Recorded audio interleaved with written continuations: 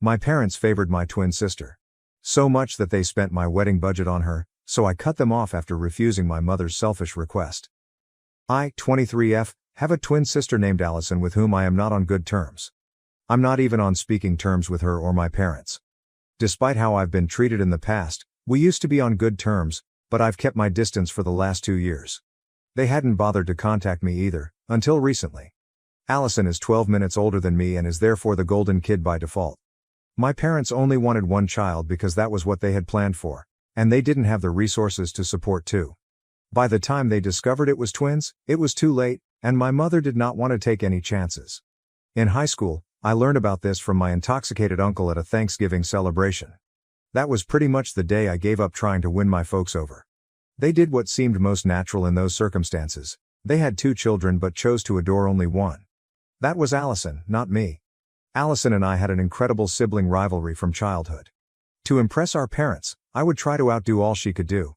But the more I achieved, the more they appeared to despise me for outperforming their golden child. To be honest, Allison had no interest in competing with me. She was only looking for validation. She claimed to be concerned about the rivalry, but her main skill was manipulation. She was brilliant at convincing people that she was offended when I outdid her. This resulted in many, including our parents, relatives, and even some classmates, supporting her feelings while tearing me down to help her feel better. Finally, the competition provided me with good grades and several extracurricular accomplishments to demonstrate my superiority. Meanwhile, Allison captured my parents' attention, affirmation, and sympathy. I was always cast as the villain, making her feel inadequate. Looking back, I don't think I'd swap what I've achieved, but I wish I had rubbed my success in her face more at the time. 2 years ago, we turned 21. By then, we'd both graduated. Allison from a conventional college and me from one of the state's best business schools. I was the valedictorian and received a scholarship, so my parents saved a lot of money on my education. Call me crazy, but I honestly believed my parents would be proud of me. They were not. Instead, they concentrated solely on Allison and her troubles. Allison had barely made ends meet and was looking for work, only to be turned down again. I, on the other hand, was already working from home as an intern for a corporation. Despite my accomplishments, my parents did not bother to congratulate me. Instead, they were absorbed with concern for Allison's future.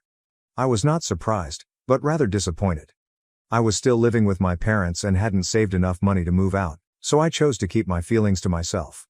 But after our 21st birthday, I couldn't anymore. I expected them to accomplish something significant for us. However, the day before our birthday, I learned that everyone had left me at home alone. All they left me was a note saying they were going to the beach with Allison and her friends and would be back in a few days. I vividly recall being completely devastated when I read that note. They had taken Allison and her pals on a beach trip, but all I received was a happy birthday card and a $50 gift card. Many aspects of my childhood had been unfair, but here was where I drew the line. It was so disheartening and callous that I decided to leave that day and never look back. I had a few friends who were ready to let me stay with them until I could find and afford my own place. It wouldn't take long because the firm where I was interning was likely to recruit me full-time once the internship concluded. I only needed a place to reside for 2 months at the most. I packed my belongings and moved in with a friend without informing my parents or sister, and I have not looked back since. They didn't miss me enough to want me to come back. They did phone me on my birthday, the day after I moved out, but not to wish me. They said they'd be returning shortly and recommended I hire a plumber to fix the tap. I informed them that I was no longer living at home and had moved out, hoping that this information would elicit a response from them. But no such luck. My folks seemed fine with it, and Allison didn't mind. That was it. That was my final proper conversation with my family. Since then, I haven't seen them or heard from them again. My friends occasionally told me about Allison, which kept me up to date on her life, but that was about it. They knew nothing about my parents, and my parents knew nothing about me. I've worked hard for the past 2 years and finally got my own place. It's hardly a mansion, but it's a lovely apartment in a desirable neighborhood. The rent is reasonable for my wage, which is fantastic because most people my age haven't been able to accomplish this as quickly. I'm pleased with how my life has turned out, and I've done my best to keep my family out of my thoughts. Allison recently married a businessman nearly 10 years older than her and is now living it out in California. I thought everything was fine in my family until 2 days ago, when I received a call from my uncle. He told me I needed to come visit my parents right away because they had been in a terrible car accident and wanted to see me. I went to the hospital as soon as possible since, of course, I'm not so heartless. When I arrived, I discovered that they had already been in the hospital for a few days and were recovering from their injuries. A truck had hit their car. They had survived, but with significant injuries. They didn't have health insurance because my father had always believed that if we looked after ourselves, we wouldn't need to go to the hospital. This was by far one of the most ridiculous opinions I've ever heard. My parents immediately phoned my sister, but she informed them that she would not return or assist them. Apparently, it was tacky of our parents to seek financial assistance from her wealthy husband so soon after their marriage. She did not want her spouse to think she was a gold digger. She also didn't want to travel back since she couldn't leave her home and 2 children, who weren't even her own. They were her husband's children from a previous marriage, but she was too preoccupied with playing happy family with her husband's family to see her own parents in the hospital following a tragic automobile accident. She couldn't have helped, even if she had wanted to. Without her husband's assistance, she would not have been able to purchase even the flight tickets back home. After all, she's now a stay-at-home parent, caring for children who aren't her own. So much for being the favorite daughter and golden child. I couldn't believe they didn't even call me first. It became even more irritating when my uncle informed me that my parents now expected me to finance their medical expenditures. It's a large sum of money, and if I agreed, I'd have a difficult time recovering financially. I don't want to spend so much money, especially on people who have never cared about me or shown me love throughout my life. I know they have other family members that can care for them. Even if I don't pay, somebody else will. However, my parents appear to be more worried with the shame of begging others for money. They warned me that borrowing money from others would be more humiliating than borrowing from me because they'd have to repay it sooner than I would. That is what they said when they asked me to pay their debts. They even assured that I would receive my money back quickly. I do not know what to do. I'm in a bad situation. I can either disgrace my parents by refusing to pay their medical bills and focusing on myself, or I may pay for them, lose my money, and then wait indefinitely for them to repay it.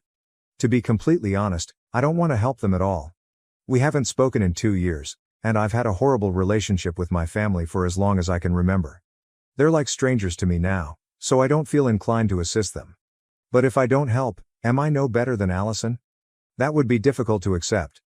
Is it wrong of me not to want to help my parents pay their hospital costs after such a tragic accident? Update number 1. Hello there, I've decided not to aid my parents. It was a difficult decision to make, but I was confident that their bills would be handled by someone else. They have nothing to worry about. They just contacted me because they didn't want to ask their other relatives. They were overly egoistic. I haven't told them about my decision yet. How do you tell your family that you're not going to help your parents pay for their medical bills after such a tragic accident? It's been nearly 5 days since I met them. After reading the comments, I realized I was still subconsciously competing with Allison. Because she didn't help our parents, I felt compelled to step up and prove that I was the better daughter, or whatever. I guess I'll never be able to get rid of that competitive streak, no matter how hard I try. It's simply who I am now. The majority of the comments criticized my parents' lack of health insurance, and I agree. It was quite silly of my father to discourage it. If I had been a part of their lives, I would have ensured they were insured. He didn't even have his automobile insured since he believed he was such a good driver. They're happy the collision was caused by the truck driver, since else they'd have had to pay for the auto repairs themselves. As for my parents' financial position, which many of you have inquired about, I would say they are fine. They are neither rich nor poor. My father is the head of sales at his company, while my mother works in human resources at a smaller firm. Their combined salary is sufficient to allow them to live well, especially since they are no longer responsible for supporting me or Allison. Allison and I did not have to worry about money growing up, but we also couldn't afford to live extravagantly. We were middle class, and my parents still are. I don't see why they can't pay their own medical bills. If they can borrow money and promise to repay it eventually, they will undoubtedly be able to pay their own debts. They haven't provided me a clear explanation for why they can't, and I doubt I will ever find out. Update number 2. I told my parents that I would not fund their bills. They had been contacting me for the previous week, and yesterday I knew I couldn't just ignore them and wait till they were released from the hospital. So I answered their calls and told them I'd thought about it and didn't feel compelled to help. As expected, they did not take it well. My mother tore into me, shrieking as loudly as she could with her broken ribs. She called me ungrateful and used the usual slurs. My father, on the other hand, just told me that I was no longer his daughter and hung up once my mother had finished yelling. It didn't hurt like I expected. Honestly, it had been a long time since I felt like their daughter. I can't recall when I last felt loved by my parents. They hadn't spoken to me in 2 years, on purpose, because I moved out after they snubbed me on a significant birthday. In many ways, I had never truly had parents. I'm just going to keep living my life as I have for the last 2 years, and maybe even before that. This decision has little impact on me, despite my parents' expectations. Unfortunately, after my talk with my parents, my uncle called to give me another earful. I hung up after a few seconds because I didn't want this from him either. They can think anything they want about me. It doesn't matter anymore. Later, my uncle texted me to let me know that my parents might still ask other family members for money. He also indicated that my parents had decided to use the wedding fund they had put up for me and Allison. They had already spent more than half of it on Allison's wedding, and what remained was squandered on a trip to Europe. That's why they had almost little savings left and couldn't meet their medical bills. So, the riddle is solved. Of course, my uncle told me all of this to make me feel terrible, but all I felt was relief that I hadn't wasted my hard-earned money on their expenses. They had carelessly wasted their own cash, which was not my fault. It was not my responsibility that they did not have insurance owing to their erroneous ideas. They could beg money from family or go to hell, but I was not going to give them anything. They were no longer entitled to anything from me, including my time and money. Update number 3. Hey, something pretty strange happened today, and I need to get it off my chest. I haven't been able to inform my friends about what has been going on, because most of the people I know have only known me for a short time. I don't think I want to share anything about my family history with these people, so Reddit is all I have. It's been about 2 weeks since I last spoke with my folks. Allison showed up at my apartment a few hours ago, around the evening. Her unexpected visit astonished me, first and foremost because I did not expect her to know where I lived. Apparently, one of our high school friends told her about the neighborhood where I lived, and she asked around to find out exactly where I was. That is a lot of effort for her to do simply to meet me, of all people. She looked and acted far differently than I remembered. She's gotten more polished and sophisticated, which is a significant change from the way she used to speak in high school. Now she sounds more ladylike and behaves better. Her fashion sense has evolved, as has her jewelry, and her makeup appears more sophisticated. It felt as if I wasn't even speaking to Allison. But one thing has not changed: who she is as a person. I guess you can't put cosmetics on your heart and instruct people to name it Mrs. Davis, as she did to herself. Her personality and ideas have undoubtedly not changed. She knocked on my door, and I let her in. I was startled to see her, but also interested as to why she had stopped by. I decided to hear her out. After some small conversation about her life, in which she unpromptedly told me everything she'd been up to and boasted about how wonderful her life was as a stay-at-home mom of 2 toddlers married to a wealthy man, I politely nodded through her presentation. She talked about how she had nothing to worry about but her cuticles and even began urging me to do the same, telling me how underappreciated being a traditional housewife was. I couldn't wait for her to stop chatting about extraneous topics and get to the issue. Finally, after roughly 15 minutes of talking about her life, she explained why she was here.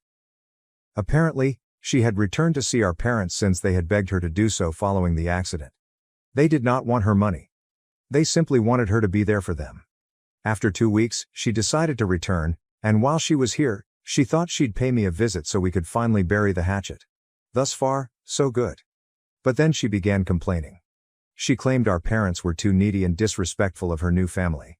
She went on and on about how she had to leave her 2 babies with their nanny merely to visit them. She stated she loathed our parents for forcing her to choose between them and her children. I can never understand why she keeps referring to them as her children when they are clearly not hers. They are her husband's children from his previous marriage. Even though I hadn't asked, she proceeded to tell me a lot about her marriage and spouse. According to what I gathered, Allison's husband most likely married her solely to boost his chances of obtaining at least partial custody of his children, which he accomplished. But she believed he loved her or something. He had been in a custody fight for a long time, and as a full-time businessman, he didn't have enough time for his children. His ex-wife was using this against him. Then he claimed that he was engaged and planned to marry as soon as the divorce was finalized, which tipped the scales in his favor. Allison told me all of this while gloating about how she saved those children. To me, it sounded like her husband had cheated her. They hadn't known each other for more than a year when he asked her to marry him, so it was obvious he wasn't in love with her. Nobody falls in love that easily, especially after a divorce. But Allison appeared blissfully unaware, or perhaps she knew he didn't love her but was ready to overlook it due to his large money balance. She seemed content being a glorified nanny to her husband's children. On top of that, She was upset with our parents for wanting her at their side after they had been in a tragic tragedy. She somehow believed that being there for them was detracting from her time with her new family, which comprised a husband who most likely did not love her and 2 children who were not biologically connected to her. These children appeared to be doing well with their nanny, just as they were with her. If ungrateful had a face, Allison would be it. I am not a fan of my parents, but when she mentioned how needy they were, I couldn't believe this was the lady they had repeatedly chosen over me. She eventually got to the point of her visit and informed me that she was departing in 2 days. She had promised Mom and Dad that she would remain for at least a month, but now she stated she was tired of hearing them talk about the tragedy and how it was the worst experience of their lives, for the 10th time. She stated she needed to return home soon. What is her solution? She asked me to reconcile with our parents and take her place. She did not want to feel terrible about leaving them when they needed her. She had no idea they had cut me off again because I refused to help with their bills, most likely because they don't talk about or think about me, so they didn't tell Allison. She came here for sympathy. She wanted me to feel sorry for her for having to deal with our parents and abandoning her family. She intended to use her pity to persuade me to step into her shoes and provide emotional support for our parents because she did not feel up to the role. It was typical Allison manipulation, but I'd known her techniques for too long to fall for them. I had no intention of telling her how I truly felt while she was in my home because it would undoubtedly lead to a fight. So I promised her I'd try, but I know I won't. She went after telling me to keep in touch, which we both knew she didn't mean. Honestly, I was relieved to see her leave. Not only is she a nasty and narcissistic person, but she is also really boring to talk to. I could barely say anything while she went on about her dull existence in California. Her life revolves primarily around parties, stepchildren, and her husband. She believes she is living a dream, but I found it depressing. Her husband clearly does not love her, and her children already spend half of their time with their mother. Of course, they'll grow up to prefer their biological mother over Allison, and they probably already do, based on what I've heard. But it's fine since she chose that life for herself. The life I chose for myself will be far away from my family, who are undeserving of even a quarter of my care or pity. If anything, today taught me that I was correct to distance myself from my parents and sister. I do not want to be a part of these people's lives. They're really selfish and vicious, and I doubt they're capable of thinking about anyone other than themselves, particularly Allison. I'm ashamed to be linked to such folks. At least now, I've been able to permanently cut links with all of them. It is unlikely that they will be able to contact me anytime soon. I blocked Allison as soon as she departed, and I've previously barred my parents and other relatives for a few days. I believe I am secure from being disturbed by my relatives in the near future. I'll pray that they don't try to contact me again after this, because I'm much better off without them. My sister accused my husband of an affair, and my parents believed her. 2 years later, her fiancé exposed her lies and cheating. My sister told my parents that my husband had an affair with her, and they believed her. 2 years later, her fiancé discovered she was cheating and that she had made up the entire narrative. It's difficult to know where to begin, but I feel compelled to get this off my chest and, maybe, find some clarity. I apologize if this comes across as rambling. There is so much to unpack. Hopefully, you people can point me in the correct way because I'm at a loss. I am 30 years old and have been married to the love of my life, Jake, 34, for 8 beautiful years. We have 2 lovely children, a 6-year-old girl and a 4-year-old son. Life was very close to perfect. We had a comfortable home, a consistent schedule, and a profound bond that I believed was unbreakable. Our days were filled with the normal ups and downs of family life, but I couldn't have been happier. But everything changed 2 years ago, thanks to my older sister Lily. Lily, who is also 34, began on a similar route to mine, but our lives have taken completely different twists. To put it mildly, her relationship history has been fraught with difficulties. She had been alone for a long time, and there was a very good reason for it. As much as it pains me to admit it, Lily is a bit of a red flag in terms of relationships. Her actions can only be described as those of a neurotic narcissist. She has a history of destroying her relationships, frequently driving people away with her unstable and deceptive behavior. Lily's relationships always seem to start out well, but they never last. She has a habit of becoming very intense too quickly, and then things begin to unravel. I've seen it happen several times. She'll meet someone, they'll begin dating, and then she'll start picking fights over little matters or become so possessive that the guy feels suffocated. Soon enough, it's over, and she's left wondering why she can't find someone who will remain around. It's difficult to witness, especially since Lily frequently takes her emotions out on me. She would come over to my apartment and complain about not being able to find a man like Jake. There was clearly a great deal of resentment. She'd say things like, "You found a man? Why can't I find somebody like Jake?" I tried not to take offense since I knew she was in a horrible place, but it was difficult not to feel like her words were aimed at me. Despite everything, I still love my sister. I'd always hoped she'd find the man of her dreams and be happy. I even tried to set her up with Jake's friend once, thinking they'd make a wonderful match. But Lily's unusual and unsettling actions rapidly put a stop to that notion.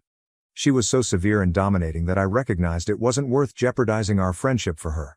Despite all of this, I remained hopeful that Lily would finally find happiness. Unfortunately, it was evident that Lily did not feel the same way about me. Jake and I had a big family cookout at our parents' house 2 years ago to celebrate our 6th wedding anniversary. It had been a while since the entire family had gotten together, so everyone was having a great time. Our children were playing with their relatives, and the air was full of laughter and happiness. It was one of those rare moments when everything seemed perfect, and I was surrounded by the people I cared about the most. As the evening progressed, Lily took me aside. At first, I assumed she was going to make me a heartfelt anniversary wish. She complimented me, and I thanked her, shocked at her genuine tone. I asked her what she'd been up to lately, and because I knew she had a new boyfriend, I also questioned about that. But instead of the pleasant conversation I expected, Lily's tone shifted. She gazed at me with peculiar intensity, and the next words she said caught me completely off guard. She stated that after Jake and I married, they secretly had an affair for a period. At first, I thought it was a weird joke and chuckled, but Lily was dead serious. She claimed that after the wedding, Jake continued texting her, and what began as benign, getting-to-know-you exchanges quickly evolved into intense emotional conversations. According to Lily, Jake told her that he and I were constantly fighting and bickering about minor issues. She claimed he'd ask if they might meet, which is when the affair allegedly began. Her statements made me feel ill. I couldn't believe Jake, who had always been committed to me and our family, would be unfaithful.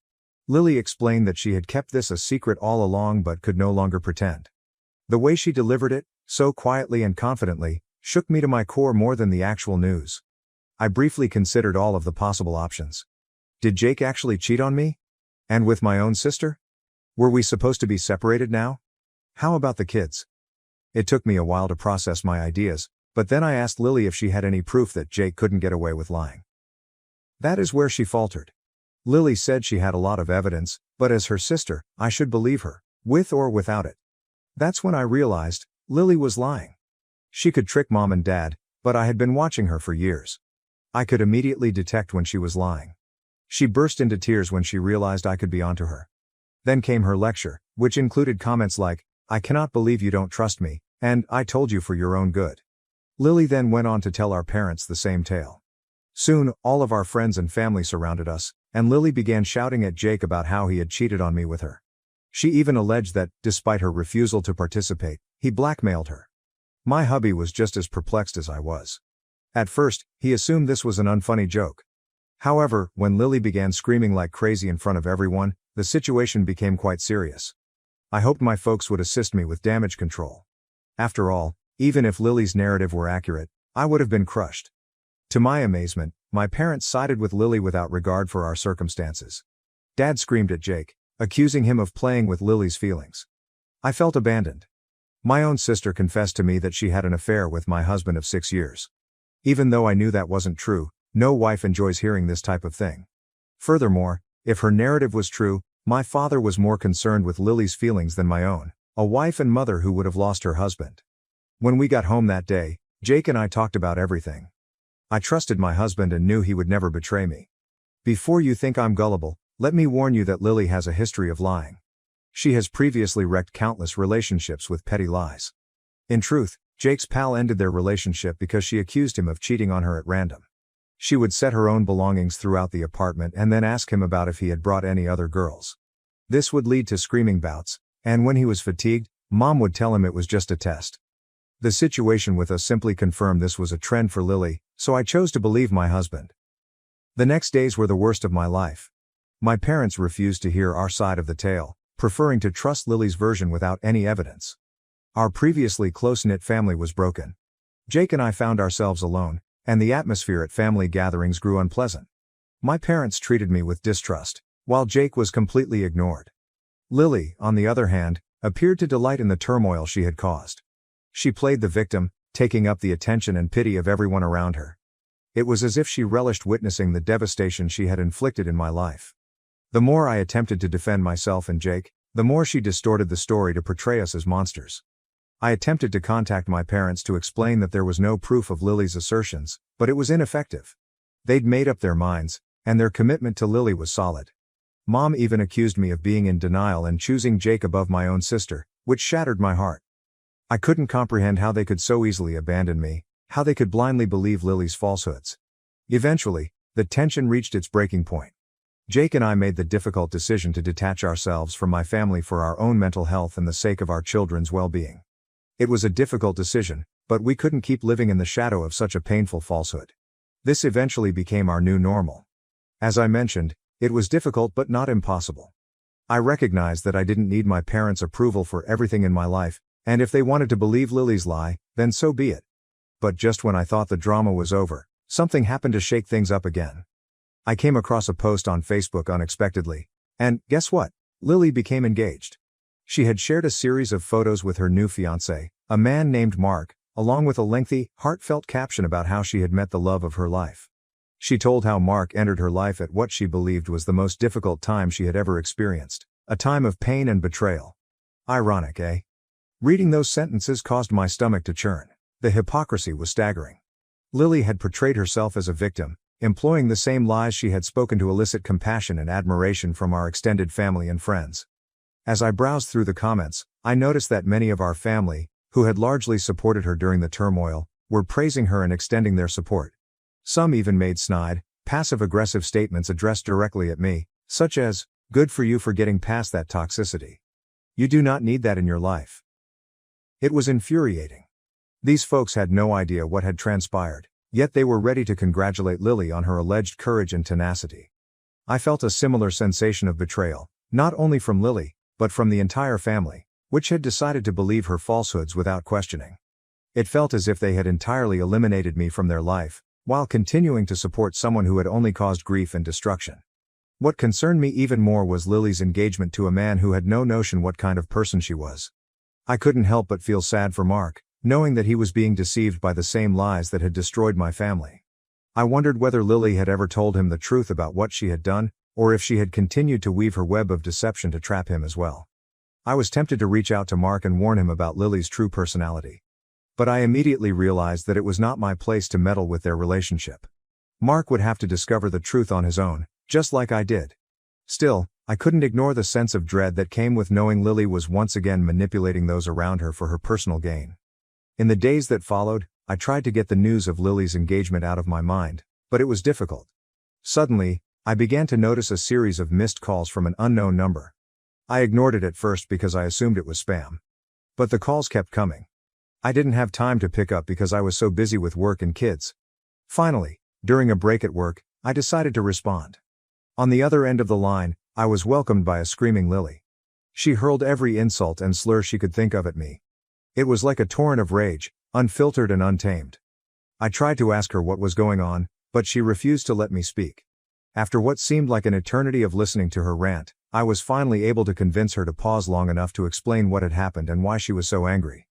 There was a little hush on the other end before she screamed, "How could you claim to be innocent after what you've done?" Before I could react, she hung up.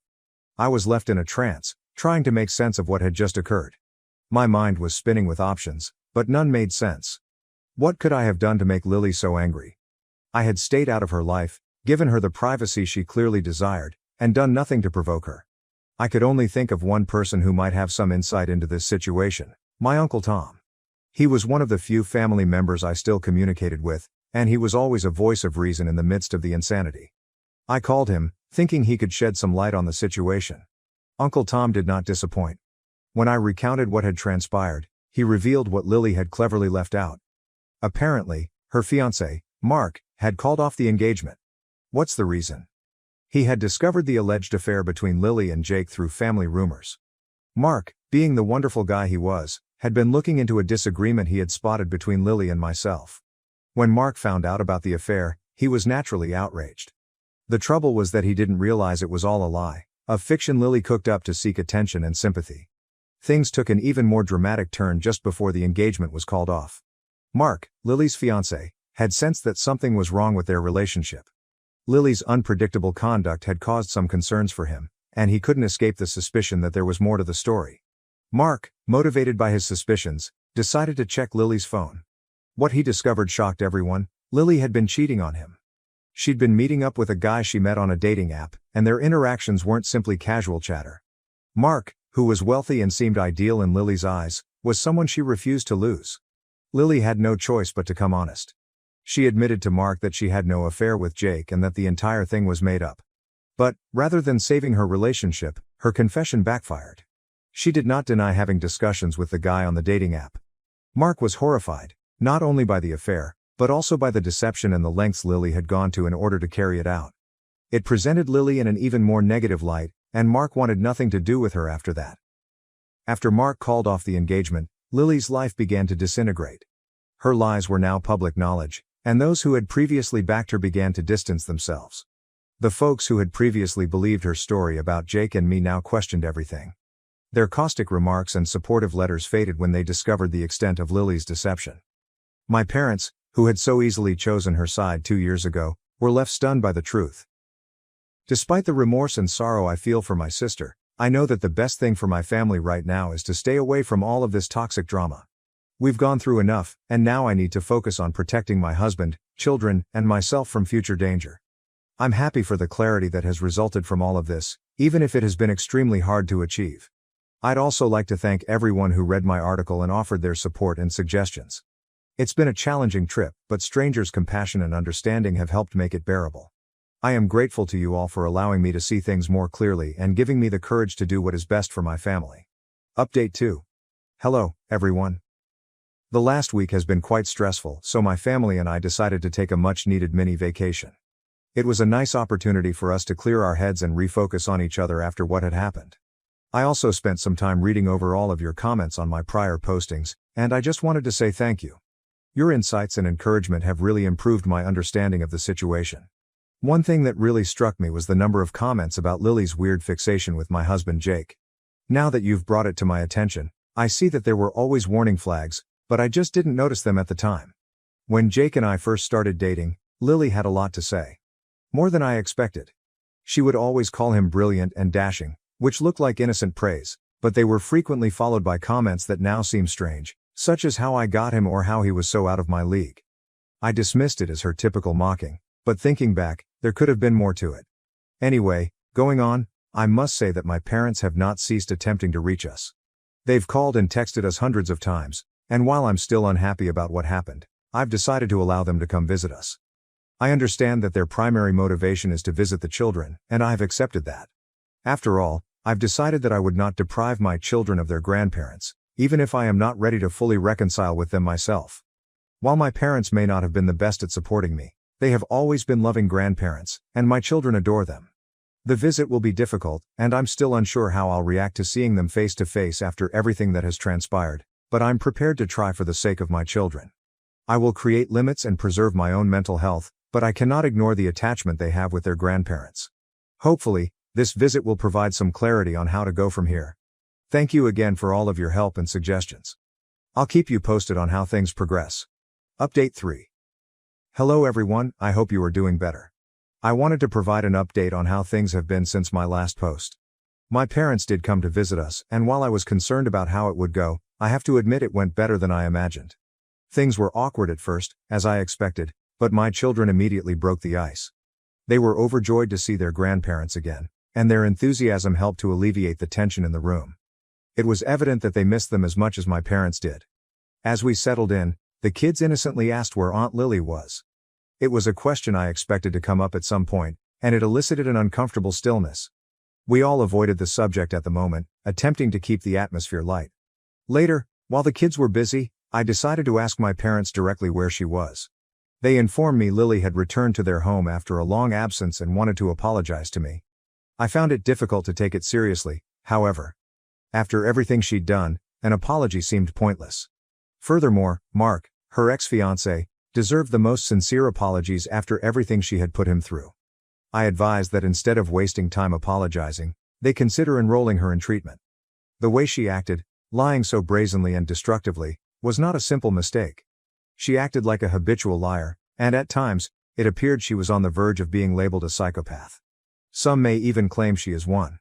If she is to heal from this condition, she must seek expert help. Interestingly, Jake and Mark have developed an unexpected bond throughout this process. They began hanging together and learned that they had many common interests. Jake keeps Mark informed about what's going on with us, and it's been great to see them both support each other in various ways. Mark, being the mature individual that he is, has begun to move on with his life. He did not deserve what he went through, but as humans, all we can do is move on and attempt to find peace. Overall, I believe we are on the route to a resolution. Things will never be the same, but I am hopeful that they can improve. If the world works in our favor, we may not be able to return to the way things were, but we may be able to reach a satisfactory point, one in which we can re-establish some trust and move forward without the weight of the past holding us back. We've learned the value of open communication, the perils of leaping to conclusions, and the strength of forgiveness, both giving and receiving it. While we are not completely recovered yet, we believe we are on the right track. Thank you again, Reddit, for your encouragement and guidance at this difficult time. Your opinions have been important in guiding us through this challenging circumstance. We'll continue to take things one day at a time, focusing on our mental health and our children's well-being as we move forward. Pursued my dream as a photographer, lost my parents' support, until they learned about my six-figure income. My parents went completely crazy when I decided to try my hand at fashion photography instead of attending college after high school. For months, we quarreled over this. Ultimately, they informed me that they would never forgive me and would stop interacting with me if I chose to go down this route rather than earning a college degree. Knowing that my connection with my parents was not my top concern at the moment, I did not let that deter me. My goal was to become a fashion photographer, and I did just that. They were furious with me and avoided talking to me for a few years. I found it really challenging, particularly because I was so young and needed assistance from other family members. Most of the assistance I required was monetary. I had only ever worked summer jobs part-time before, and the money I had saved was insufficient to support myself in a new place. I was in dire need of help because, at the time, I was an intern and didn't get paid much. Fortunately, my dad's older sister, my aunt, frequently sent me the money I needed to pay my bills. Naturally, my aunt had a soft spot for me because I had always been close to her daughter as a child. Even with her help, I occasionally still felt very alone. After I left home, my brother and dad began to act as though I didn't even exist, so I didn't have the support of my immediate family. Because it would cause friction between them, my aunt never disclosed to my father that she was providing financial support for me. Without a doubt, he would blame her for pushing me to make poor choices. In spite of this, my aunt informed me of my parents' reactions to my decision. She would always bring me up to them when she saw them, but they would usually still react negatively. It was discouraging to hear them abruptly shift the subject. Then, one year, they suddenly demanded that I spend the holidays at home so that we could get back in touch. In the end, I returned that year to try again with our relationship. They were pretty normal about the whole thing, which surprised me because I had expected an emotional reunion. My mother later informed me that they knew I wouldn't alter my mind, so they made the decision to get in touch with me. Furthermore, they didn't want to be seen as the type of parents that didn't encourage their kids' goals and aspirations because that would come across negatively. I came to see that rather than truly respecting my choice, they had only contacted me to protect their brand. Despite my disappointment, I made the decision to keep in contact with them in the hopes that they would someday reconsider their opinion of me. They have never seemed to be as proud of me as they are of my brother, even though I have told them about all of my successes over the previous few years. After earning a business degree, my brother began working with a friend of my dad's. He makes a nice living, and my parents are always boasting about how he started providing for them as soon as he started working. I did offer to assist them monetarily, so it's not that I hadn't. But because of my unusual line of work, they turned me down, saying they wouldn't feel comfortable taking my money because they weren't sure I could live comfortably without it. I was aware that this was not a sincere worry. It served as just another reminder that they didn't think I was performing well enough and would much rather rely on my brother. I was never going to be good enough for them, no matter what I did. They relied on my brother instead of believing me, even after I assured them that I was okay and could help. It wasn't like they didn't require assistance. They have been having financial difficulties for the past few years, particularly following the pandemic. About 2 years ago, my parents had to close the cafe they owned and retire early because of significant losses sustained during the pandemic. My brother began providing them with financial help at that point. It was quite offensive that they refused to assist me in spite of this. I stopped insisting on staying in contact with them after that. The only times we would see each other were at family gatherings, where I would try to be as polite as possible. Since I knew they wouldn't value me, I even stopped spending the holidays at home. Rather, they would take advantage of the occasion to criticize and ridicule my decisions. I was done with that negativity. I no longer needed it in my life. Since then, our relationship has gotten much worse, and we hardly ever communicate. Because I dislike discussing it, very few family members are aware of my feelings. My cousin, who recently got engaged, is one of the few who does. My family was invited to her engagement party a few days ago, but I was also invited. Regretfully, my illness prevented me from attending. After years of not speaking to me, my parents finally called me while I was away because of a chat my cousin had with them. I need to explain what my cousin told me before I talk to my parents about the phone call. As soon as I finished talking to my parents, I contacted my cousin to talk to her about it. She informed me that my parents had been boasting at the engagement party about my brother's big promotion at work and how he would now be making nearly twice as much as he had before. My cousin claimed that it was starting to irritate her. I'm not sure if that's accurate or if they were exaggerating. In addition to making the entire celebration about themselves, they were utterly disregarding the fact that I, their other kid, was succeeding in her life on par with, if not better than her. She was aware that, despite my best efforts to pretend otherwise, my connection with my parents clearly had an impact on me. Even though I had accomplished a lot, I felt like I could never do enough to make them proud of me. I found that to be really distressing. My cousin chose to defend me since she was aware of this. My relative mentioned how wonderful it was that they now had 2 children earning 6 figures annually as my parents were boasting about my brother. My parents, who hadn't bothered to stay in contact with me over the previous 2 years, were understandably startled. Since I didn't think it was necessary, I had never disclosed my income to them. My parents called me the following day after my cousin dropped that bombshell without providing any further details. I was taken aback when they called. They inquired as to whether I had been making 6 figures annually and whether I had been doing so for a number of years.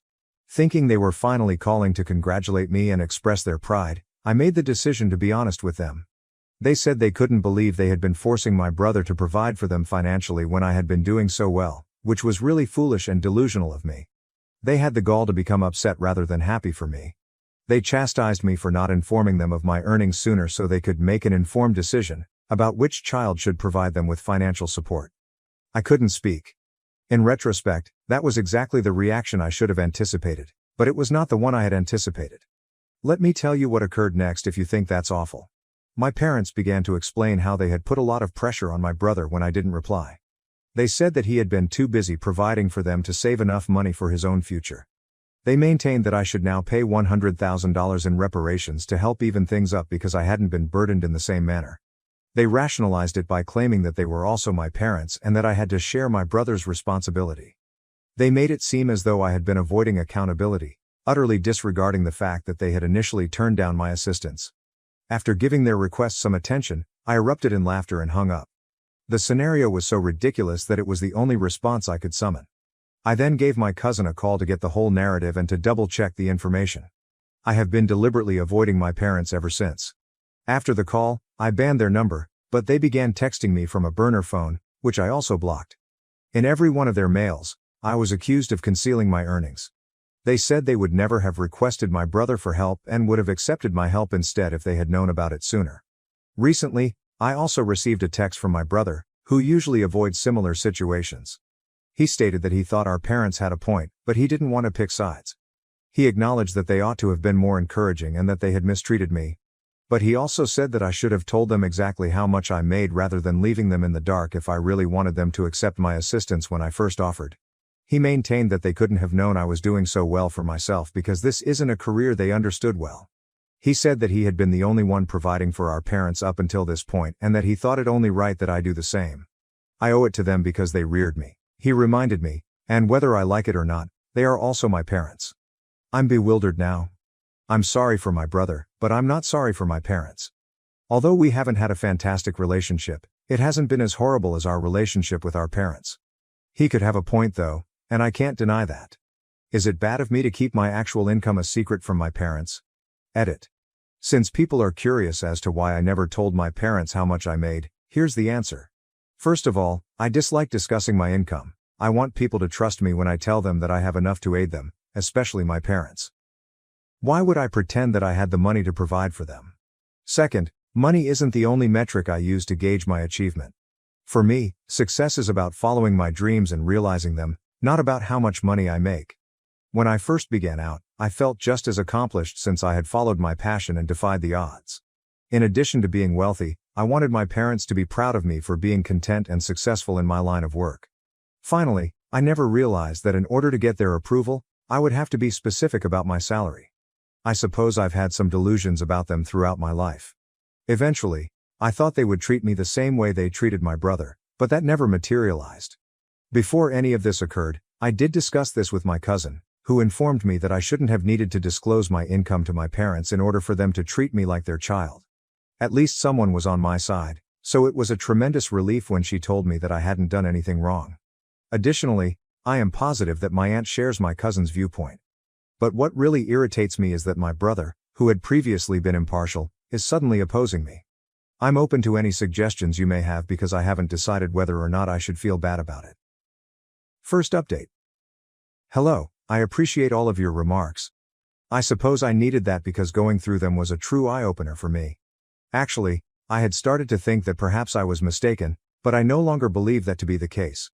I blocked my brother as well after realizing that, despite his initial neutrality, it had not aided me in any way.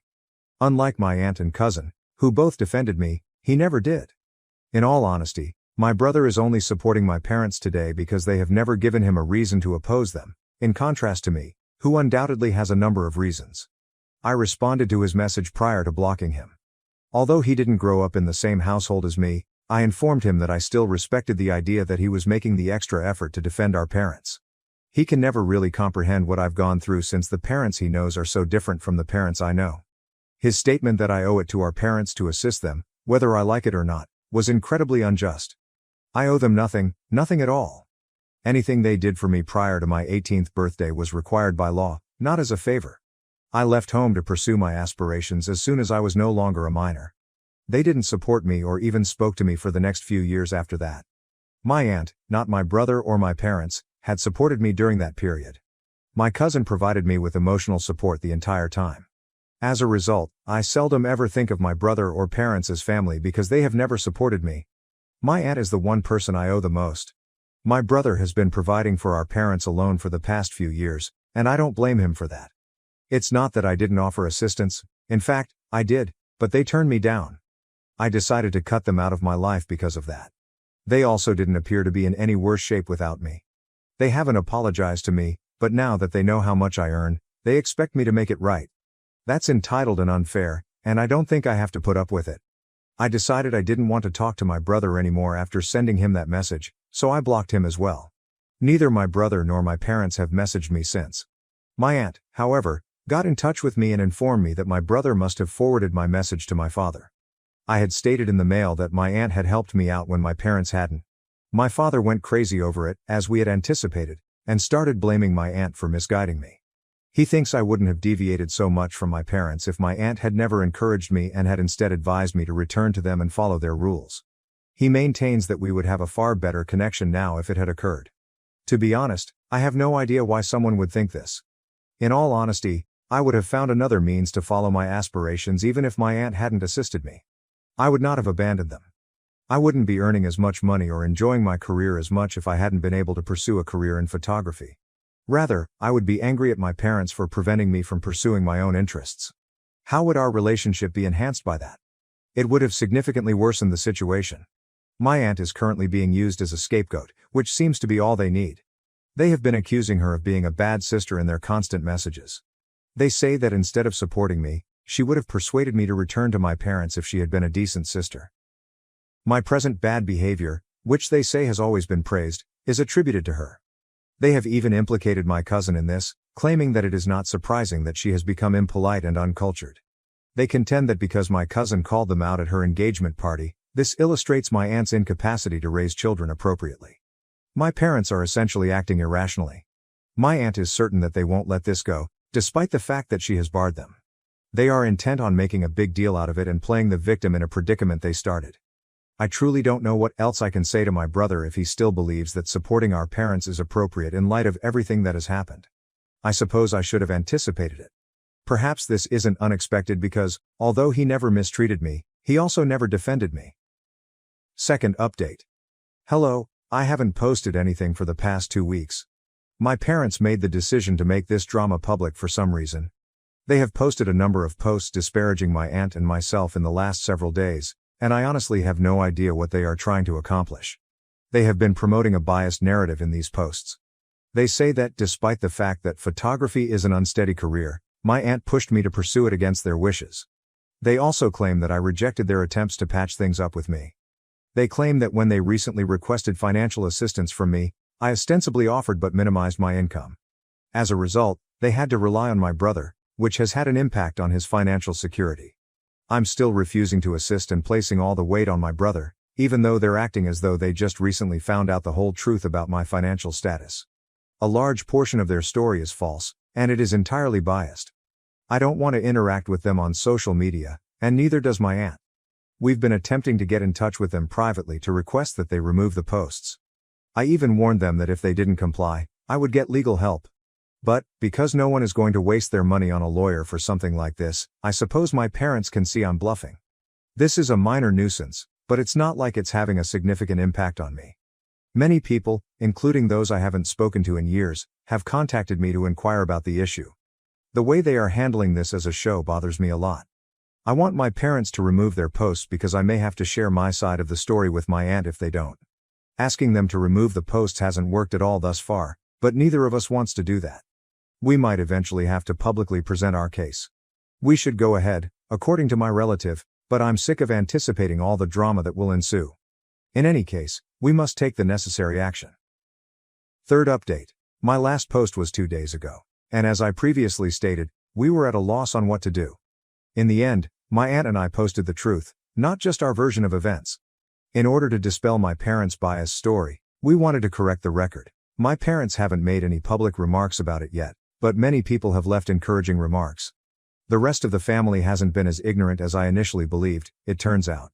Many of them have observed throughout the years how my parents have been more publicly proud of my brother and have always treated him better than I have. Getting all of this support makes me very happy.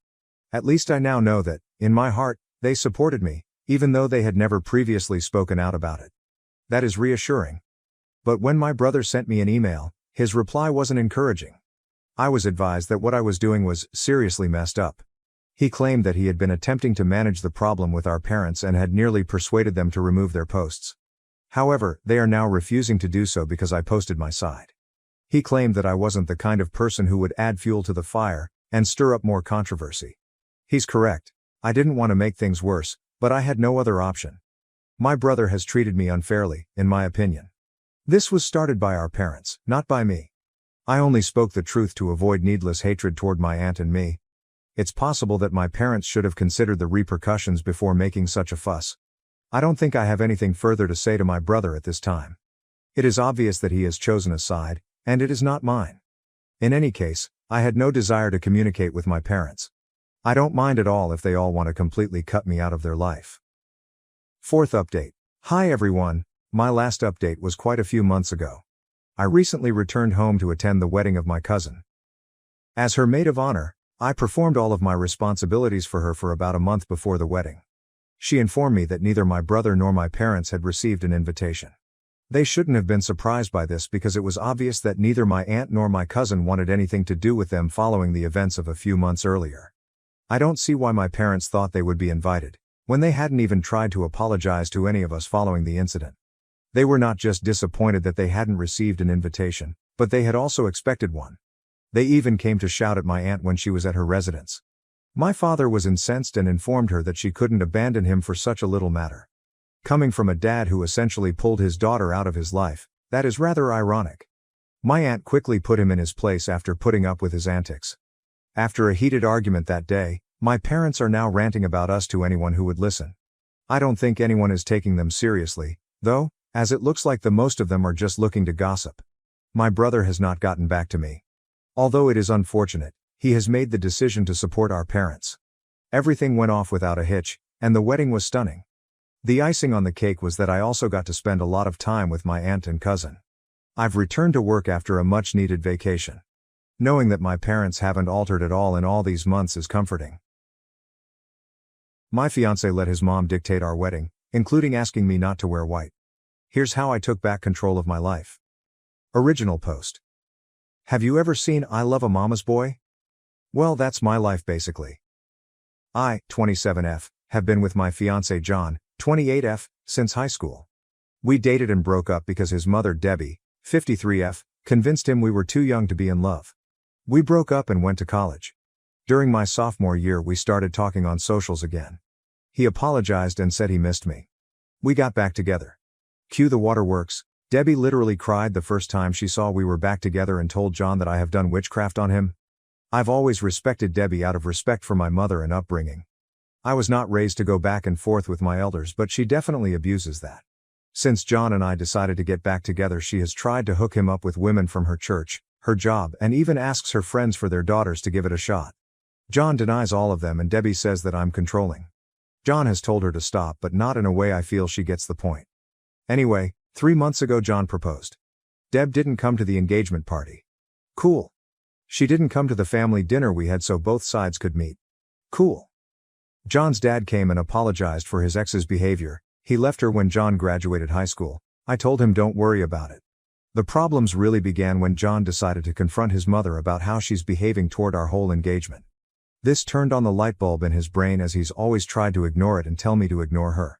She gave him a sob story about how she got pregnant with him before marriage and never really got to have a wedding, and this is triggering her. She had a shotgun wedding at the courthouse. He asked her what she needed to feel comfortable and she responded that if she wore white and I wore a soft pink or lavender she would feel comfortable. My fiancé for some reason thought this was a fair compromise. He also said, not asked, that his mom could walk me down the aisle so she can get her moment in her dress. I told him absolutely not, and we got into an argument about it. I told him that it's insane that he would argue with me to defend his mom's honor, but wouldn't do the same the other way around. He accused me of being petty and selfish. It was bad. We both have agreed to cool off, but by how heated it got I could tell we both almost agreed to call it off. Now we're in a weird space and I love John, but now see how much he lets her impact our life. I just imagine her sitting at home with this evil grin knowing she's ruining my relationship with John and he's just putty in her hands. I think I should just call off the wedding. AIO? Or is it just a color? Top comments. Ducky's mom. This isn't about a dress color, it's about control and possibly a dash of humiliation. Do you really want to put down roots, start a family, with a man willing to bend backwards for his mommy to the point of telling his bride she can't wear white but his mom gets the glory? I shudder to think what having kids with this man would look like. Hallucinogenic, he can marry his mother in her white dress then. What an absolutely unhinged request. Any self-respecting man would be appalled to even bring this to his intended bride. Anon, 466544. You're not overreacting, but do you want a husband who will prioritize his mother's feelings over yours? Because this will not change after you get married. This is him showing you his priorities. Update 1. Hey everyone, not sure if this is the update everyone wanted, but this is what happened since my last post. I laid out a couple of talking points that I couldn't articulate over the rage. I met up with John after work at home. I was at the gym letting off steam. We spoke on everything and made plans to speak to his mother. John came home remorseful. He told me he was anxious about it and brought it up to a coworker and friend about how I don't want to compromise. Apparently his friend, God bless his soul, went off on him about him being cringy. This angered me. So when I say it's a problem but another man tells you and now you see the other side? I brought up my talking points, him being easily manipulated. This was also proved when I said he would listen to whatever another man said before his partner. Even though his friend agreed with me, it hurt that he didn't listen to me. His mom went out of her way to break us up with this silly request. He was way more open to this theory now, knowing how cringe he looks even telling this situation to someone else. I compared it to a father removing a bride's wedding garter. He got the point. He agreed to his mom's crazy request before even talking to me. He claimed he didn't. He told her he'll see how I feel about it and just brought it up to me. I asked why he did not see that his mother walking down the aisle on his wedding day was extremely creepy. He said it's just a dress in his eyes. He just didn't want his mom to miss the wedding. I told him there will be no wedding if he doesn't straighten up. He said he understood. Me showing him how blatantly obvious it was that she hates me. She didn't even ask to wear white alongside me, which is still weird, but that I don't wear white at all as if I'm some impure whore. Thanks Reddit, because I wasn't even thinking of that one. He said he didn't see it that way, he just knew she hadn't been showing up because she said seeing me in white hurts her. So I said, do you not hear your own mom saying she wants to be the bride herself? That she can't stand it being me? It finally looked like a ding went off in his head. Me asking him what role would she play in our wedding, childbirth, Mother's Day and everything to come? Would I always come second place?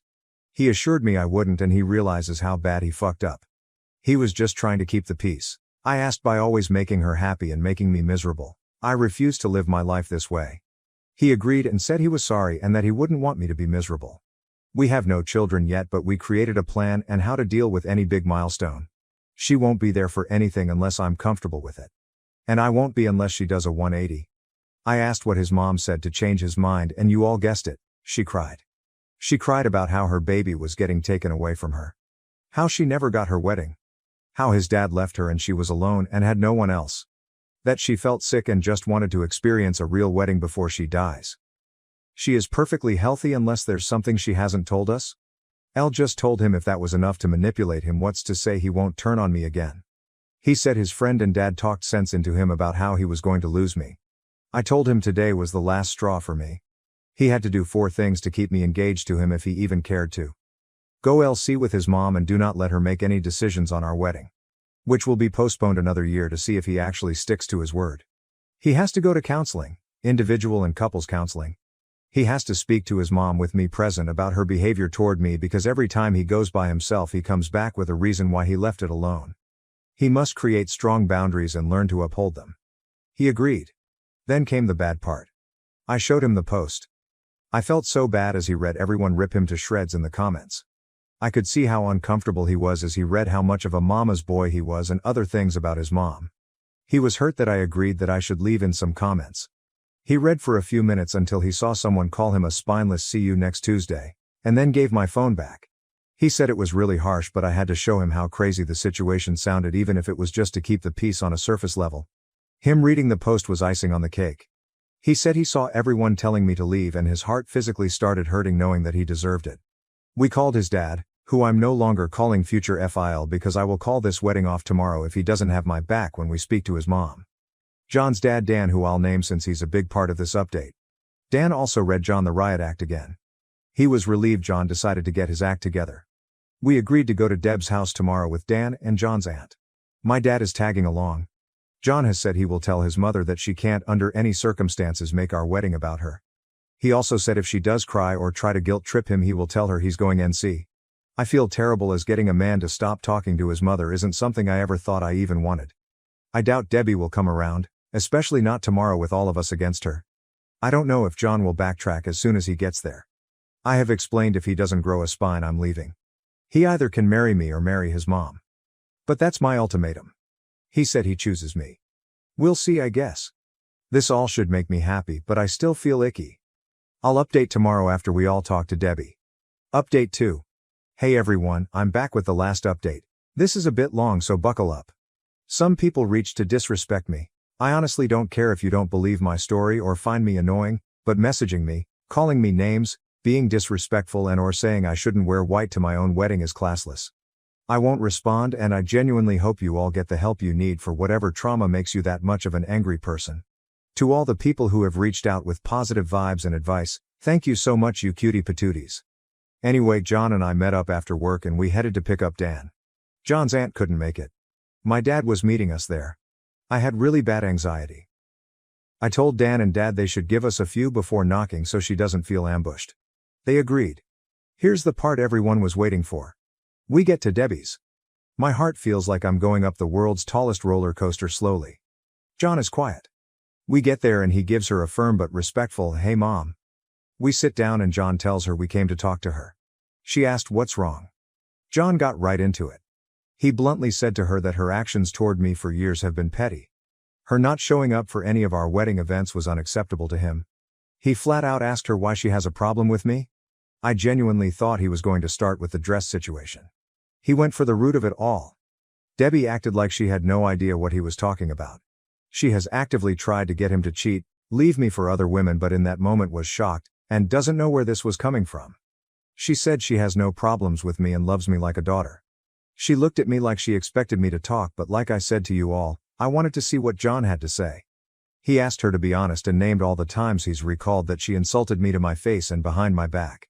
He mentioned she has also tells him he could do better every time I'm not around. This was news to me, but am I shocked? No. Deb was livid.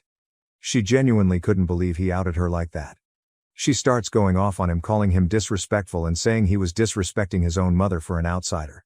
She kept saying, I know she made you do this. I know she's the one making you disrespect me like this. John was trying to reason with her and get her to calm down. I text Dan and my dad to come in. Once they were inside, Deb became a different person. She was startled as she wasn't expecting them, and then all of the things she was just saying went out of the window. She turned to Dan and my dad and said John walked in and just started yelling at her because of me. My dad looked at me and I shook my head no. Once Dan and Dad got in, everything was calmer for a little while. She went back to denying she didn't like me. They all told her that it was obvious. That the dress request was shameful of her. She immediately replied, it's shameful that I won't let her son spend time with her. John said that's not true. At this point I'm burning inside. I wanted to correct all of her inaccuracies, but I stood quiet. John asked her what's the real issue with OP. Deb starts saying how she knew I was going to be an issue since we were in HS. She said that once John got with me, his grades started dropping, which isn't true. That he stopped making time for family. Also, not true. That he once didn't show up to celebrate Mother's Day with her a few times because of my birthday. My birthday is in April, Mother's Day is in May. That once we got back together he forgot about her completely because I made him abandon her. He goes to her house at least 3 times a week. She said the fact that we had the engagement party without checking how she felt about it was wrong, and all the evidence she needed to see what kind of woman I am. My dad pointed out that she didn't pay for the engagement dinner to have any input on it. Dan asked her was she thinking of asking to wear white at our wedding? Why is she so hungry for attention? Her face got red and she went off. She told Dan maybe if he would have properly married her and gave her a real wedding she wouldn't feel left out. Dan straight up called bullshit and said that she didn't want to have a real wedding even though he tried to convince her. The reason being that her mother told her pregnant brides are tacky. She started crying. I honestly felt bad for Debbie here. Mothers, be nice to your daughters or you'll create Debbies. My dad got everyone to calm down. John finally spoke again and told his mom that he can't keep defending her when she won't even try to respect me. That for his sanity and our relationship, he's going LC. Deb kept crying and said that John can't leave her for dead, she's the only mother he'll ever have. Mothers are forever. Wives are not. I'm not even his wife yet, and I'm already tearing apart the family. He kept going. He told her that we are going to get married. She can't respect me or stop crossing boundaries, she'll get cut off completely. That his visits are dropping down to 1 every 2 weeks and that she needs to call less. She started going off. She knew it. I'm doing something for him. What did I do to her son? I'm a manipulator and a problem. She told my dad he raised a demon. My dad shot back at her to watch her mouth. John kept shouting, Mom stop, Mom stop. But she kept screaming and then she started hyperventilating. Whoever called it, you might be able to see the future. She was gripping John's arm saying she can't breathe. This was when I said to myself, oh no. He's about to flip-flop. He looked at me and I knew he knew what I was thinking. John got her a cup of water, then asked his dad if he could make sure his mom was okay and asked my dad to take Dan home. Dan and Dad agreed and his mom started crying louder. She literally screamed, I can't breathe, as we walked out so he could hear her. I felt fucking terrible and I finally spoke. I told John I'm sorry. And I understand if he felt bad. He said he knew she was faking it but his instincts wanted to run over and make sure she was okay. I asked, are you? He said no, but he looked really sad about it. My dad walked out behind us. My dad has never seen this side of Deb. Neither have I. She's always been catty or shady toward me, but this was insane. My dad straight up told John that his mom needed help with her mental health. John said he's going to talk to his aunt about getting her help. We went home and John cried. He said he cried because he watched his mom villainize him and tell others that he just walked in and verbally abused her. He said it reminded him of the times he would fight with his dad because his mom would say Dan would just come from work and yell at her for no reason. I guess it was déjà vu for him. He was silent after she said that, so I do believe it struck a nerve with him. He decided to go NC for now. I did ask him if he was okay with me posting this part and he said yes. Before we went to Deb's house I called a couple of counselors in our area to check availability, and our first couples therapy session is next month. It's a little while away. He called his provider today to check for a therapist within his insurance and got an appointment for himself for the 23rd. The ball is rolling and John seems like he's on the same page as me. I know this is killing him though. Dan called us and let us know he got Deb to calm down. He said he spoke to her as best as he could about her harming her own relationship with John, but she didn't want to hear it. Thank you, Reddit. I really didn't expect this to blow up like this. The advice and well wishes I got from this was so overwhelming, in a great way. While I should be happy, something about it all just makes me feel down. I hope that Debbie gets better and we can one day have her in our lives. Something about that comment about her mother made me hurt for little Debbie. Hopefully one day I'll get to hear her stories. Now I'm going back to my regular life and hopefully I won't ever have a dramatic update for you guys ever again. After my stepdaughter's passing, I found my husband and his ex-wife in our bed. I chose to cut all ties and start anew. Original post. My stepdaughter Becca, 14F, died 4 weeks ago. I've been in her life since she was 7 years old. We were extremely close. My husband Derek, 40 million, his ex-wife Sam, 38 feet, and I, 35 feet, get along very well. There has never been an issue in the 7 years that I've been with Derek. Sam has always been kind to me. She didn't even care that Becca called me mom, too. Right after Becca's passing, Sam had so much anxiety and depression that she was unable to be by herself. She has no family besides us, so we invited her to stay with us. Sam hardly leaves the house. She mostly just sleeps in Becca's room, which is completely understandable. I always tell her that I'm here if she needs me and that I want her to take her time grieving and that there is no pressure to go back to her home. Today I needed to run some errands, so I asked Sam if she'd like to join me to get out of the house a little bit, but she declined and said she'd rather just stay at the house and sleep. I told Derek that I was leaving and that I would be back in 2-ish hours. He works from home. I also told him to check on Sam every once in a while, and maybe try getting her to eat something. After stopping at the post office, I realized I forgot my library book that I needed to return, so I went back home to get it. As soon as I walked in the door, I heard moaning coming from mine and Derek's bedroom. I immediately knew what was happening, and my heart completely broke at the moment. I wasn't completely sure what to do, but I ended up deciding to confront them, so I walked to the bedroom and opened the door and began yelling at them both. Sam started having an anxiety attack and ran to the bathroom while Derek kept apologizing profusely. I asked him what the hell was happening. He told me that he made himself and Sam some lunch and they began talking about Becca, and shared some memories. And then Sam ended up kissing him and he didn't pull back, and then it ended with them in our bed. They're begging me to understand that it was just grief that caused them to become intimate and that they both made a mistake. I don't know what to do. I love this man. And I love Sam. I'm heartbroken that they did this to me and put me in this position. I feel so stuck. Relevant comments. Great Championship 252. That would be hard for me. I understand grieving, but how is this excusing cheating? What happens next time he is sad? Edit. I misspoke when I said sad. Obviously this is something beyond devastating. I still don't think it can be used as an excuse. OP. I don't want to excuse his cheating. I think I want to divorce him, but I'm anxious about doing it right after we lost Becca. Spellbound mama, probably together. Do you both own the home?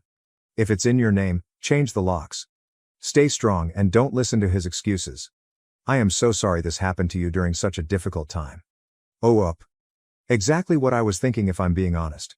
And yes, we both own it. When I told him to leave, he kept saying sorry and then said that he would leave and respect me wanting him gone for a while. Impulsive X thoughts. Are you seeing a therapist perhaps? You're dealing with a lot right now, it might be useful. OP. Yes, I am in therapy. I've been with my therapist for other things for the last 3 years. She's been very helpful. I saw her yesterday and was able to figure some things out. Update 1, May 11th, 2024. I decided that I'm filing for a divorce. I can't ever trust Derek again. It sucks because we had an amazing relationship, I thought. He's always been great, so this was a complete shock to me. Last night Derek came over to talk. He confessed a lot. Turns out it wasn't their first time having sex like most people thought. They've been having sex since 3 months before Becca died. I am completely shocked and heartbroken. Sam also reached out last night and thanked me for everything I've done for her, and told me she was sorry. I didn't respond. I blocked her. I did so much for Sam and considered her a friend, so this hurts a lot, more than I can handle. This is all too much.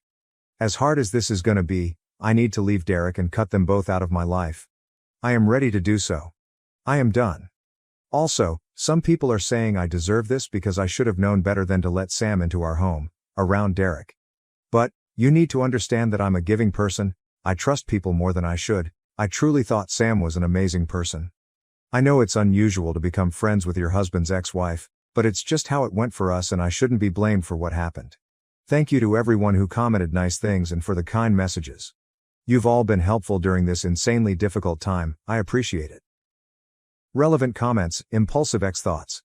Out of curiosity, what are his excuses for cheating? Those two are going to be in a world of hurt, once the guilt settles in. They're going to be asking themselves why it had to be Becca and will eventually come to the conclusion that it's their punishment for what they've done to you. I can pretty much guarantee you that. Ope. He told me that they just accidentally reconnected one night when I was away at my mom's. He was stressed we weren't conceiving and were having miscarriages, so he vented to Sam, and then somehow that led to sex. It seems so icky to me. How can he vent about our struggles like that and then go and have sex with Sam? It's just awful of him. I don't understand it. Editor's note: remove the first half of the updates as it was a rehash of update number 1, update 2. May 13, 2024. I'm getting lots of questions about some things, so I figured I'd answer a few of them. Have I told anyone about what happened besides my mom? Yes, I told a few friends and some family members. Most of them are supportive of my decision and aren't speaking to Derek. Where is Derek staying? Currently, he's staying at a hotel. Our friends refuse to let him stay with them. He's lost a lot of people due to his awful decisions. Has he tried fighting me on getting a divorce? Yes, he begged me not to file for divorce, but when I told him I needed him to just let me go, and that I was too exhausted to fight him on this, he let it be and agreed to getting a divorce.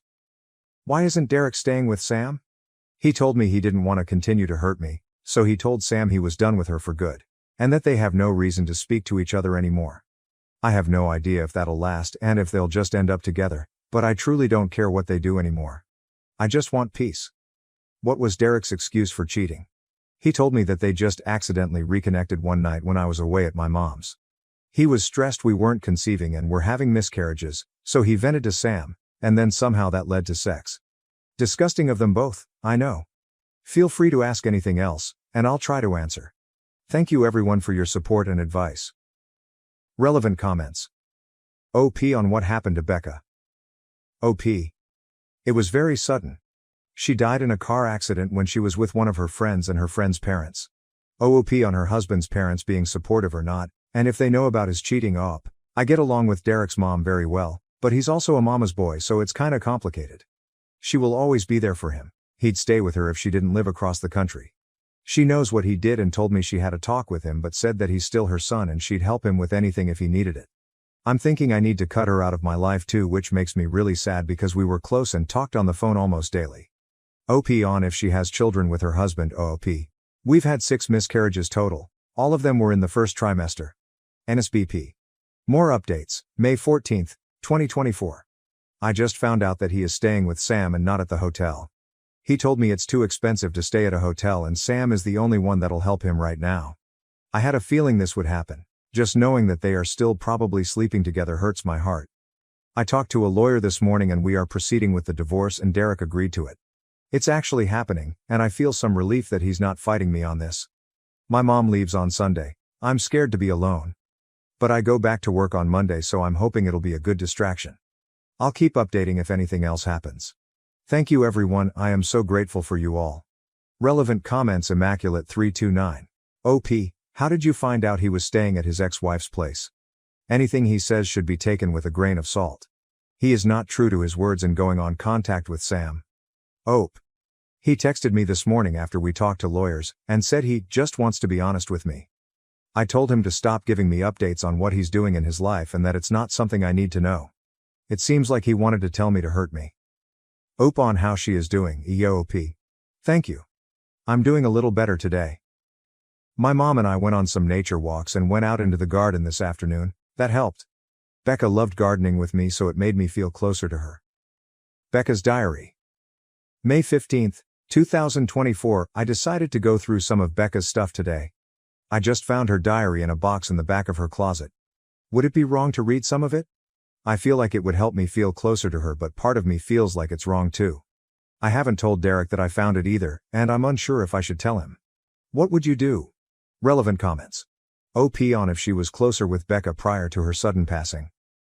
OP. Becca and I were very close. It felt like she told me anything and everything, but I honestly think all parents feel that way about their kids, so I'm kinda nervous to read it. Just a little update. May 19, 2024. I figured it's been a few days, so I should give a little update. My mom is leaving in a couple hours, so I'll be alone. I'm kinda nervous about it. She helped me stay distracted and kept me going. IDK how I'm gonna handle her being gone. I go back to work tomorrow, first day back since Becca passed away. I'm looking forward to it though because it'll keep me distracted. Also, I did read some of Becca's diary. It made me love her even more. She was such a sweetheart. I went back a few months and saw that she noticed some weird behavior between Derek and Sam. Didn't mention that she knew of the affair, but she just wrote that she thought it was kinda strange that they all three would hang out more than usual, without me. I might read more, but so far I haven't found anything that's disturbing, just her being a teenager and talking about crushes, fights with friends, happy family memories, etc. Tomorrow I'm also talking to my lawyer, so I might have more updates on that. Thanks for the continuous love and support everyone. Last update for a while. May 26, 2024 started randomly getting a lot more messages, comments, so I figured I'd do another little last update. My first week back at work went great.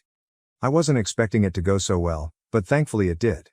My coworkers were so helpful and patient with me.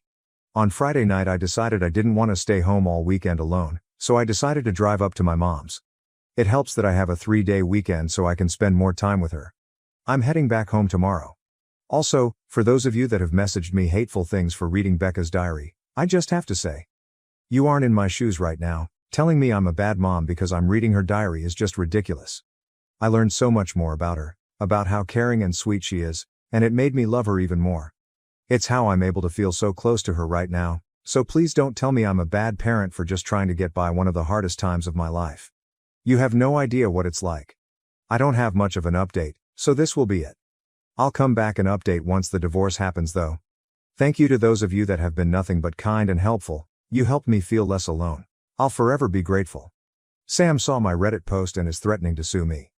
June 1, 2024 Sam made a fake FB profile to message me and tell me she wants to sue me for telling strangers about what happened. Derek supports her apparently. I don't need this. Am I not allowed to vent about my life to people online?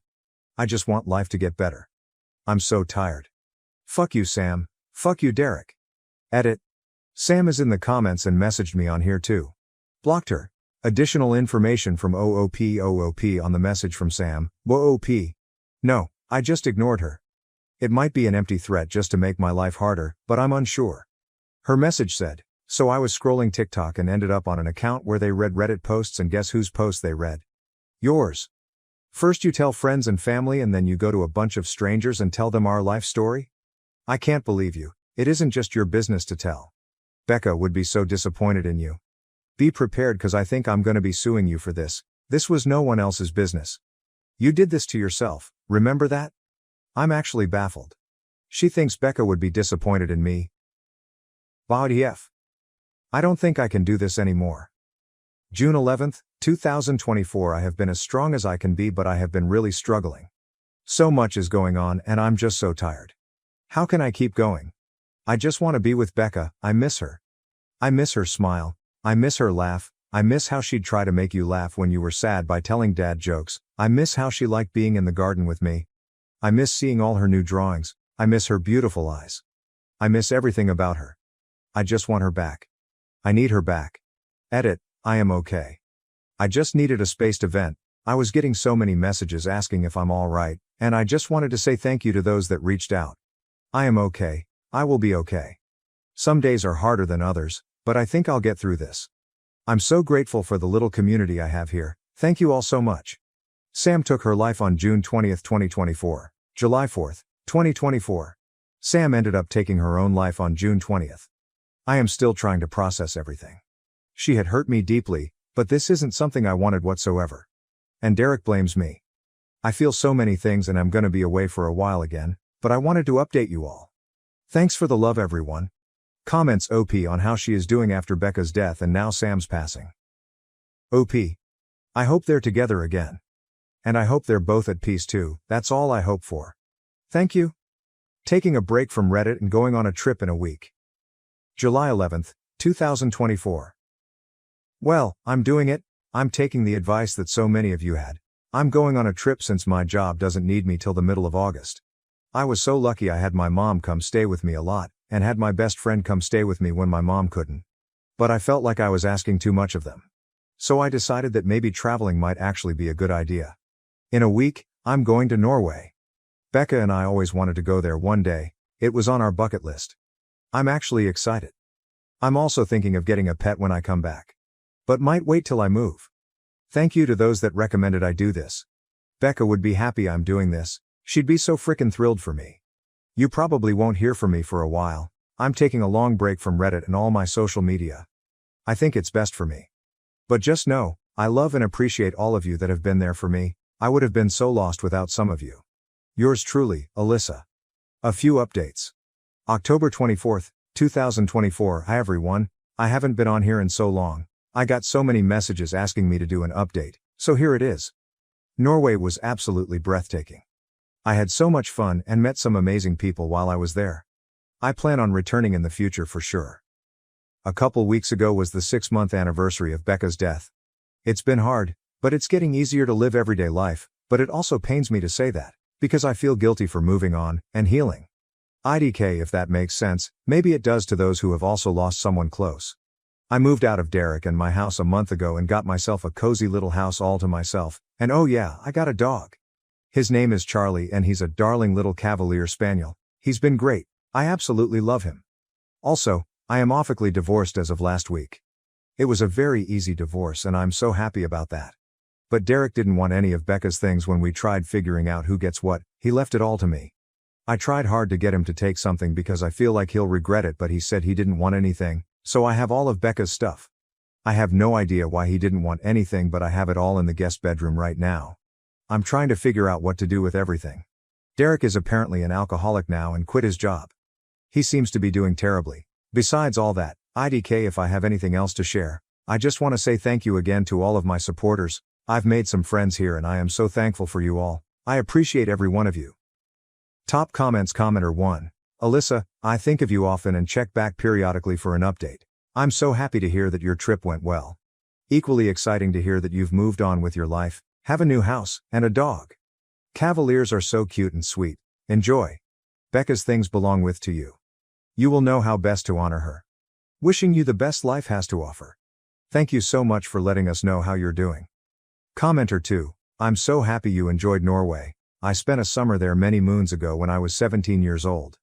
Lived with a host family in a tiny little town in the western fjords. It was amazing. I'm also glad to hear you are moving forward your life. You should definitely preserve Becca's things. I imagine Derek didn't want them BC. He intends to head down a path of self-destruction from which he may not come back. It's a shame he couldn't face his grief and find healthy ways to cope with the pain. If he had, he likely wouldn't have destroyed your marriage and played a part in the destruction of Sam. Last we heard from you, Derek was blaming you for Sam's death. Does he still blame you? Or is he too drunk to care anymore? Hold Becca in your heart and remember all the ways she was amazing. You may end up being the only one left to carry her memory into the future. Called off my wedding after my fiancé allowed kids but banned my daughter, blaming her for ruining our engagement party by being ill. Earlier this week, Addison, 40 degrees Fahrenheit, and I, 38 degrees male, were about to tie the knot, but I abruptly called it off. For the previous 3 years, we had been together. Everything was going well until we got engaged, which was around 6 months ago. When we started talking about who we wanted to invite to the wedding, things started to go south. Naturally, I wanted my daughter to be present because I have one. Addison, however, was very clear that she did not want any children present at the wedding. Given that she has 2 children of her own from a previous marriage and 6 nieces and nephews with whom she is very close, this was an odd position. Given that the majority of those we invited were also parents, I couldn't understand why she didn't want any children at the wedding. At first, we argued about it a lot, but I finally gave in. I grudgingly agreed to keep my daughter away from the wedding, provided she didn't invite any children from her side of the family. To put things in perspective, my daughter is 14 years old, so she is not even a little child. However, Addison was unaffected by that. She informed me that she wanted a stress-free wedding and that she didn't want any exceptions, even though she loved my daughter, her own children, and even her nieces and nephews. She said that by making exclusions, she didn't want to alienate anyone who had children. I was really angry about it, but I reasoned that because she had already made up her mind, there wasn't much I could do if she really wanted a wedding without children. The actual wedding was going to be small, just a few close friends and family would be coming, and we would be being married in my parents' backyard. I decided to let it go after reasoning that the kids wouldn't be missing out on much fun. Just a few days prior to the wedding, everything changed. Kate, Addison's younger sister, emailed me while I was at work. She was requesting approval for the email, which included pictures of her two daughters wearing wedding-appropriate attire. I was initially perplexed. Then I saw that Kate had sent the email to our shared wedding email address, which we had set up especially for vendor communications and RSVPs. It was too late when I realized it must have been an accident. I had previously viewed and captured a screenshot of the email. I tried to check the email again a few minutes later, but Addison had already erased it. I had finally figured out what was going on by that point. Addison had claimed that there would be no children at the wedding, but in reality, she was planning to invite her own children as well as relatives and nephews, but not my daughter. I was incensed at her dishonesty. That day, I didn't say anything as soon as I got home from work. I acted as though nothing was wrong. Addison was being a little odd at first, perhaps because she thought I had read the email and figured out what she was doing. However, Addison calmed down and resumed his typical behavior once I kept everything a secret. I knew she was planning something behind my back, and this was around 2 days before the wedding. I therefore made the decision to ask my daughter about her feelings on Addison. Even before I proposed, I had discussed this with her, but since I was really reconsidering the wedding, I felt it would be best to have another conversation. In retrospect, I'm really happy I took that choice. My daughter told me that Addison had always been kind to her prior to the engagement. But after that, something had changed. My daughter clarified that she hadn't brought it up sooner because she didn't want to spoil my happiness with Addison after witnessing it. Addison, however, had been acting strangely toward her after the engagement. Addison behaved completely differently when I wasn't there whenever she came to visit. My custody agreement states that I get to spend half the month with my daughter, which is a substantial amount of time. When I got home from work, my daughter claimed that Addison would activate the charm, but she ignored her the rest of the time. Prior to the engagement, this wasn't the case. It was unexpected and disheartening to hear this. My daughter also revealed that she thought Addison no longer wanted her in her life when she learned that he intended a wedding without children. She believed it wouldn't matter, so she didn't even try to go. I felt so bad about myself for letting Addison convince me not to invite my own kid to my wedding. I made the decision to call off the wedding at that point. I talked to Addison the day before the wedding. After that, I didn't bother returning home. Addison called me multiple times, but I didn't answer. I told my parents to inform her that I would meet her on the wedding day because I knew she would get in touch with them next. I stayed with my daughter all day instead of returning home. By the end of the day, we both felt much better. I spent the night at a hotel after dropping her off at her mother's house. I arrived at my parents' house the following morning, exactly 1 hour before the ceremony was set to start. A few people had already arrived when I got there, including Addison's dad and both of her sisters, Kate and Amelia. Naturally, all 6 of their children were present, along with Addison's 2 children, who were all under 12 and running around the area. Addison hurried to meet me at the door as soon as she noticed me. She started by saying that Kate and Amelia couldn't leave their children behind, despite her having informed them that the wedding was child-free. She went on to say that her parents thought it would be odd if she married without her own children being there. I could tell she thought I was crazy because she was making up all these absurd excuses. However, I remained silent until she had finished speaking. Then she began asking me strange questions like where I had been the night before and why I was dressed the way I was. I simply got out my phone, showed her a screenshot of the email that Kate had inadvertently sent to our joint wedding email account, and laughed in her face. That was sufficient to silence her. She realized right away that she had been apprehended and that she couldn't get away with it by talking. It was already too late when she began to apologize. I informed her that I had spent the day before with my daughter and discovered that she had been treating my daughter differently for the past few months, ever since we became engaged. I didn't even want an explanation or an answer at this point. I simply informed her that we were done. She clearly did not value my daughter, therefore I made it clear that I would not marry her.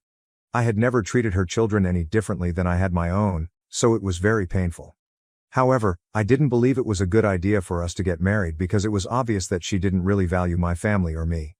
I spoke up and didn't wait for her to answer. I simply left. I didn't turn around even though she was shouting for me. I had nothing better to do, so I got into my car, drove to a hotel, and napped for a long time. My phone was inundated with texts when I got up at lunchtime. Addison's family was unhappy, and everyone who had been invited to the wedding was perplexed. However, I was unable to care. I gave my friends and family a quick rundown of the circumstances and then let it go. I visited my daughter later. I informed her that I intended to spend more time with her and that I had canceled the wedding. I acknowledged that, without even recognizing it, we had begun to drift apart during the previous few months. She used to come to me right away if she had a problem with someone, so I realized something was wrong. She hadn't spoken, though, with Addison. At least we were able to work things out even if we both were a little emotional. Speaking of Addison, that's where I've been having trouble. 5 days have passed since the day we were meant to tie the knot, and by now, almost everyone is aware of the reason I called off the wedding. Her dishonesty was just as much of a factor as the way she treated my daughter. Being dishonest is, in my opinion, a major deal breaker in any relationship. I've already been cheated on twice, and I can tell you that it always begins with a simple fib. She believed that she could get away with telling such a large falsehood.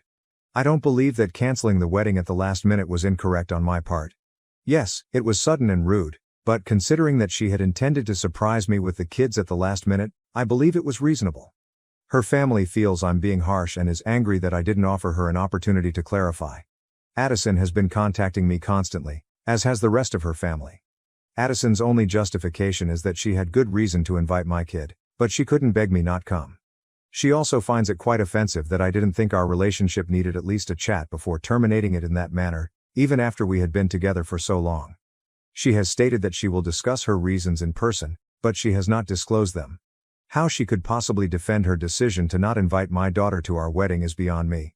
To the best of my knowledge, she and my daughter have never had any problems together.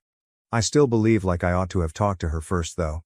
I've been feeling guilty for the past few days, and I'm not sure why. I believe that rather than acting as though everything was all right up until the last minute, I ought to have been honest with her. I should have gone right home from work and addressed her the day I learned what she was planned. I could have prevented a lot of the drama that is going on now if I had done that. I've been bothered by the fact that I feel like a bit of a jerk for not handling things better. Am I the jerk for abruptly calling off the wedding and not talking to my fiancé? First update. 3 days have passed since I posted, and I'm still at the motel. I contacted Addison today and informed her that she needed to vacate the house right now. Since it was my house before she moved in, I believe it is only right that she must depart now that we are done. She has till the end of the month, in my opinion, to find a place. Since sleeping in a hotel isn't a practical long-term solution, I intend to crash with a buddy until then. I feel much better about my choice aside from that. My friends have encouraged me that, in the end, I made the decision to become a father because it is what I value most. I don't believe I have to apologize for putting my daughter first. People can avoid me if they have an issue with that. I don't give a damn about Addison's motivations. I don't think I need to hear them at all if she can't send me an explanation. I'm not interested in seeing her at the moment. Since it's obvious that her parents and sister were aware of her scheme the entire time and kept quiet about it, I've also barred them. I thought I got along well with her family, so this is disappointing. Before everything that transpired, I firmly believed that I had become a member of their family. I hadn't replied to Addison much up until last night, but I did advise her to begin searching for a new residence. I also informed her that she may text me to explain why she didn't want my kid to attend the wedding. But I also made it apparent that there was no turning back once the harm had been done. She has not responded to that message. I apologize to those who inquire, but I have no idea why she would be acting in such a different way around my kid. Since I'm genuinely interested, I've talked to my daughter extensively, but she too doesn't know. My daughter was as perplexed as I was when I showed her the messages and we talked about Addison's actions. She informed me that she was surprised when Addison began acting differently around her. In the early days following the engagement, my daughter even made an attempt to patch things up, but Addison remained aloof and uninterested in her attempts. Addison appears to be the issue here, based on what I've heard. Although I am aware that many children struggle to understand their parents' separation, my daughter is not one of those children, and she has no justification for lying about Addison. To begin with, I was never married to her mother. We dated for 2 years before splitting up when she was 3 years old. She hardly recalls our time together. For the last 5 years, my ex has also been married. I have no doubt that my daughter was not at all offended by my choice to move on and wed Addison. Until recently, they had a nice connection. I'm not claiming my kid is flawless, even though she may be in my opinion, but I do know she doesn't lie, especially when it comes to something like this. She is aware of how much I respect openness and truthfulness in my loved ones. When she claims that Addison began acting differently, I genuinely believe her. Nevertheless, I doubt Addison will reveal her motivations. I texted her a few hours ago, and she hasn't responded yet. She probably hasn't received my message because she works from home and must be on her phone all the time for her job. She always responds right away, so I'm certain she's ignoring me. However, it makes no difference. All I want is for her to leave my home so I may resume my comfortable life. I have to go back to work in a few days, and staying in this motel is strange. Second update. 3 days have passed since I sent Addison a text. She did respond earlier today. She claimed to understand why I didn't want to see her face to face, but she demanded that we do so she could give me an explanation for why she didn't want my daughter to attend the wedding. Despite the fact that we are no longer together, she said she didn't want me to misinterpret her. Addison said that her reasons were legitimate and that she didn't want me to think she was the villain. She said she didn't want to hurt me, so she lied. That reasoning was absurd because she still caused me pain. I responded in less than 30 minutes, being very clear that I would not be speaking with her face to face. Anything she said had to be sent via text, and that was the end of it. She said it was around an hour ago. She stated that something that occurred at the engagement party was the reason she didn't want my daughter to attend the wedding. Regretfully, my daughter wasn't feeling well on the day of the engagement celebration. I already knew she wouldn't be able to come when it was my turn to keep her for the month. Despite feeling ill, she insisted on going even though I told her she could stay in her room. She desired to join in the festivities. She went back upstairs to relax after spending a few minutes downstairs toasting with everyone. Although some people inquired about her well-being, it didn't cause a significant disturbance. Addison went upstairs to see how my daughter was doing, but he thought she had stolen our thunder. She was chatting and laughing on the phone with a friend. According to Addison, my daughter didn't appear ill at all. Addison, who tends to stir things up, talked to her sisters about her worries rather than to me or my daughter. After the engagement, Addison started to remove herself from my daughter because of this minor miscommunication, which unnecessarily escalated. Addison persuaded herself that my daughter will eventually cause issues because she wasn't thrilled with our marriage. That one small incident was the only source of this view. When Addison told me this, I was appalled, so I didn't even bother answering her reply. I questioned my daughter about Addison's words to put things in perspective. My daughter acknowledged that she was still feeling poorly that day, but she was conversing with a friend. Speaking with a friend was merely a means of self-distraction. It did not indicate that she was not ill. Addison's logic was utterly nonsensical. I think this episode provided Addison a reason to stop acting like she was being kind to my kid, even though I think she may have been insecure from the beginning. Looking back, I'm glad I didn't wed Addison. She would have undoubtedly caused further issues along the road. In hindsight, there were further warning signs. When my daughter was around, Addison would often remark that I didn't spend enough time with her. Ironically, I never voiced any complaints, and she frequently spent comparable amounts of time with her own children. Her behavior as a parent was admirable, in my opinion. When I think back on my earlier posts, I see that Addison was a major factor in my lack of time with my kid. She quietly took up all of my attention, both mentally and practically. I was so committed in our relationship at the time that I didn't realize it. It was too late before the warning signs were noticed. I'm relieved that I was able to end that relationship at last because I didn't want to remain with someone if it meant sacrificing my relationship with my daughter. I'm not really sure how to interpret that absurd message that Addison sent me today. It puzzled me that she destroyed our connection over something so trivial, something that might have been settled with a conversation, so for a long I thought about answering her and telling her precisely how I felt.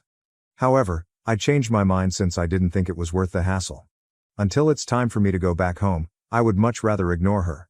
Unfortunately, since I need my job clothing, it might happen shortly. She needs a somewhere to stay soon, I hope. Although my friends have graciously allowed me to stay with them, I really simply want to return home. Update 3. I made this post 2 days ago. I returned home earlier today to get my clothes and other necessities. I was heading to a friend's apartment and decided to leave the hotel because it was becoming too costly. I made the decision to visit the house and get everything I required. I wasn't sure if Addison would be home because I banned her and didn't respond to her messages after she sent them. Regretfully, she was present when I got there in the afternoon. She obviously wanted to talk and appeared sad to see me. I began gathering my belongings as fast as I could, intending to be done and out of there before anyone could speak. I urged her to start looking for a place so I could move back in as I was ready to leave. She apologized profusely and followed me as I made my way to my car.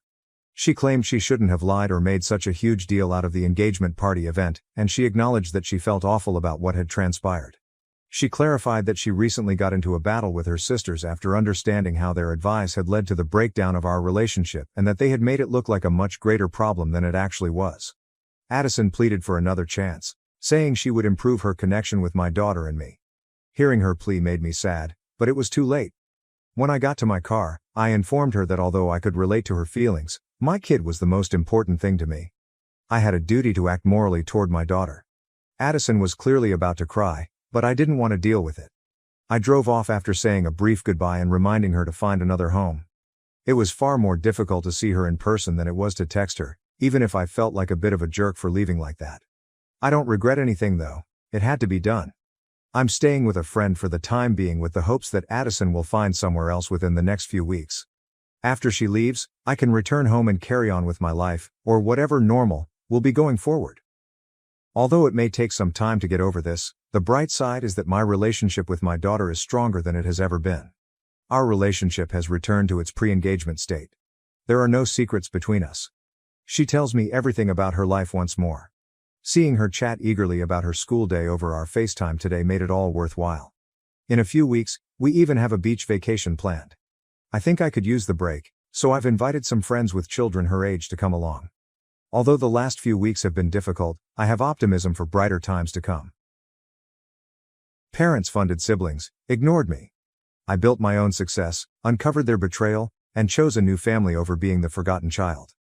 Hello, Reddit. I need to talk about something today. I'm 27 years old. I suppose you could say that I've been the one ignored my entire life. My younger brother Chris, 25 million, and older sister Sarah, 29 feet, are my siblings. It would be an understatement to suggest that they were always the golden children. In my parents' view, they could never do anything wrong, but I was just there. Sarah excelled academically as a child, consistently receiving straight A's and participating in all school-related activities before attending a prestigious Ivy League university. It was my parents' obsession. They couldn't stop raving about how delighted they were the moment she received her admission letter, I promise. They invited all of her relatives and friends to this lavish celebration party. We felt as though we were celebrating Sarah's academic achievement with a second Christmas. Chris, however, didn't have to make a concerted effort. For him, everything just appeared to go smoothly. Following Sarah's example, he enrolled in a prestigious graduate program. My parents also ensured that everything was prepared for him. They purchased him a new laptop, helped him move, paid his tuition, and more. Then there was me. I attended a state college instead of an Ivy League school. Although it was a fine school, I had the impression that my parents wouldn't boast about it the way they did about Chris and Sarah. They kind of nodded and muttered something like, "That's great, Michael," when I informed them I had been accepted, but I could tell they weren't really into it. No party, no celebration. If we ordered takeaway that night, I was lucky. I made an effort to ignore it, but as I grew older, I became more aware of how different things were for me than for them. The money was just as important as the attention. Consider the wedding of Sarah. $200,000 is no laughing matter. The setting, the catering, the dress, my parents went all out. They handled it like it was the biggest thing ever. Some members of our family were even flown in from out of state. They covered all of Chris's graduate school expenses and provided him with rent assistance until he was able to support himself. They also took care of his educational loans, so he didn't even need to worry about those. But me? I asked my parents for assistance when I was just starting out in my job and required some work-related tools, things that were necessary to even get started. I received $7,000. Please understand that $7,000 is a substantial sum of money. However, it kind of hurts when you contrast that with $200,000 for a wedding or fully covering someone's tuition. I felt like I was only receiving the bare minimum so they could claim to have been helpful. And it wasn't just the cash. I always felt like the odd one out whenever our family gathered together. Every discourse at family dinners revolved around Chris's most recent accomplishment or Sarah's fancy job. As they sat there, they would discuss their upcoming extravagant plans, vacations, or improvements to their homes. I would be sitting there consuming my meal while attempting to come up with anything to add to the discussion. What was I going to say though, really? It seemed like my accomplishments paled in comparison to what they were doing. Hey, I just finished a big project at work, and I'm still paying off my car. One dinner in particular, perhaps a year ago, comes to mind. As was customary, the topic of conversation shifted to Sarah's most recent travel plans as we were all seated around the table. "Oh, we're going to Europe for a few weeks," she revealed nonchalantly as she sipped her drink. "It's just so nice that Mom and Dad are able to help out with the expenses." Chris added his voice as well, discussing some of the wedding expenses that were paid for. In a casual tone, he remarked, "I honestly don't know what we would have done without that $200,000. Emily immediately burst out laughing, saying, "Thanks to our parents covering everything," expressing her relief that the tuition hikes had no effect on her. They seemed to be hammering their words into my head as I sat there attempting to concentrate on my plate. It wasn't just the money. I had to work for my advancement and take out loans to make ends meet, whereas they had their futures handed to them. They pretended not to have to worry about it, but every dollar seemed like a fight. The worst thing? I wasn't even included in the discourse, yet nobody appeared to notice. My face became hot, my hands clenched beneath the table, and I could feel my irritation mounting until I was unable to contain it any longer. I whispered something to me. Must be nice. There was silence in the room, everyone was watching me. It was Sarah who spoke first. With a confused and annoyed expression on her face, as if she couldn't even begin to comprehend why I was unhappy, she questioned, "What's that supposed to mean, Michael?" I inhaled deeply while attempting to remain composed, but everything spilled out quickly. It means that not all of us get everything handed to us on a silver platter. Some of us actually have to work for what we need. They clearly didn't understand. As if it were no great issue, Chris simply shrugged and relaxed back in his chair. He smiled smugly and added, "Michael, you're always acting like you're the victim. Didn't Mom and Dad help you get those tools for work?" That struck a chord. Even though they gave me $7,000, it seems insignificant in comparison to what they have done for Chris and Sarah. I said, "Yeah, they helped," firmly. "But $7,000 compared to hundreds of thousands? It's not the same, and you know it." As usual, Mom tried to defuse the situation. "Michael, we thought that's what you needed. We've always tried to give you what was fair." "Fair?" I asked, my voice bursting with resentment. "You think this is fair? You've given them everything. You've practically paved their roads for them, and I've had to build mine brick by brick." From there, the discussion took a turn for the worst. Everyone made an effort to justify themselves and claim that I was exaggerating. Dad shook his head and remarked, "You're exaggerating this?" "No," I replied. "You gave me the minimum. That's the part that hurts the most. You didn't care about what I wanted, only what you thought was enough to keep me quiet. It was more than I could handle." Without saying another word, I got up and walked out of the room, my chair making a loud scraping sound against the floor. I didn't turn around, but their voices followed me as I left the room. I was tired of constantly getting the leftovers and being the one who was forgotten. That night, I was furious and stormed out of the house. I don't believe I've ever been that angry. My heart was thumping in my chest, like if it were trying to escape. It seemed like the world was closing in on me with each step I took down the driveway. I had no idea where I was heading. I simply knew that I had to leave, far away. It was late, maybe around 10 o'clock, and there was silence on the streets. You know that spooky silence where everything seems a little too motionless? Yes, that was it. As I went, the only sound was the sound of my sneakers hitting the pavement. I wasn't in the mood for distractions, so I didn't have my phone out or my headphones on. I had to think. I kept thinking about the supper while I was walking, Chris's arrogant expression, Sarah's patronizing inquiries. They all seemed to be living in a bubble of privilege and were unaware of how oppressive it was for me. I was merely an outsider with a window into their lovely little world. My frustration grew as I gave it more attention. Why didn't I say more was a question I kept asking myself. Why didn't I actually give it to them?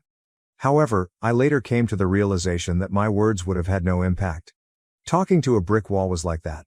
I had my version of what happened, and they had theirs, and the two were never going to coincide. I eventually made my way to the park where I used to spend my childhood. The residence was only a 15-minute walk away. Some trees kind of obscured an old bench and a spot next to the playground. It was one of those locations you travel to when you simply need to escape from everything, and I needed that. I took a seat and simply gazed up at the sky while leaning back against the chilly wood. On this particular clear night, all the stars were visible. It would normally be soothing to me, but that night it didn't help. I couldn't stop thinking about how unfair everything was, how I had spent my entire life striving to fit in, only to be given scraps while my siblings had it all. I briefly considered not glancing at my phone as it buzzed in my pocket. However, my curiosity overcame me, and I took it out. It was Emily's text, of course. "Michael, where did you go? You need to come back. Let's talk about this." "Speak?" "Yes, exactly. I have previously heard that. Nothing in my family was ever resolved by talking. The routine was always the same. Mom and Dad would explain why things were the way they were, and I would be told to accept it. However, I wasn't in the mood for any more justifications this time. I stuffed my phone back in my pocket without answering the text. I began to mentally review everything as I sat there, including the years I had been ignored and the times I had felt like an afterthought. Even if I wasn't a flawless child, I still didn't deserve to be treated any less than the other kids. It wasn't truly about the money, It was about being appreciated and seen. And for whatever reason, my parents had come to the conclusion that Sarah or Chris's wants and aspirations were more important than mine. I'm not sure how long I sat there, but eventually the cold began to set in. The nights were growing colder, and fall was rapidly approaching. The wind sliced through the thin material of my jacket as I drew it firmly about myself. I considered going home, but the notion of going back inside that house and confronting them after everything that had transpired was too much to take. I became aware of something while I sat there. I was sick of battling for meager attention and support. I wasn't just angry anymore. I decided then and there that I was done. I'm done trying to fit into their ideal little family photo and to get them to notice me. With a renewed sense of resolve, I rose from the bench. It was time to put myself first and create the life I desired without continuously looking for their approval. I didn't require their sympathy or handouts. I was determined to make it myself and demonstrate to them what they had been missing for years. I experienced an odd mixture of relief and melancholy as I made my way back to my flat.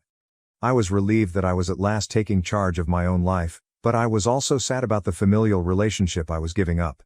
I felt like I was headed in the right direction for the first time in a long time, even though I knew it wouldn't be simple. I took a seat at my desk and began making plans as soon as I arrived home. I was determined to put my all into my profession and create something for myself. Maybe they'll realize what they've been missing out on for years when I've succeeded and reached my goals on my own terms. But I had a job to do for the time being. It was time to begin crafting my own narrative, one in which I was more than a supporting character in the accomplishments of others. I was prepared for the moment that would be my chance to shine. First update. Since my last post, which was around 2 years ago, a lot has transpired. I made a choice that would change the trajectory of my life following that terrible family supper. I had had enough of being the afterthought and the forgotten son. It was time to go out on my own, free from my family's support or meddling. I approached my task with a level of resolve I had never experienced before. I began by working longer hours and taking on more tasks and responsibilities at work. After my employer took note, I received a promotion offer a few months later. Though not very significant, it was a positive start. This company idea had always been in the back of my thoughts. I now concluded that the moment had come to turn it into a reality. I planned, saved, and researched whenever I had free time. I reduced all of my expenses, including eating out, buying new clothes, and taking trips. I invested every extra dollar in my company fund. I finally got enough money to launch my firm after a year or so of saving and planning. It was a digital startup that specialized in creating small business software. The initial months were harsh. I was working nonstop, attempting to balance software development, customer meetings, and all of the administrative duties involved in managing a company. After being impressed by my work, a local business owner referred me to his network, which was my first big break. All of a sudden, I had more clients than I could manage alone. My first employee was hired, followed by my second. I had a tiny staff working for me before I realized it. My confidence increased along with the business. I felt like I was actually succeeding on my own terms for the first time in my life. I was no longer living in the shadow of others. I was making something significant, something wholly original. My family was aware of the change, of course. Initially, Emily's texts were just inquisitive inquiries about my well-being. My answers were succinct and ambiguous. Then followed the family get-together invitations, which I graciously turned down because of my professional obligations. The first person to really push was Sarah. One day, she unexpectedly arrived at my workplace. Sarah's eyes widened as she took in the workplace when I walked out to the reception area. Although it wasn't very ostentatious, it was contemporary, polished, and obviously effective. Her voice was a mixture of astonishment and something else I couldn't quite pinpoint when she said, "Michael, this is amazing. Why didn't you inform us of everything?" I shrugged and spoke in a neutral tone. "I have been quite busy." She scowled, obviously dissatisfied with my response. "We have been concerned for you. You no longer attend family dinners. We hardly ever hear back from you. Their parents believe they have done something incorrectly." I experienced a little twinge of guilt. But then I recalled all those years of suffering and feeling inferior as they navigated life with the help of our parents. I said, "I'm doing fine. Actually, it's better than fine." For a while, I simply had to concentrate on my own life. My business kept expanding as the months passed. We expanded our workforce and relocated to a larger office. I even appeared as a rising entrepreneur to watch in a local business publication. My phone was inundated with texts from my family on the day the piece was published. They were all excited, proud, and celebratory. Alongside those emotions, though, I could feel their perplexity and perhaps even a hint of hurt that they were reading about my achievement in a magazine instead of directly from me. None of the mails received a response from me. A part of me felt grim satisfaction, and another part felt guilt. They were the ones on the outside looking in for a change. It was them who were pondering, inquiring, and attempting to comprehend. The next to get in touch was Chris. One evening, as I was leaving the office, he called. When I lifted him up, he said, "Hey, little brother? No talk for a long time. I read that article about your business. It was really amazing." I answered in a neutral tone, "Thanks. A lot of work has gone into this, but it's paying off." "Look," he went on, "we miss you, dude, even though I know the family has been acting strangely recently. This weekend, how about we have supper together? We may congratulate your success and catch up." I was tempted for a second. A part of me missed my family in spite of everything. I thought back to all those dinners, though, where I felt invisible. All the occasions when Chris or Sarah's accomplishments were highlighted above mine. I said, "Thank you for the invitation, but I have a lot of work to do right now, perhaps at a later day." Even though my accomplishment was fulfilling, I realized as I was driving home that evening that it hadn't made things better with my family. It had, if anything, made it wider. I was pleased with my accomplishments and pleased that I had completed everything by myself. However, my success came with a loneliness I hadn't expected. I wasn't prepared to close that gap though. Not quite yet. I had been the family's afterthought for far too long. I wasn't sure whether there was still space for them in my own story, which I was now writing. I would deal with whatever came next on my own terms. Second update, about a year and a half has passed since my last post, and my life has changed drastically once more. The expansion of my tech company has surpassed my wildest expectations. We now serve mid-sized businesses throughout the state as part of our extended service offering. We were listed as one of the top 50 startups to watch in a major business magazine last month. My phone was inundated with congratulations the day the piece was published, but one in particular, a voicemail from my mother, stood out. "Michael, honey, it's Mom. We saw the article. Your father and I are so proud of you. We'd love to talk if you have a moment. Please call us back when you can." I was taken aback. My parents hadn't spoken to me directly in more than a year. I wasn't sure how to react after so much time, so I didn't call back right away. A week later, my assistant told me I had guests when I was working late. I was shocked to see my folks standing in the lobby. They appeared older and more worn out than I had recalled. When they saw me, their eyes glowed with a mixture of pride and apprehension, but Mom's hair had more gray and Dad's shoulders appeared to slump. Mom said hesitantly, "Michael, we hope you don't mind us dropping by like this. We simply had to see you." I escorted them to my office, where they gazed at the contemporary furnishings and the accolades that lined the bookcases. They hadn't seen the struggling child like that in a long time. "This is really amazing, son," Dad remarked in a rough, emotional voice. "You've accomplished a lot for yourself." The uneasy silence was broken by Mom. "We must apologize to you, Michael. After much consideration, we've come to the conclusion that we treated you differently from your siblings. We sincerely apologize for not seeing it at the time, but we do now." A lump formed in my throat. I'd been waiting so long to hear this, but I wasn't sure how to react when the time came. Dad bent over. "We're proud of you, son, not only for your accomplishments but also for taking on this challenge alone. We were oblivious to your abilities until you demonstrated them to us." After that we spoke for a while. I discovered that I was talking more about the setbacks and victories over the previous few years. It was odd, but in a way, it felt perfect, like the puzzle pieces were finally coming together. After a moment of hesitation, Mom continued, "There's something else we wanted to talk to you about, Michael." As our conversation came to an end. "We need your assistance." Immediately, I felt my guard go up. "What sort of assistance?" They looked at one another, and then Dad said something. "The family business is at issue. Son, we're in trouble. We haven't kept up with the changes in the market. Failure to upgrade promptly will put us in danger of becoming bankrupt." Mom hurriedly added, "Especially after everything, we hate to ask. However, we reasoned that given your technological and business acumen." I sat back, feeling a lot of different emotions. Even though their apology appeared genuine and I wanted to get back in touch, I couldn't help but feel suspicious. Was this the true cause of their unexpected arrival? At last, I answered, "I need some time to think about this. There's a lot to take in." With a hopeful yet nervous expression, they nodded. Mom gave me a hard hug as I walked them out. She whispered, "Michael, you are loved. Regardless of what you decide." I spent a lot of time sitting in my office after they went, gazing out at the city lights. I had put forth a lot of effort to prove myself and get here. My family was now requesting my assistance, right after I had achieved the height of my prosperity. I didn't miss the irony. There was a part of me that wanted to be the greater person and offer them assistance.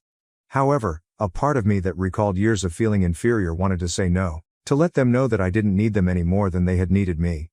I understood that there was more at stake here than simply business. It had to do with family, forgiveness, and the kind of person I wanted to be. Whatever I chose would influence not just how I interacted with my family but also the type of man I was growing into. With my parents' number displayed on the screen, I took out my phone and gazed at it. Is it better to call or not? Is it better to assist or not? The later the night became and the quieter the city below, the more I thought about the choice. Reddit, what would you do? Do I still owe my family anything after all of this, or is it time to put this chapter behind me for good? Third update. My parents requested assistance with their failing business a month ago. I hired a private investigator since something wasn't quite right. I was shocked by what I found. Instead of failing, the family firm was doing quite well. They had recently landed a big deal. However, it wasn't all. Financial deception spanning years was discovered by the investigator. Inflating the costs of Sarah and Chris's education and marriages, my parents had been transferring funds into personal accounts. $200,000 for Sarah's wedding.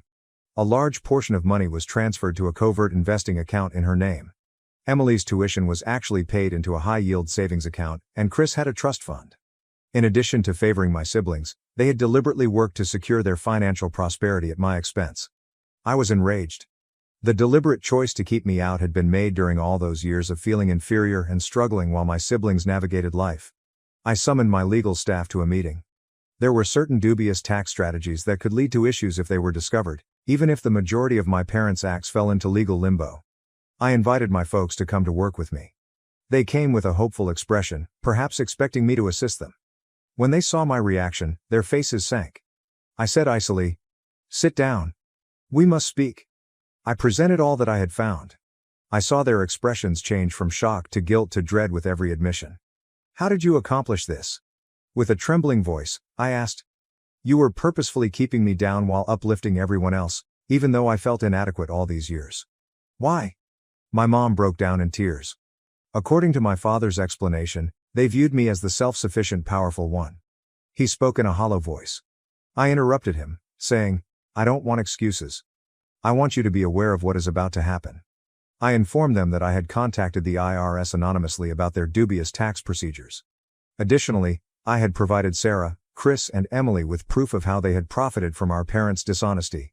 I remarked, "Your ideal family image is about to fall apart. And you can't buy your way out of it this time. Please, Michael," my father pleaded. "We can make this right. We'll put things right." I chuckled without humor. "That's the issue, Dad. You continue to believe that money can solve any problem. However, you cannot purchase my forgiveness. The years I spent feeling unworthy are irreplaceable." I got to my feet. "Go now. Never again do I want to hear from any of you. I no longer consider myself to have a family." My mother glanced back, crying, as they walked away. "You are loved, Michael, we always have." I gave her a direct look. "I don't want to be involved if this is how you define love." I stayed in my office for a while after they left, feeling a mixture of relief, betrayal, and rage. I was relieved that I could finally stop questioning my value and that I knew the truth. Sarah, Chris, and Emily sent me texts in the days that followed. Some were irate, some beseeching. None of them received a response from me. With fresh energy, I pushed myself back into my work. My business kept expanding, and I discovered fulfillment in coaching aspiring business owners from comparable backgrounds. 6 months have passed since that altercation. The pain of what I've lost, or rather, what I never truly had, still aches on some days. Mostly, though, I feel liberated. Free from the burden of attempting to convince others of my value when they never intended to. I am aware that some people may believe that I was too severe and that the family deserves forgiveness. However, I've discovered that leaving poisonous relationships, even ones that include your own blood, can occasionally be the healthiest course of action. To everyone who has ever felt like the odd one out, know that your value is not based on how your family views you. You possess the ability to craft your own narrative, generate your own achievements, and locate those who will appreciate you for who you are. For my part, I'm concentrating on creating my chosen family, which consists of friends and coworkers that encourage me, share in my accomplishments without feeling envious, and support me during difficult times without keeping score. Regardless of our backgrounds or experiences, let's celebrate fresh starts, chosen families, and creating our own narratives. We have the power to influence the future, and I'm eager to see where that takes us. Am I the asshole for jumping out of the way when my niece and nephew tried to push me into a pool, causing them to fall in instead? Original post. OOP reluctantly goes to a family BBQ. OOP's nephews and nieces push people into the pool and eventually try with OP. OP sees this coming from a mile away and steps out of the way, and the kids fall in, along with the phone they were holding to record. OP's sisters got pissed for almost letting their kids drown, and because the phone is now at the bottom of the pool. They insist that OP should have let the kids push him into the pool and OP needs to apologize. OP is voted NTA update post. OP spends the first part of this post explaining that the kids were fully capable of swimming and that the party ended on a sour note. Turns out drunk BL who faceplanted had to get stitches. Sisters and Bills texted mean shit to OP and he and his wife blocked them. Mom and Dad were pissed at the text and made the sisters apologize and end this nonsense. OP thought things were over but instead gets a text from one Bill saying OP needs to reimburse them for the phone. OP refuses, sends a screenshot to his parents and says he's going no contact with sisters. In what OP says is an out-of-character move, Dad calls sisters and rips them a new one. Grandkids are no longer welcome at their place indefinitely, which messes up the free babysitting Mom provides. They are banned from the vacation house and he tells them that OOP owns that vacation house, not the parents. Sisters freak out. Sisters and husbands come over unannounced to apologize a few days later. OP and wife are out at dinner so they leave a note. OP decides no contact is the best option for now. Update 2. Well, it's been an interesting last few days. I thought the shit had hit the fan before, but it was more of a fart compared to what's happened this week. TLDR. OP provides financial context here. OP's sisters think parents are dripping in money when in fact they are not. Turns out oldest sis and her fam have been living beyond their means and are in need of a loan, which parents can't give. She's also been renting out the vacation house once a month or so for the last 3 years and has been keeping the money. Another sister was aware of this and possibly has rented it out previously as well. OP's parents feel awful and let OP know. They figure that the sisters will try to convince OOP to let them rent out the house. Turns out they're right. The sisters show up and practically force their way inside OOP's house to convince them to let them use the place. They also say, quoting from OOP here, "I've been a shitty brother and that I needed to step up and plan on paying for their kids' college tuition since that's what family does." OOP calls them out on their bullshit and there's a huge blow up and the sisters leave. OP is exhausted, frustrated and drained. Update 3. TLDR.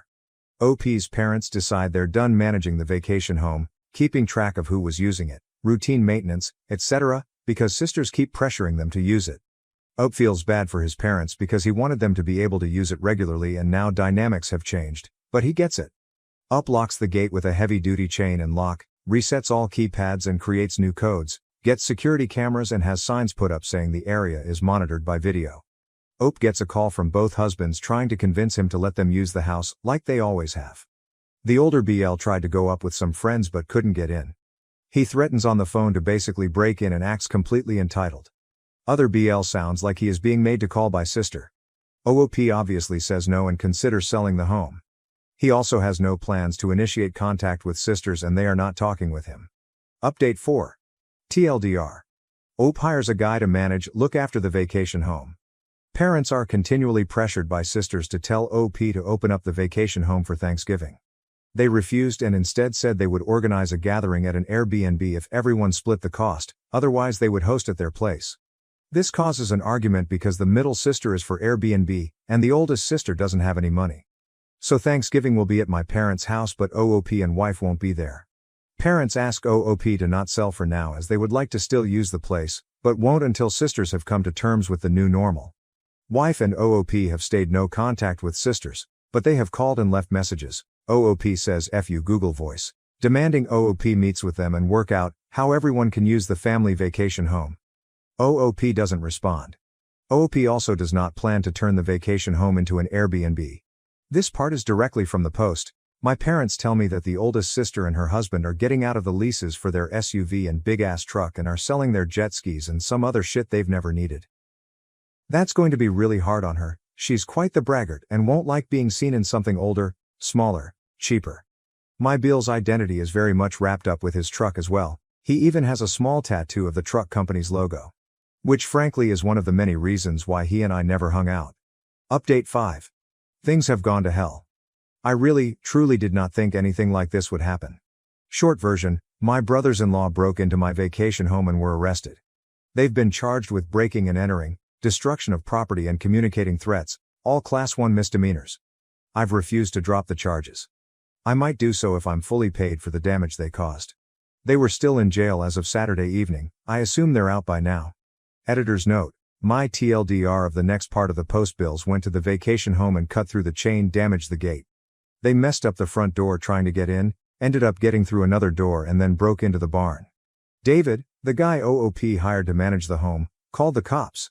Cops didn't buy Bill's excuses that they were allowed, and OOP was unreachable at the moment due to spending the day with his wife's family and leaving the phones in the car. Bills were booked at the sheriff's office. Sisters freaked out but OOP had them blocked. Older sister couldn't afford bail because their cards were maxed out, so middle sis would have to pay for everything.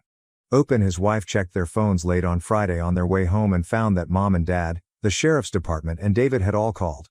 OOP called David when he got home and found out the extent of the damage. He ended Friday calling the sheriff's department and telling them it wasn't a misunderstanding and that Bills did not have his permission to be there. From OOP's post, I waited until Saturday afternoon to call my folks.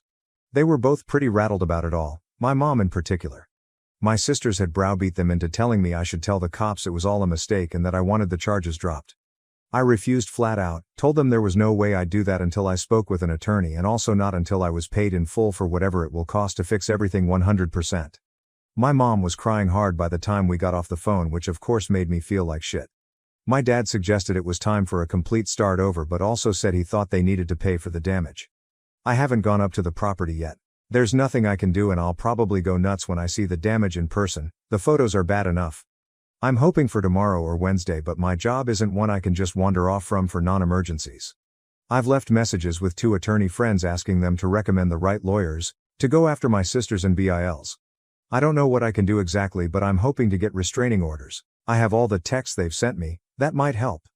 I'm strongly considering suing them for the money they made renting the place. I don't care about the cash, but it will help make them as miserable as possible. The gloves are definitely off at this point. A couple of side notes. Bills had no idea I'd hired someone to keep an eye on things or that there are cameras there now. My parents knew but hadn't told them because they knew it would just give my sisters a reason to drama up. There are signs on the property stating it's being monitored with cameras and no trespassing signs though. My wife has completely had it at this point. I don't blame her, she's been more than patient about it all, but she reached her limit and was not shy about letting me know. She told me it's up to me how I deal with this, but that she thought they all needed to be taught a hard lesson. Older BL likely won't face any repercussions at his job over this, but middle BL has a security clearance so he might. I'm hoping that will be motivation for middle Bill to pay for the damages himself immediately. David, the caretaker, has an interesting background. I knew he was friends with some of the deputies, figured it was because they were all locals. I was wrong. He was a cop in a big city for years, was shot on duty and afterwards decided to quit and move to where his parents had retired. He has some PTSD over it all. His dog is a certified service animal and is usually with him. I know law enforcement people tend to hang together. I guess that's how they became his friend group. I don't want to see or speak with these a-holes for the rest of my life. I know this is in direct conflict with my overwhelming urge to make their lives as miserable as possible. Update 6. Didn't think I'd be doing another post this soon, but a lot has happened over the past 2 days. Short version, I think the corner has been turned on this crap. Thursday afternoon I got a courier-delivered envelope at my office. In it was a signed letter from both my brothers-in-law and a cashier's check for $5,000. In the letter they made what I have to say was a really sincere apology. Among other things, they acknowledged breaking in, acknowledged it was wrong, said the $5,000 was to pay for the damage and that they'd pay more if it cost more than that. Also said they'd stay away from the vacation home unless my wife and I specifically invited them. They also asked that I do what I could to get the charges dropped as soon as possible because they both could lose their jobs and that they'd agree to a restraining order or whatever else it took for that to happen. There was more as well, all conciliatory, but that's the gist of it. To say this was a shock is an understatement. It was, obviously, a total 180 from their past behavior. I'd already made an appointment with an attorney to see about suing my BILs over the damage and to try to get a restraining order. I called him and told him what I'd just received, and he agreed to meet with me at the end of the day instead of next week. Told me not to deposit the check. We met for about 2 hours. He ended up recommending the wife and I do a settlement and mutual release agreement with all 4 of them, sisters and BILs. He said if we went after them via a lawsuit that we'd almost certainly win, but that it could take 2 years or more, there would be sizable upfront legal fees and that we might never see any money. He also said we could keep the $5,000 free and clear even if we didn't let them off the hook. He's drawing up the agreement. It won't be ready until Monday. The agreement will include what's essentially the civil equivalent of a restraining order. I'd already asked my property manager to work up a bid to get the damage repaired. I called him after the meeting and asked that he get me as close to an estimate as possible ASAP. Got that Friday. He thinks it will take around $4,000 to fix everything. Most of that is for the front door. On Friday, my attorney contacted each of the BILs, told them what we were proposing and advised them to get their own lawyers. They both agreed to it. The middle BIL told him they could afford to either pay for the damages or pay for a lawyer, but not both, and they figured a lawyer wouldn't make any difference given that they really had no defense for what they did. His biggest concern was if the charges could be dropped. From what I can tell, they're willing to do anything, sign anything to make this all go away. My attorney also called the DA's office on Friday to discuss dismissing the charges, got the name of the prosecutor and left them a message but has not spoken to them yet. He thinks they'll dismiss the charges because the bills are paying up and they have no priors, but then again he's not a criminal lawyer. Also said I should be prepared to drive up there Monday or Tuesday and tell the prosecutor in person that I want everything dismissed. He's also advised me to continue to be no contact with sisters and BILs especially for the next 6 months, and that it will be really important to follow the terms of the agreement when it comes to future interactions with them. I'm guessing that the BIL's change of heart is due to them having figured out what's at stake for them, what it's going to cost them in legal fees and fines and so on. There's also the highly unlikely possibility that they could go to jail for up to 120 days, and as I've mentioned, one of them has a security clearance for his job that could be at risk. So this is their Hail Mary pass to keep their normal lives. This isn't a perfect resolution to the situation, but at least it will get me past the legal and financial parts of the shit show that I've been in for the past few months. I doubt I'll ever have a civil relationship with any of them ever again, and that's fine. What I want most at this point is to close this off, get on with my life and never speak to any of them again. I'm exhausted from this. Wife feels pretty much the same way. Kind of a side issue, but getting the written apology was, weirdly, a huge moment for me. I wasn't expecting that ever, but apparently it matters to me quite a bit. The money doesn't feel particularly important at this moment.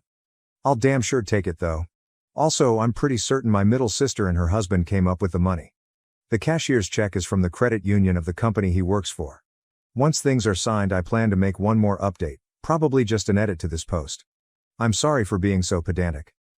Writing these posts has helped clear my head and the feedback has really helped. I truly appreciate everyone's comments, insights, and support. And I really, really hope none of you ever have to go through this kind of nonsense.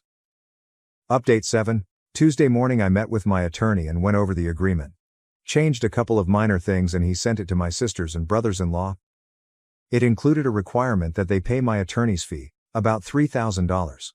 They weren't happy about that and tried to negotiate it away, but he told them they either accept it as is or there would be no deal at all and we'd proceed with suing them for the money they got from renting out the place, wear and tear from renting it, repair costs from their break-in, emotional distress, lost income from having to deal with this, attorney fees and whatever else we could. He also told them I would push hard with the DA's office to prosecute every charge. Short version, they came in and signed. I wasn't there. I'm told it was a pretty tense environment, that the middle BIL appeared to have taken charge and that at one point he told both of my sisters to shut the hell up or he was walking away from the whole thing, making his own deal with us and the rest of them could all go to hell. They provided another cashier's check for $2,500, claiming that's all they had. It's close enough that we're going to accept it as the final payment. Attorney also told me that everyone was very cold and curt towards one another, but that they all managed to keep it together long enough to sign and left without making too big of a scene. I drove up to the vacation house early yesterday to check out the damage and meet with the DA's office. Seeing the damage made my blood boil. It was so senseless. I was so pissed that I was ready to eat the cost of repairs and do everything I could to ruin their lives. Tried walking it off, failed utterly. Ended up calling a good friend who was kind enough to stay on the phone for over an hour letting me spew and vent. He eventually got me back to focusing on the bigger picture of putting this behind me and getting on with my life.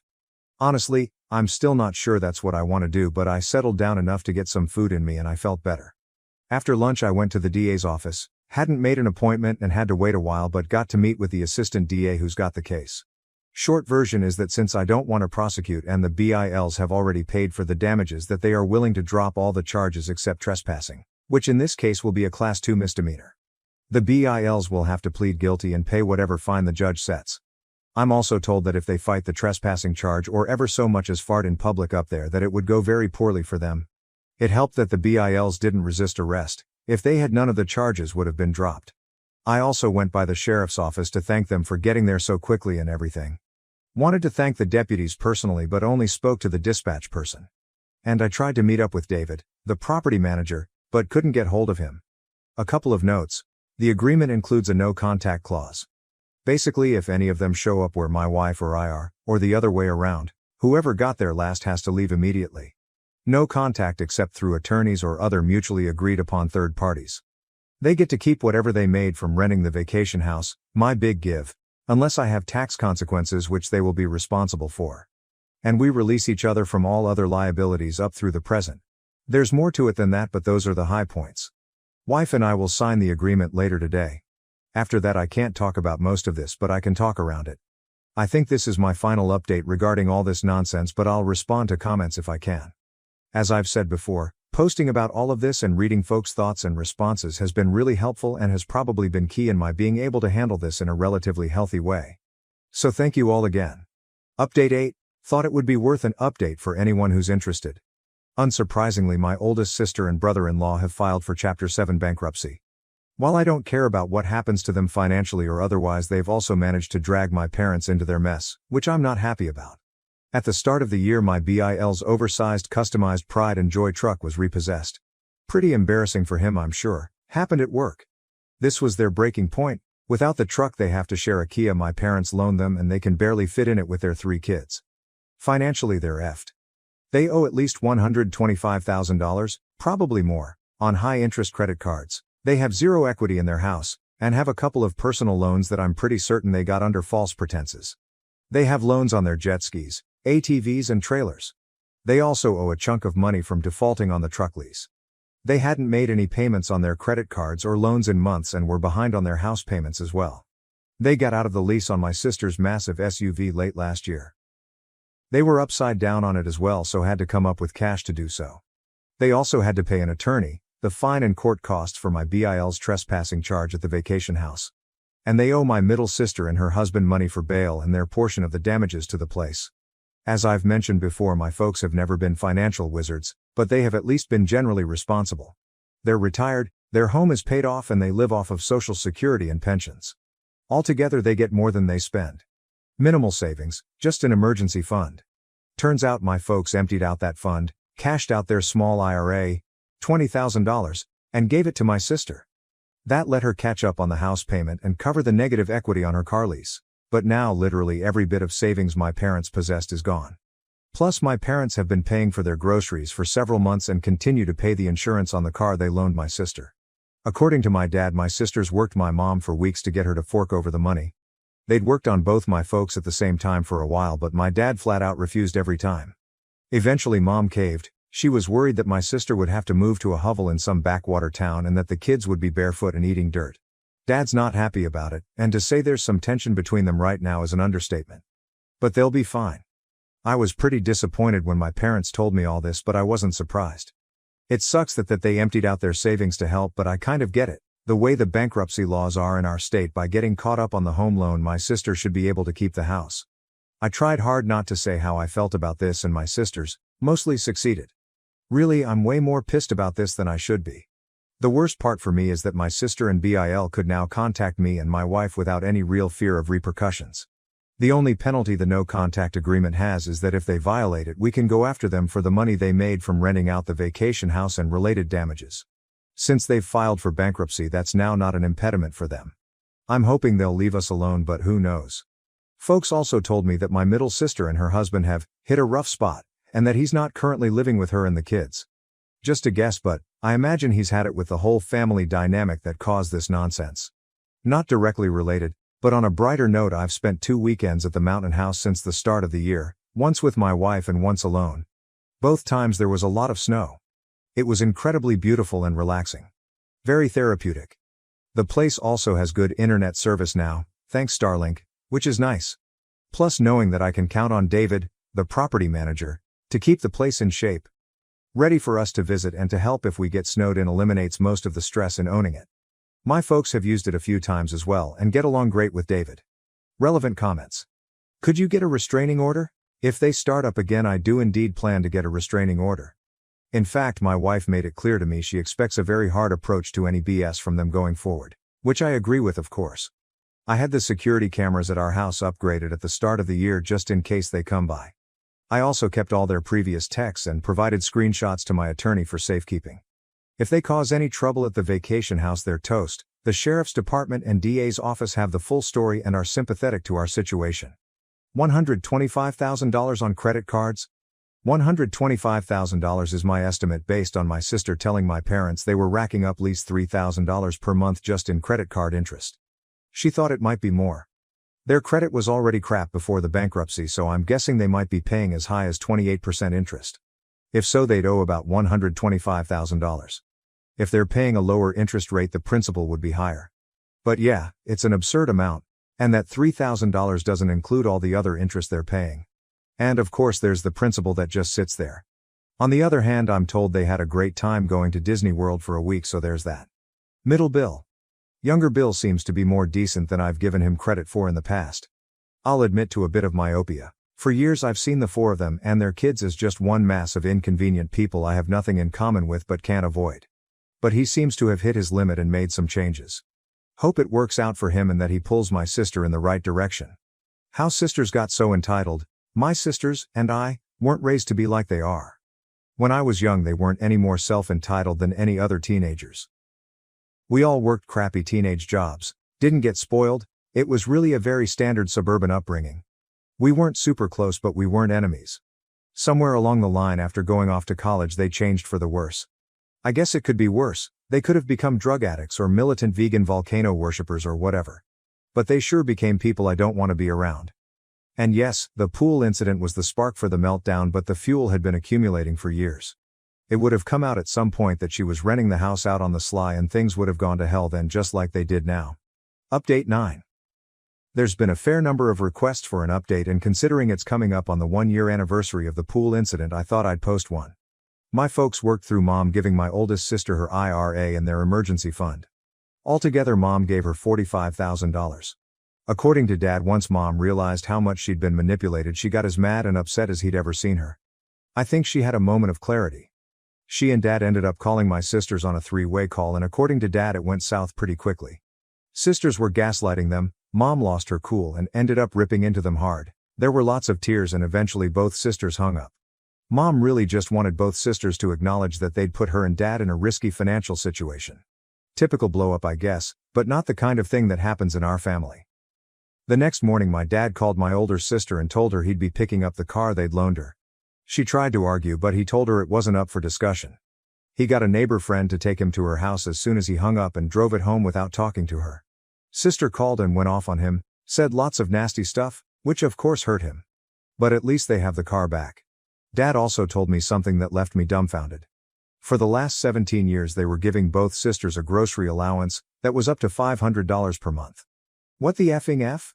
I'd thought I had a pretty good handle on where their money was going, but clearly I was wrong. This started back when I was going to graduate school and living at home. My sisters asked for the money because they thought it wasn't fair that I was living at home rent-free, and then it just never ended. In any case, my parents cut them off. Unsurprisingly, my sisters weren't happy about it. Who the hell gets an allowance from their parents when they're in their 40s? Because of all this, my folks and sisters quit talking for a while. Don't know if they've resolved everything, but they appear to be on speaking terms again, though my folks aren't having them or the kids over. I'm in don't ask mode. It's their business. My folks are using the vacation home fairly regularly. Currently they're there for a 2-week stay and will probably make it 3. Unfortunately, my wife and I haven't spent any time there lately, other than me having made a couple of day trips to check on it and drop off some supplies. The property manager I hired, David, is still taking good care of the place. Side note, middle sister told my mom that the oldest sister had been making over $6,000 per month renting the house out and that it had been going on for nearly 3 years. Pretty certain she didn't declare the income, so that's like grossing $8,000 to $9,000 per month. I will forever find that galling. Oldest sister and BIL still have their house. My attorney checked up on their bankruptcy case. The court converted it from Chapter 7 to Chapter 13, which I believe means they have to pay back a lot more of their debts. Middle sister and her husband are still separated. I don't know if my middle Bill has had any issues with his security clearance because of breaking into the house. I do know he's still with the same big defense company. At my parents' request, I've been working on putting their house into a trust. They want me to manage their affairs as they get older and keep the house safe from my sisters. I'm working with an attorney, but it's not done yet. Folks have asked me to be the trustee and have also given me full power of attorney. The best part about the last few months is that my sisters, Bills, have left us alone and have stayed away from the vacation home. Wife and I are really happy to be back to our normal lives. Hope everyone else's lives are going great. Update 10, December 14, 2024. Some folks have asked for an update. Here you go. In August, my attorney let me know he'd received a letter for me from my middle brother-in-law. This was the first contact from any of my sisters or their husbands since they'd been arrested. It was a long letter, had a sincere apology, and a lot of information he thought I should know. Biggest thing was that he and my sister are divorced, not separated. He moved out and filed for divorce right after we made the settlement agreement. He and my middle sister kept it quiet until it was done. Their house sold in June and she's moved to an apartment. He told me that his being arrested last year, along with my other BIL, for breaking into the vacation house could have cost him his job and killed his career, and that it was a huge moment of clarity. He said that the dynamic between the four of them, my sisters, him and my oldest sister's husband, had become totally toxic, that they are all borderline alcoholics or worse, and that he had to get away from that environment. He no longer speaks to my oldest sister or her husband. He also asked if he, my dad, and I could meet and have an extended conversation, as there were things he needed to talk about in person. Frankly, I was unenthused, but my wife thought it was worth doing. I asked my dad if he was interested. He was, so I relayed a response to now ex-Bill through my attorney and we met over lunch. We talked for over 2 hours. It was pretty exhausting. Ex-Bill looked better than I'd seen him in, well, forever. He's quit drinking, is in therapy, has lost a lot of weight and looked fit. He was apologetic about all the BS he'd been involved in and apologized to my dad for hiding the divorce. Told us therapy is really helping him. Asked me if the $5,000 he'd sent covered all the damage to the vacation house. I told him it had, and thanked me for talking to the county prosecutor. Said he is strongly considering transferring to a new project that would have him living overseas for the next few years, that he really needed to reset his life, but he was trying to balance his mental health against not being part of his kids' lives every day. Ex-Bill also hit us with what for me was quite the WTF. Apparently my sisters have hated me since before I was born, but have always hidden it from the rest of us. They liked things better when there were just the two of them. He said when they drank, which was whenever they were together, my sisters would often bitch about me being the favorite child, how my folks gave me more opportunities than they had, how my doing well was a result of that, and that I didn't deserve my success. None of that made any sense to me or my dad. All three of us went to the same public schools, had dumb part-time jobs, etc. My folks paid for 100% of their college, not mine. I got a full scholarship. I was pretty shocked by this, but my dad was literally speechless. Dad eventually said he had no clue they felt that way as kids and that he and Mom had never favored any of us. He's still having a hard time with this. Personally, I'm embarrassed that I was clueless about it all my life. But it does explain a lot. Ex-Bill warned us that my sisters and remaining BIL intended to put on a full court press to alienate my folks from my wife and me. They also plan to keep the grandkids away from my folks to pressure them. He said that they're still 1000% convinced that my folks are sitting on a ton of money. They want some of it ASAP and are sure I'd stop my folks from giving them anything. That got a laugh out of my dad because he and Mom simply don't have any real money. They do have their house, of course. Ex-Bill also told us that he and my middle sister had rented out the vacation house a total of 6 times over the years. He offered to pay me what they'd made. I declined and told him it was in the past. He also told us my older sister Bill had never declared the income from renting out the vacation house. He did. He didn't want to get in trouble with the IRS. Both my dad and I spoke with ex-Bill separately for a few minutes. Don't know what they talked about. I thanked him for his apology and for making things right financially. Also wished him well and told him I'd be willing to talk with him again down the road.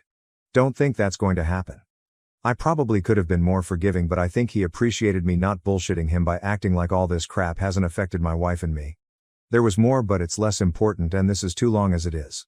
After XBL left, I asked my dad if he, mom and I could sit down and talk about all this.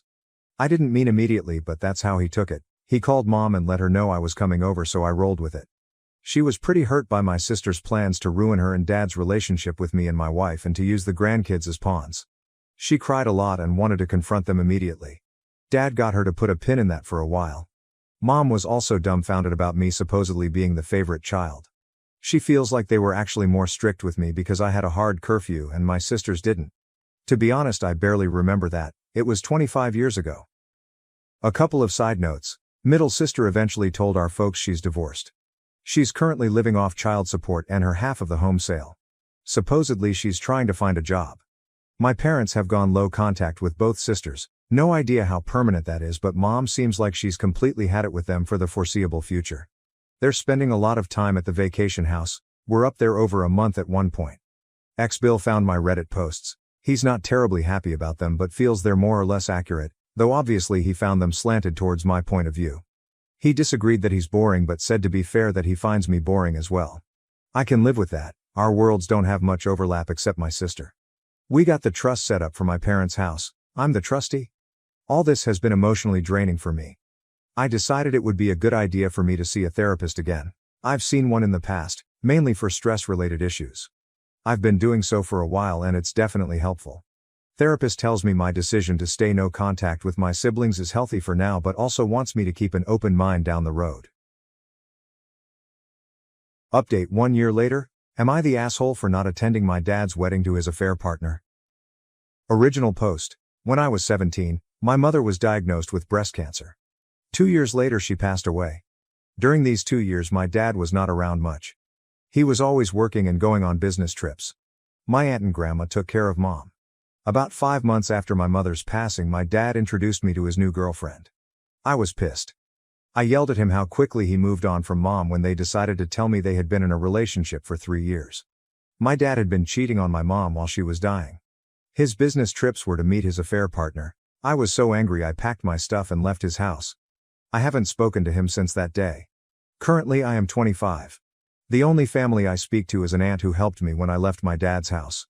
A few days ago my aunt called me, asked me how I was and then asked me if I heard from dad. I said why would I hear from him again? My aunt said dad is getting married to his affair partner and by going to his wedding it would help us mend our relationship. I said, why would I do that? He is dead to me?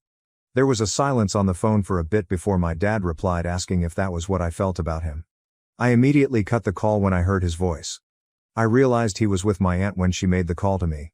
I texted my aunt telling her I asked her not to tell dad anything about me and she agreed back then.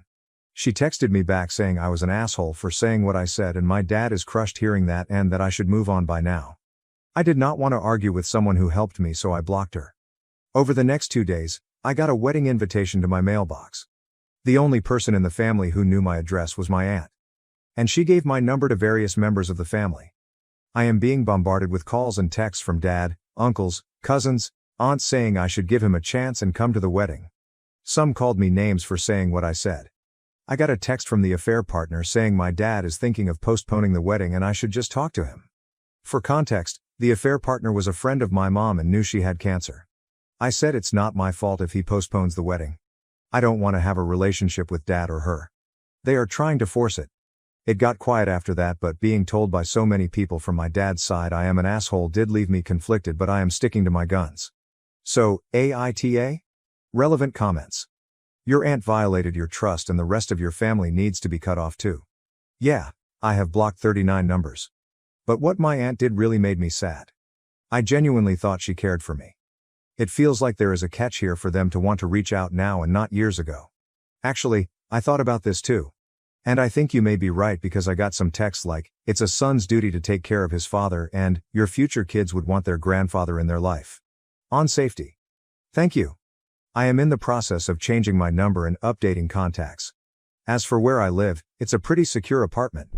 You can only come in after me or someone buzzes you in, then you have to write down your name with security and the elevator works with a key fob only. I am hoping that I don't have to move but keeping my options open if it escalates.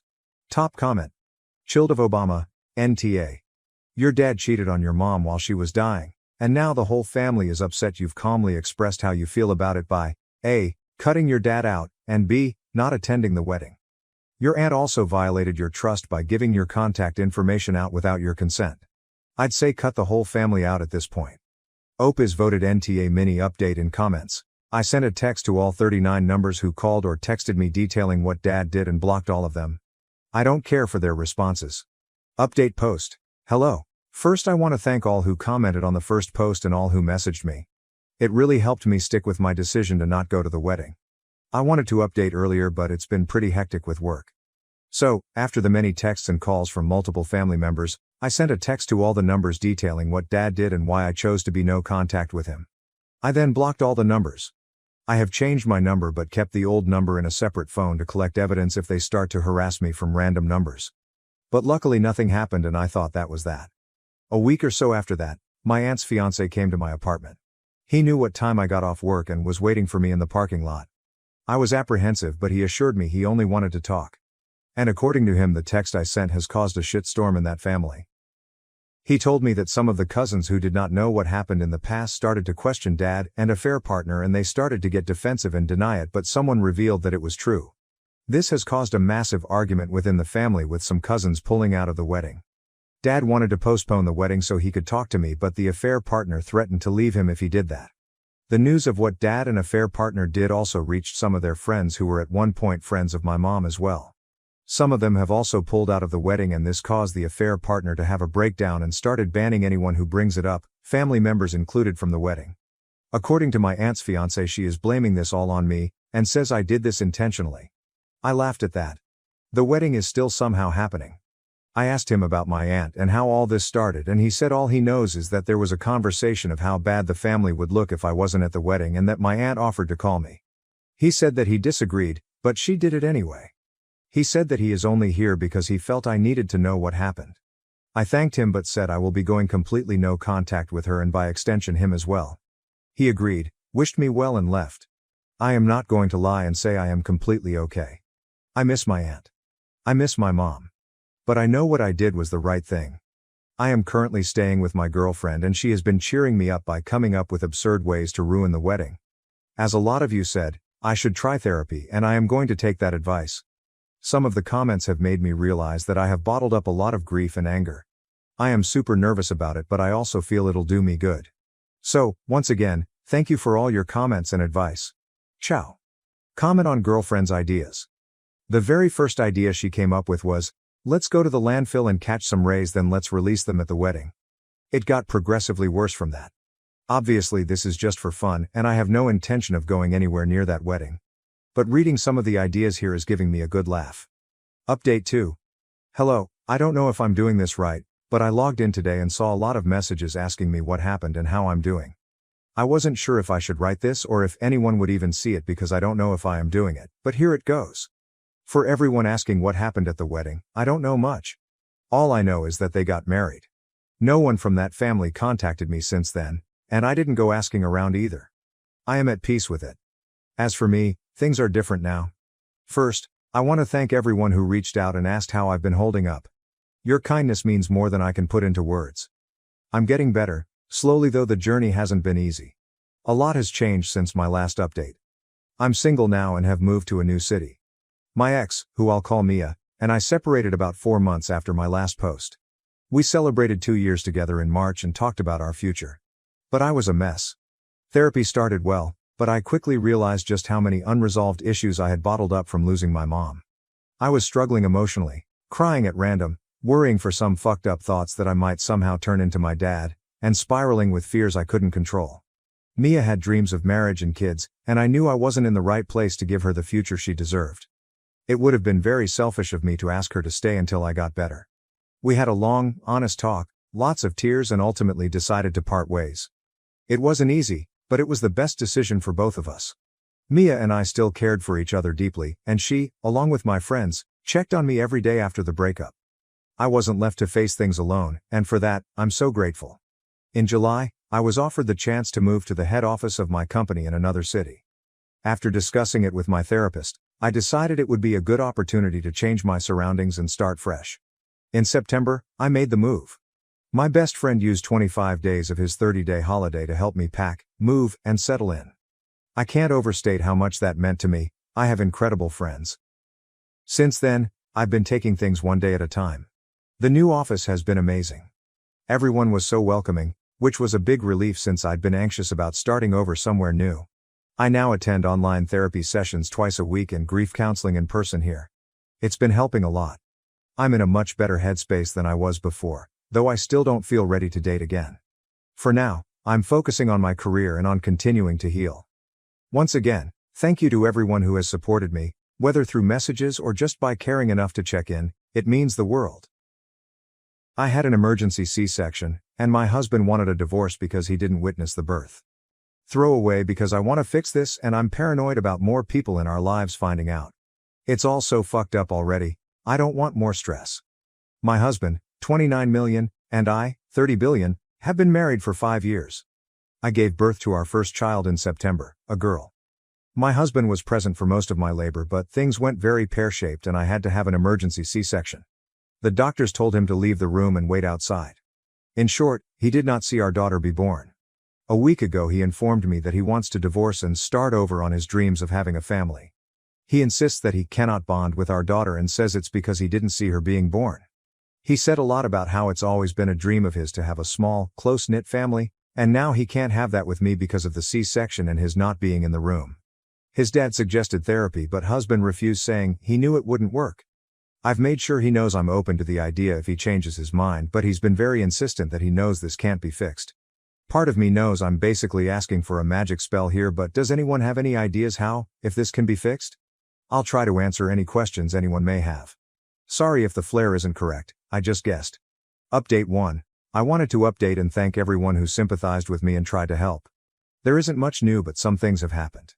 I can't link my first post here according to the rules, but these 2 posts are the only ones this throwaway has, so it should be easy to find. TLDR. I, 30NB, gave birth in September. Things went badly. I needed a C-section. Husband, 29M, did not see daughter be born. Husband insists that he can't bond with daughter and wants a divorce so he can start over on his dream of having a close-knit family.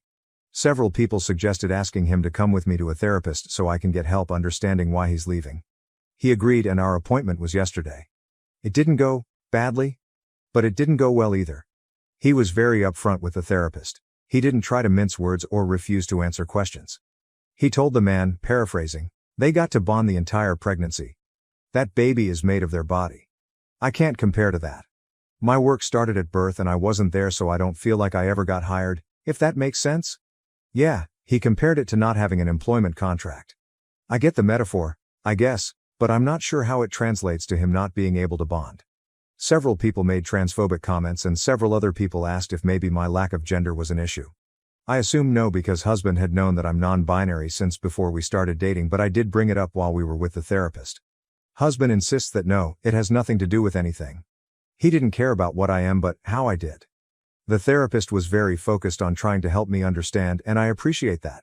No complaints with him. I'm still completely in the dark though, and husband has started talking about choosing a lawyer. He says he wants a clean break, before daughter gets too attached. TLDR 2. Situation is still fucked. I'm leaning towards letting him just go and focusing on me and daughter. Update 2. This is probably going to be long and it isn't a happy update. My other posts can be seen in my post history, but the short of it is that I, 30NB, gave birth to my daughter in September. My STB ex-husband, 29M, did not see her birth. Things went very badly and I needed emergency intervention. He was not in the room for the C-section. About a month and a half ago he informed me that he cannot bond with her because he did not see her be born, and he wants to divorce so he can start over on his dreams of a close-knit family. We have filed. I have taken daughter and moved back in with my parents, who aren't very happy about the divorce but are thrilled to have the chance to nanny daughter, their words, not mine. Life was in stasis for about a week after my last post until Mufael asked us to come over for dinner. He informed me that STBX had asked for his help paying for a lawyer. He had agreed with the requirement that we all sit down and have one last talk about the situation. He opened by saying that he thinks that getting this over with would be best for me and daughter. STBX looked a little hurt at this, so he's willing to help, but he wanted to take one last shot at fixing it. The one last shot ended up being several hours of talking. FIL bluntly demanded that STBX explain his reasoning. STBX repeated the can't bond thing. FIL asked why. The employment contract analogy was brought up again. After much back, forth, What do you mean by this? Why that? Phil just said, I'm not buying this. What's the real reason, STBX?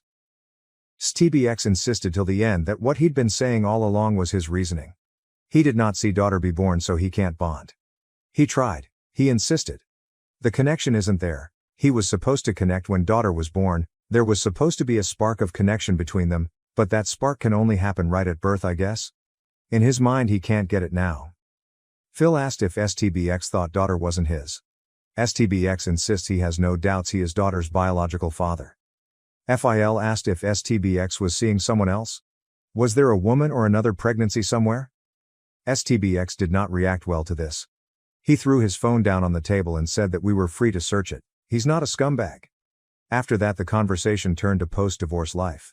STBX offered up that he'd been running the numbers and would volunteer $50 a month alimony and $50 a month in child support. He doesn't have to do either, mind, because we're divorcing and he wants to cut all ties with the kid, but he wants to be fair. $50 in alimony? Whatever, I have a job and a roof over our heads. I don't need it. $50 in child support? That is a lot less whatever. But I'm refusing to stress about it. The court will handle CS amounts. I'm making myself not be angry and let them deal with it. I admit I tuned out most of the rest of Phil's attempt to talk sense into his son after that comment. I think that was when the coffin finally nailed itself shut. I started packing when we got home and went to my parents' house the next day. I'm no longer talking to STBX, his lawyer talks to mine. We haven't spoken in almost 3 weeks. I don't think I need to tell you that he hasn't shown any concern for daughter, but here I am anyway. The day after I got there my sister kidnapped me to her place. We got very drunk, daughter was with parents, not us. Talked about everything and I screamed a lot. I got most of it out of my system. After that we had more drinks and watched terrible horror movies. I woke up the next day with the headache from hell but otherwise feeling better than I had in a long time. My job can't transfer me, just my luck, but I've been promised a glowing reference and I'm cashing out what little paid leave I have left to add to my savings. Phil asked after the failed conversation if I would be cutting him off.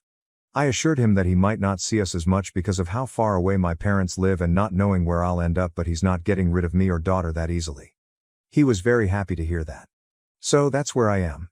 Papers have been filed, daughter and I have moved out of the house, I'm doing my best to ignore STBX's existence. Thank you all again for listening to me cry and complain over the past couple months. Update 3. I promised an update once things were over, and at this point they're mostly over, so here I am.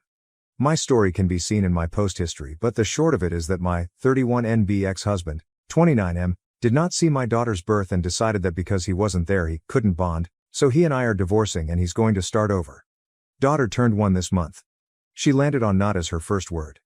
I suspect this is because Phil brought home a foster-to-adopt dog a few months back whose previous owners called her Nod or Nodder. Daughter loves the heck out of this dog, you guys. Phil sends me pictures of her every day to show to my daughter.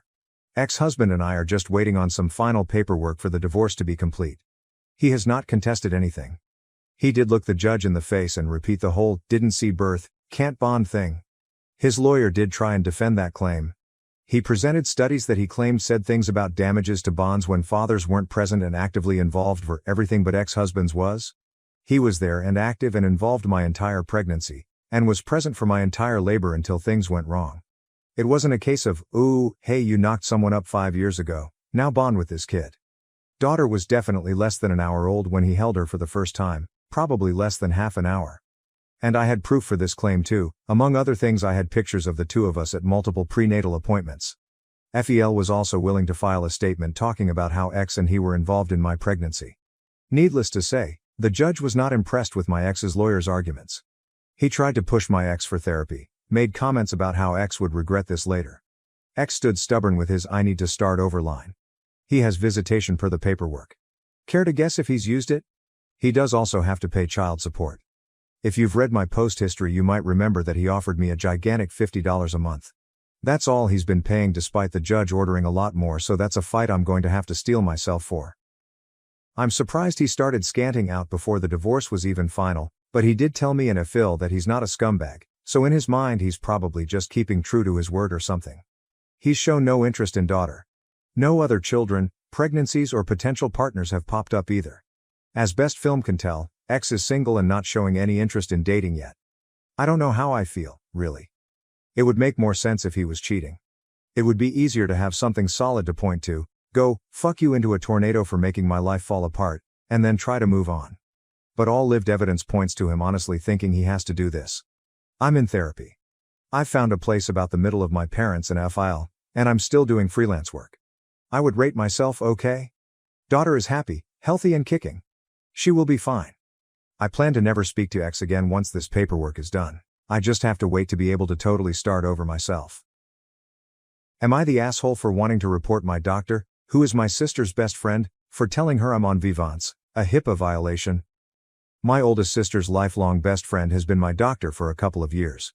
Initially my doctor, Dr. A, was a colleague of hers from the same clinic, but after my doctor, Dr. A, was away on maternity leave, I temporarily switched to my sister's friend, Dr. B, as my primary physician, and it's been that way since the pandemic began and I never switched back. I have ADHD and get prescription meds for it and have been for a few years now, something I haven't shared with any of my family members for fear of backlash since I come from a long line of type A overachievers who don't believe in ADHD and write it off as laziness. A few days ago, my siblings and I were hanging out at my sister's house watching the Matthew Perry, Diane Sawyer episode where he shares his history with substance abuse, and I made a comment about how skinny he looked during one of the seasons of Friends. My sister then, out of nowhere, says to me, "Well, it started with prescription drugs, so I hope you don't get hooked." I was instantly gripped with a feeling of absolute horror. My other siblings were confused and looking at her for further clarification, but she didn't say anything more. I spent the whole night just frozen and with a deep pit in my stomach. Later, when I found some time alone with her, I had to pry the information out of her. She had just gotten back from a girls' ski trip, and when they were extremely drunk, her friend, my Dr. B, slipped up and mentioned that she saw me recently for an increase in my dosage and basically revealed to my sister that I have been taking prescription Vivance for a few years now. I'm so livid, feel utter betrayal and have a strong urge to report her for breaking HIPAA regulations. My sister won't stop texting and calling me about it, literally all day long, begging me not to ruin her friend's life forever after years of hard work. She's obviously worried about losing her friend, but she couldn't care less about how disrespected I feel and how my privacy was violated. And more than anything, I worry that my sister will share it with my parents and my family will never look at me or my achievements the same. ETA. A little more info. I've known Dr. B my entire life, as long as my sister has. She was my sister's friend since they were in first grade, and they've remained close, and we've hung out with our families on multiple occasions over the years. We've even gone on trips together, including my sister's bachelorette. I always looked up to her and found her cool growing up. She and my sister both have kids around the same age and they're close as well. She currently brings in the bigger chunk of the income in their family and they rely on it, and my sister keeps reminding me that I'm also ruining two innocent children's lives in the process, which is the only thing I feel guilty about. I adore those kids and they don't deserve that. But I also cannot get over how betrayed I feel. I always keep a safe distance between personal and professional relationships and would have never picked her to be my doctor had the circumstances not unfolded the way it did. She was the next best doctor and was the obvious choice because I wasn't really looking to switch to a new clinic during the pandemic. Relevant comments. OOP. On her sister's personality, Dr. B doesn't know what my sister told me yet. So far it's just been conversations between my sister and I. She's making it seem like they were so sloppy drunk that it was a slip-up and a complete one-time total accident, but I don't understand why that would even come up at all and don't believe that. My older sister flaunting sensitive info about my sibs and I is a tale as old as time. When we were kids, she would hold on to a secret she found out about one of us till the perfect moment and would thrive on dropping the bombshell to our parents during a road trip or in the interval of a great movie and ruin the entire thing. It was her thing, and I fear she hasn't fully gotten over the habit as an adult. My older sister considers herself our parent too and has always narked or used stuff as leverage against us. I used to fear her growing up and would hide my journals at my friend's house because she would snoop. Definitely lacks empathy. Update 1. Thank you for all the advice and support on my original post. After reading the feedback, I reached out to a close lawyer friend for advice as well. And he, like most of you, agreed that I should report it and to do it without informing anyone else. He said it was better for me to do it sooner to have it on record. They prefer any complaint to be filed within 180 days of when you knew that the act or omission complained of occurred. 2 days after that I reported Dr. B to OCR for violating HIPAA and Patient Safety Act and breaching my fundamental right to health information privacy. I didn't tell my sister or anyone else, but a few days later, I saw my entire family when I went home for the holidays. I hadn't heard anything back yet on my complaint, so I wasn't sure if Dr. B was aware yet, let alone tell my sister that I had reported her, so I didn't say a word. Turns out that wasn't my biggest issue at that moment though. My sister had already told my parents that I was on an extremely high dose of controlled substances. I knew my parents wouldn't take this news well, but they were far more upset about it than I could have imagined. My dad doesn't believe in ADHD, and thinks it's merely an excuse for those that allow themselves to get easily distracted, especially since the age of social media. He even remarked that he noticed I was quite slow with my responses since dropping out of my chess club. Really absurd and offensive comments. I can't even remember a lot of it because I was frozen. I just sat there, nauseous and livid, with tears in my eyes, just listening to the three of them, my parents and sister, take turns going off at me.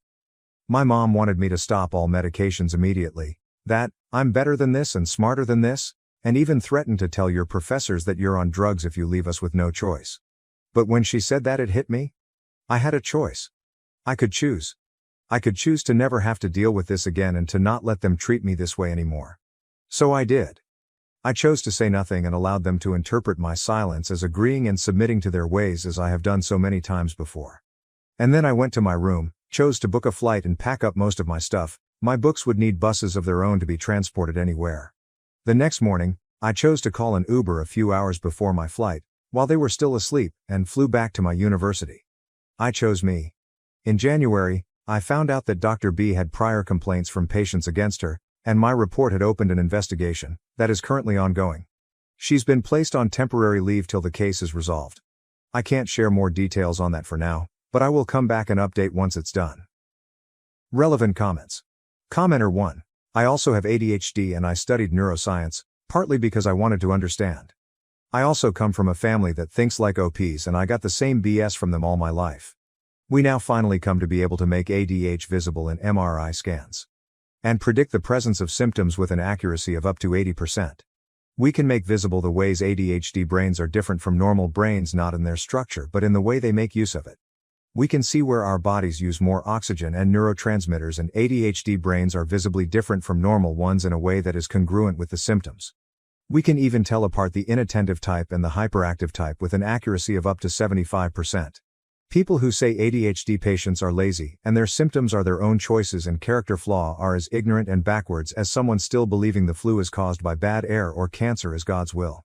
If this family is so smart, they are doing a really good job at remaining ignorant. With all the evidence out there, they have to really choose not to read and educate themselves and become advocates for their child and sibling, but instead actively avoid the newest scientific evidence that their opinion is stupid and they have been shitty people all along. It took me 30 years to make the step you made. Kudos on being so brave and mature while still being in college.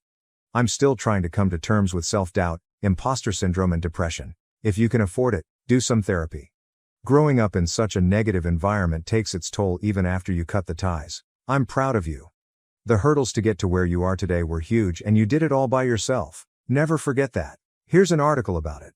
This is just a small study in China, but they are happening everywhere and they all come to the same conclusion.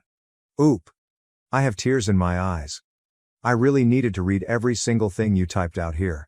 I'm so tempted to send this to my family, but I don't want to interact with them right now, so I won't. I love science just as much as they do, and studying physics brings me so much purpose. I just know I need some help in staying ahead of my course and completing my assignments, and I'm finally okay with that. In the short time that I've been away from my family, I've felt so much more freedom in accepting who I am. That I am still smart and capable, and that I will still become a scientist, even if I do it my own way, and I am okay with the fact that my family doesn't approve of my choices. If they can't be bothered to listen to me, let alone attempt to learn anything about my diagnosis and try to be there for me, they aren't worth worrying over.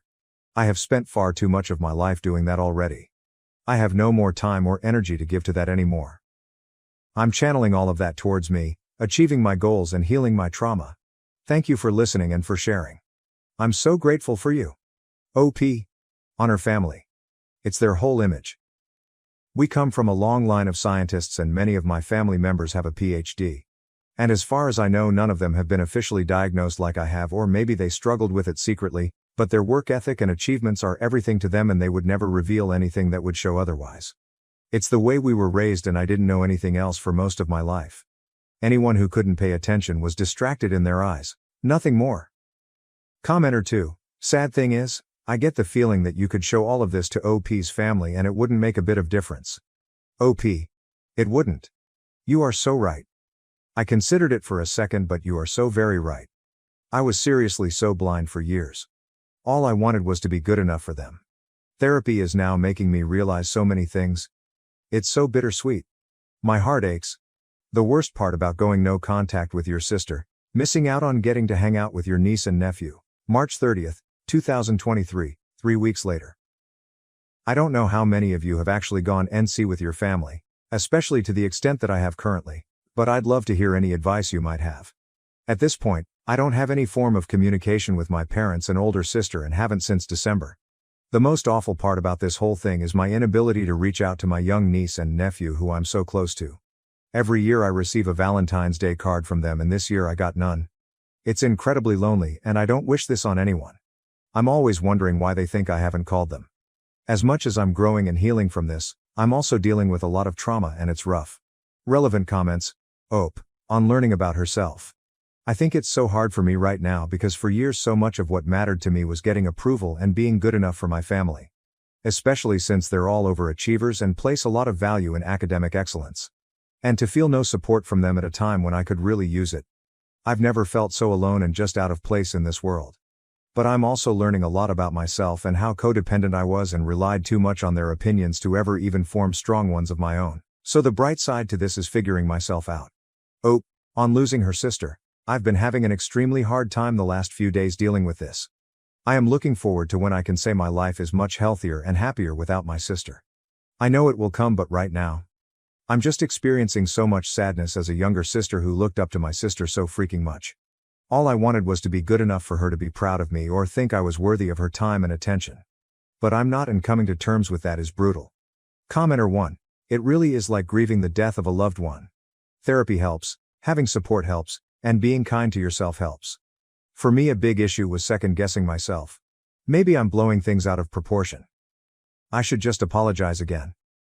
Those thoughts were hard to get past. Ope. I'm having those exact thoughts. I am currently in therapy and it is not easy. It seems like so much of the affection I thought I felt from my family wasn't real at all and most of it in my head. Thank you for sharing with me. It might not seem like much, but it really does help to know there are others out there dealing with similar situations. It is so hard. Commenter 2. Could I make a suggestion to you? Create an email address for them. Something like I love my nephew at Gmail and I love niece at Gmail. Then email them every time you would have sent a card or reached out. Send emails that say, Happy Valentine's Day, I miss you guys. Hey, I saw pictures, or heard through the grapevine that you did this. That's awesome and I'm proud of you. This reminded me of you today and I wanted to share. I would have the first email to the account be this is what happened between your mom and dad and I and why I'm no contact. It was never about you guys and I'm always here when you're ready to contact me. Then when they're old enough to decide for themselves, maybe 18, maybe earlier or later depending on circumstances at that point, you can give them the password OAP. This is a wonderful idea and I might actually do this. It feels like a good way to express my feelings without bottling them all up. Thank you. OAP, on trusting herself. It feels so awful to know they don't really have your best interests at heart and it's a very raw kind of pain. But you are right, I do feel more confident in my decision as each day goes by and know I did the right thing. Update 2. Thank you to every single person that has commented, reached out via DM or shared any advice with me. My ADHD and current anxiety has me extremely overwhelmed, so please excuse me for not being able to respond to each of you individually. I get quite a few questions every day about any update with the case. I'm not sure how so many of you are still finding this post, but I really appreciate everything you've said to me to help me get through this. I'm sorry I can't answer any questions right now. Please know that once I have enough to share or any real information, I most certainly will, but for now, there isn't much. The only thing I can share is that I am currently working with an attorney well versed in HIPAA violations who is handling the matter on my behalf. We have received a notice regarding the outcome of the investigation from the OCR, which I am not allowed to share yet. I'm not sure if we, along with the other patients who faced breach of privacy from the same doctor, will be suing, because that's usually the most unlikely outcome since it almost always falls on the employers rather than the doctors. I've been told we might proceed with a civil claim. There's a lot of bureaucracy involved and it seems quite complicated, so I don't have a timeline on what to expect yet. I'm just grateful to have a lawyer that knows what they're doing. Thank you for your support. It's been the most hardest and lonely period of my life and your kind words helped me get through it. Relevant comments. Commenter 1. Hey, it sounds to be a good update so far. How did the situation with your family turn out? Did they contact you? I hope you're emotionally okay and have the time to heal. OP. My mom has tried to contact me a few times but I haven't answered. My dad and sister haven't.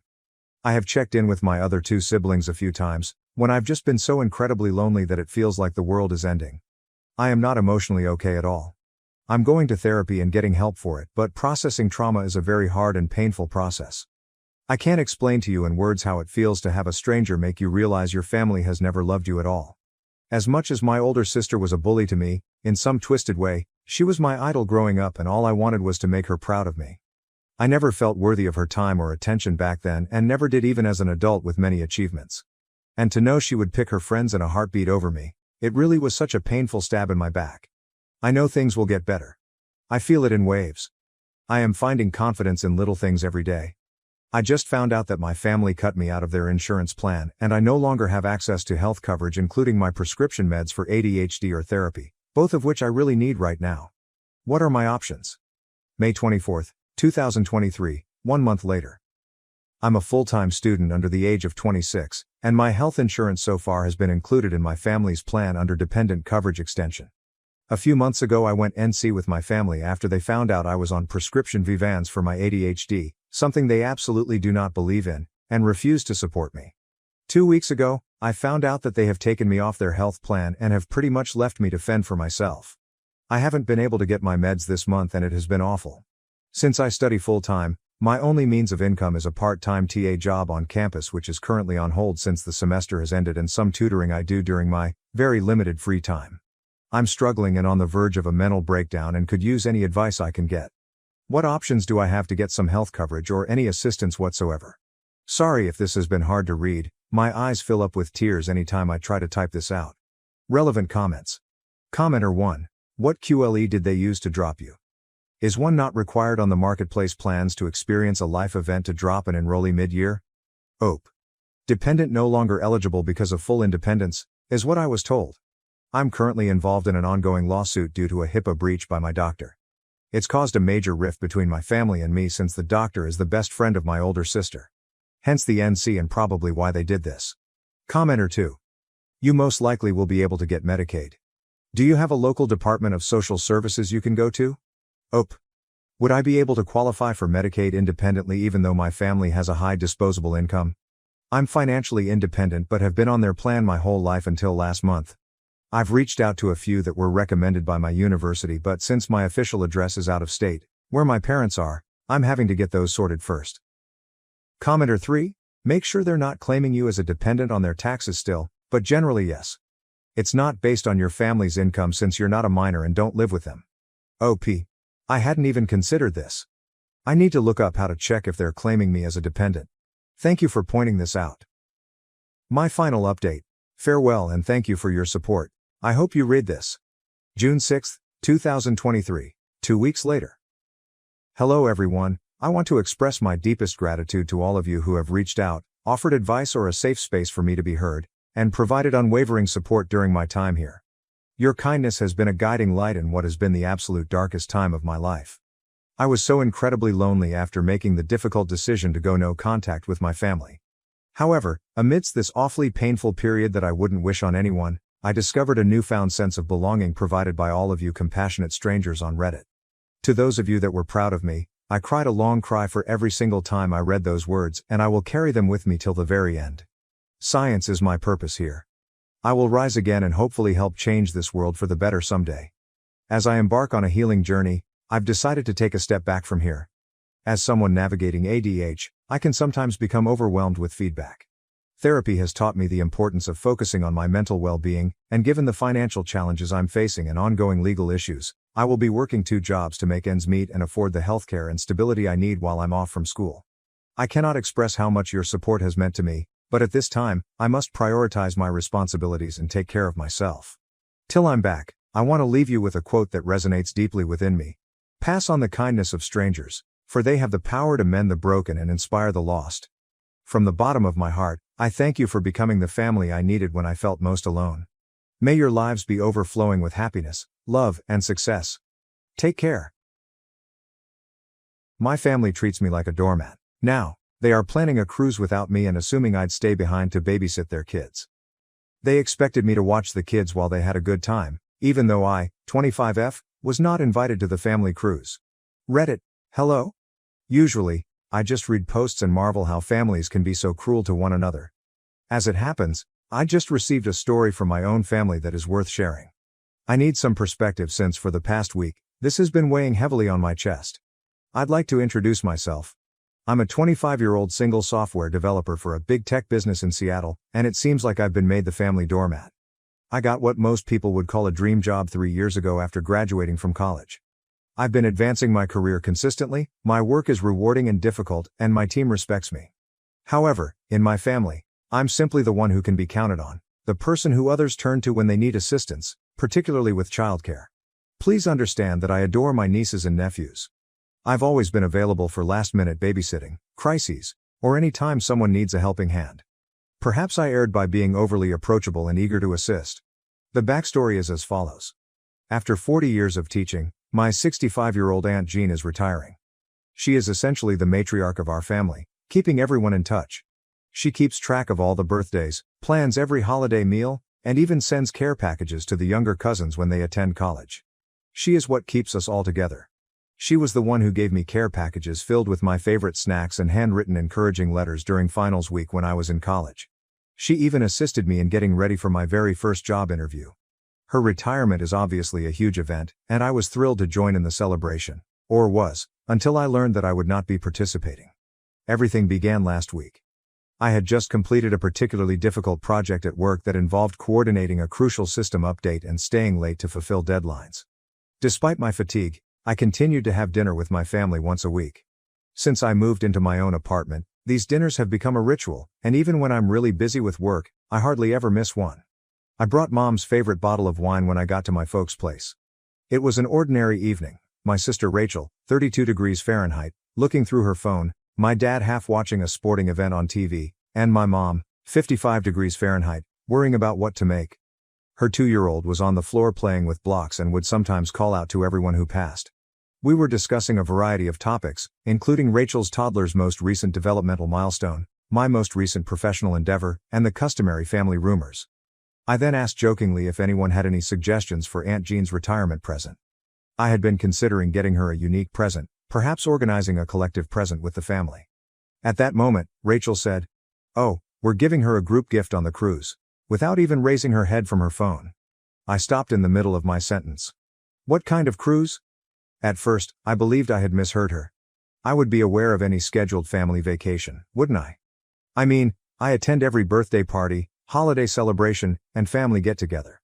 I chuckled uneasily and inquired about her topic. She raised her head, obviously perplexed that I was perplexed. "We've been organizing the cruise for months, you know." As if I were somehow to blame for not knowing about something that no one had thought to tell me, Rachel added, "All the adults in the family are going." I asked my mother for an explanation. When she realizes she's done something wrong but doesn't want to acknowledge it, she gives me this uneasy smile. She clarified. "It's a cruise to celebrate your aunt's retirement, with a few days spent in Hawaii." I had the impression that I was in a strange prank show at the time. I was in the dark about this elaborate excursion, while everyone else was aware of it. Suddenly, the space felt too warm and cramped. My heart was pounding as I struggled to comprehend what was going on.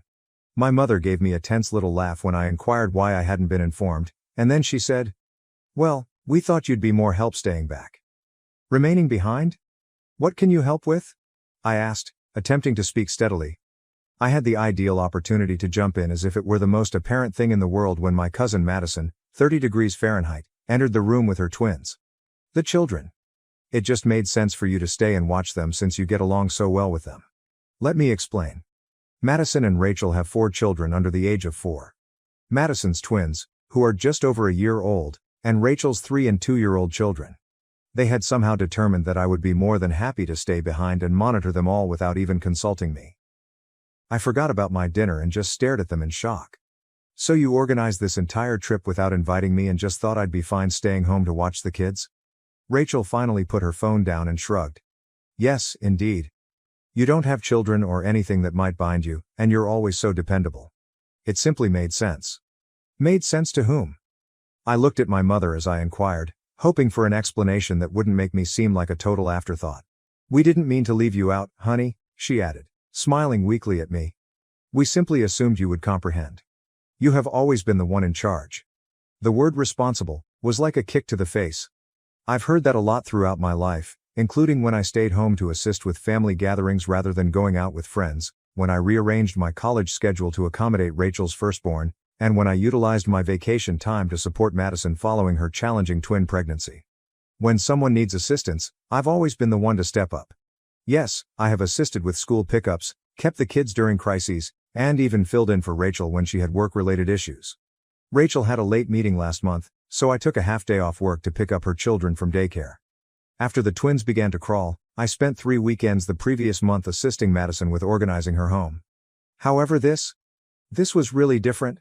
They made decisions for me as if my time, my desires, and my life didn't matter. They didn't even have the grace to ask. My mother attempted to patch things up by promising to bring me a memento, as if that would somehow make up for my exclusion.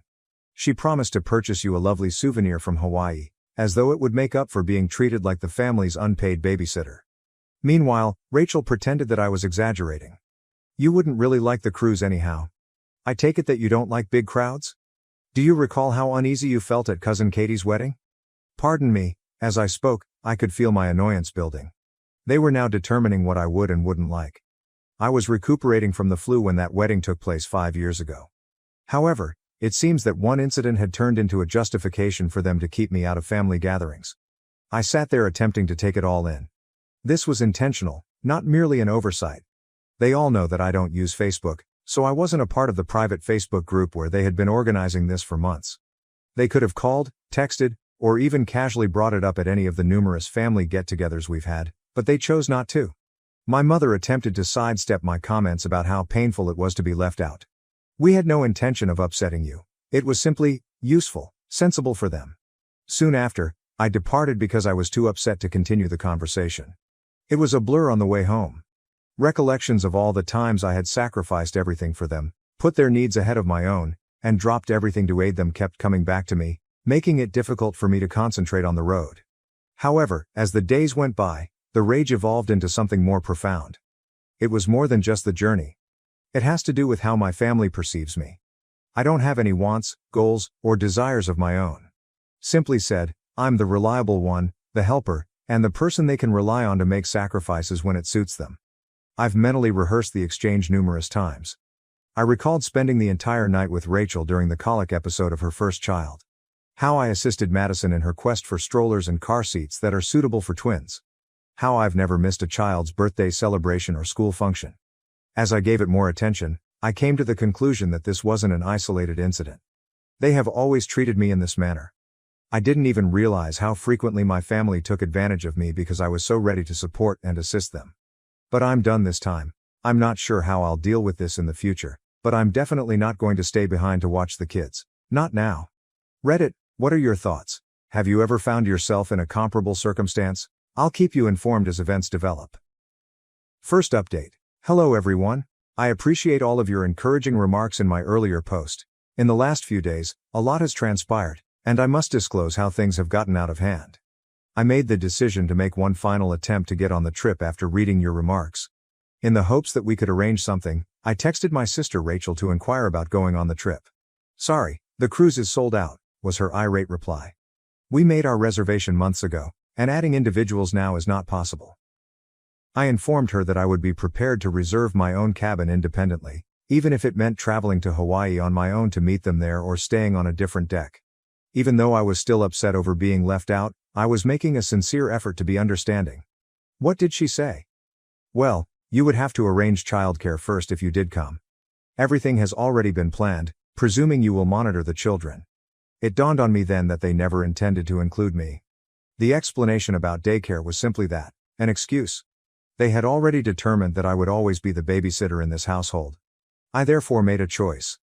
I had previously asked for time off for what they believed to be babysitting responsibilities. I choose to take the time off for myself rather than cancel it. A coworker recommended this lovely mountain cabin rental, which I found. It's quiet, remote, has hiking trails, and a hot tub with a view of a valley. I made the reservation right away, packed my things, and departed without informing anyone of my destination. Everything I needed was in the cabin. Just the sound of nature and complete solitude. No Wi-Fi, No cell service until in an emergency. Naturally, my phone was overflowing with texts the morning of their cruise departure before I finally shut it off. Mom. In an hour, we're heading out. When are we able to drop off the children? Rachel. Hey, we're taking the car seats to your apartment. Be prepared.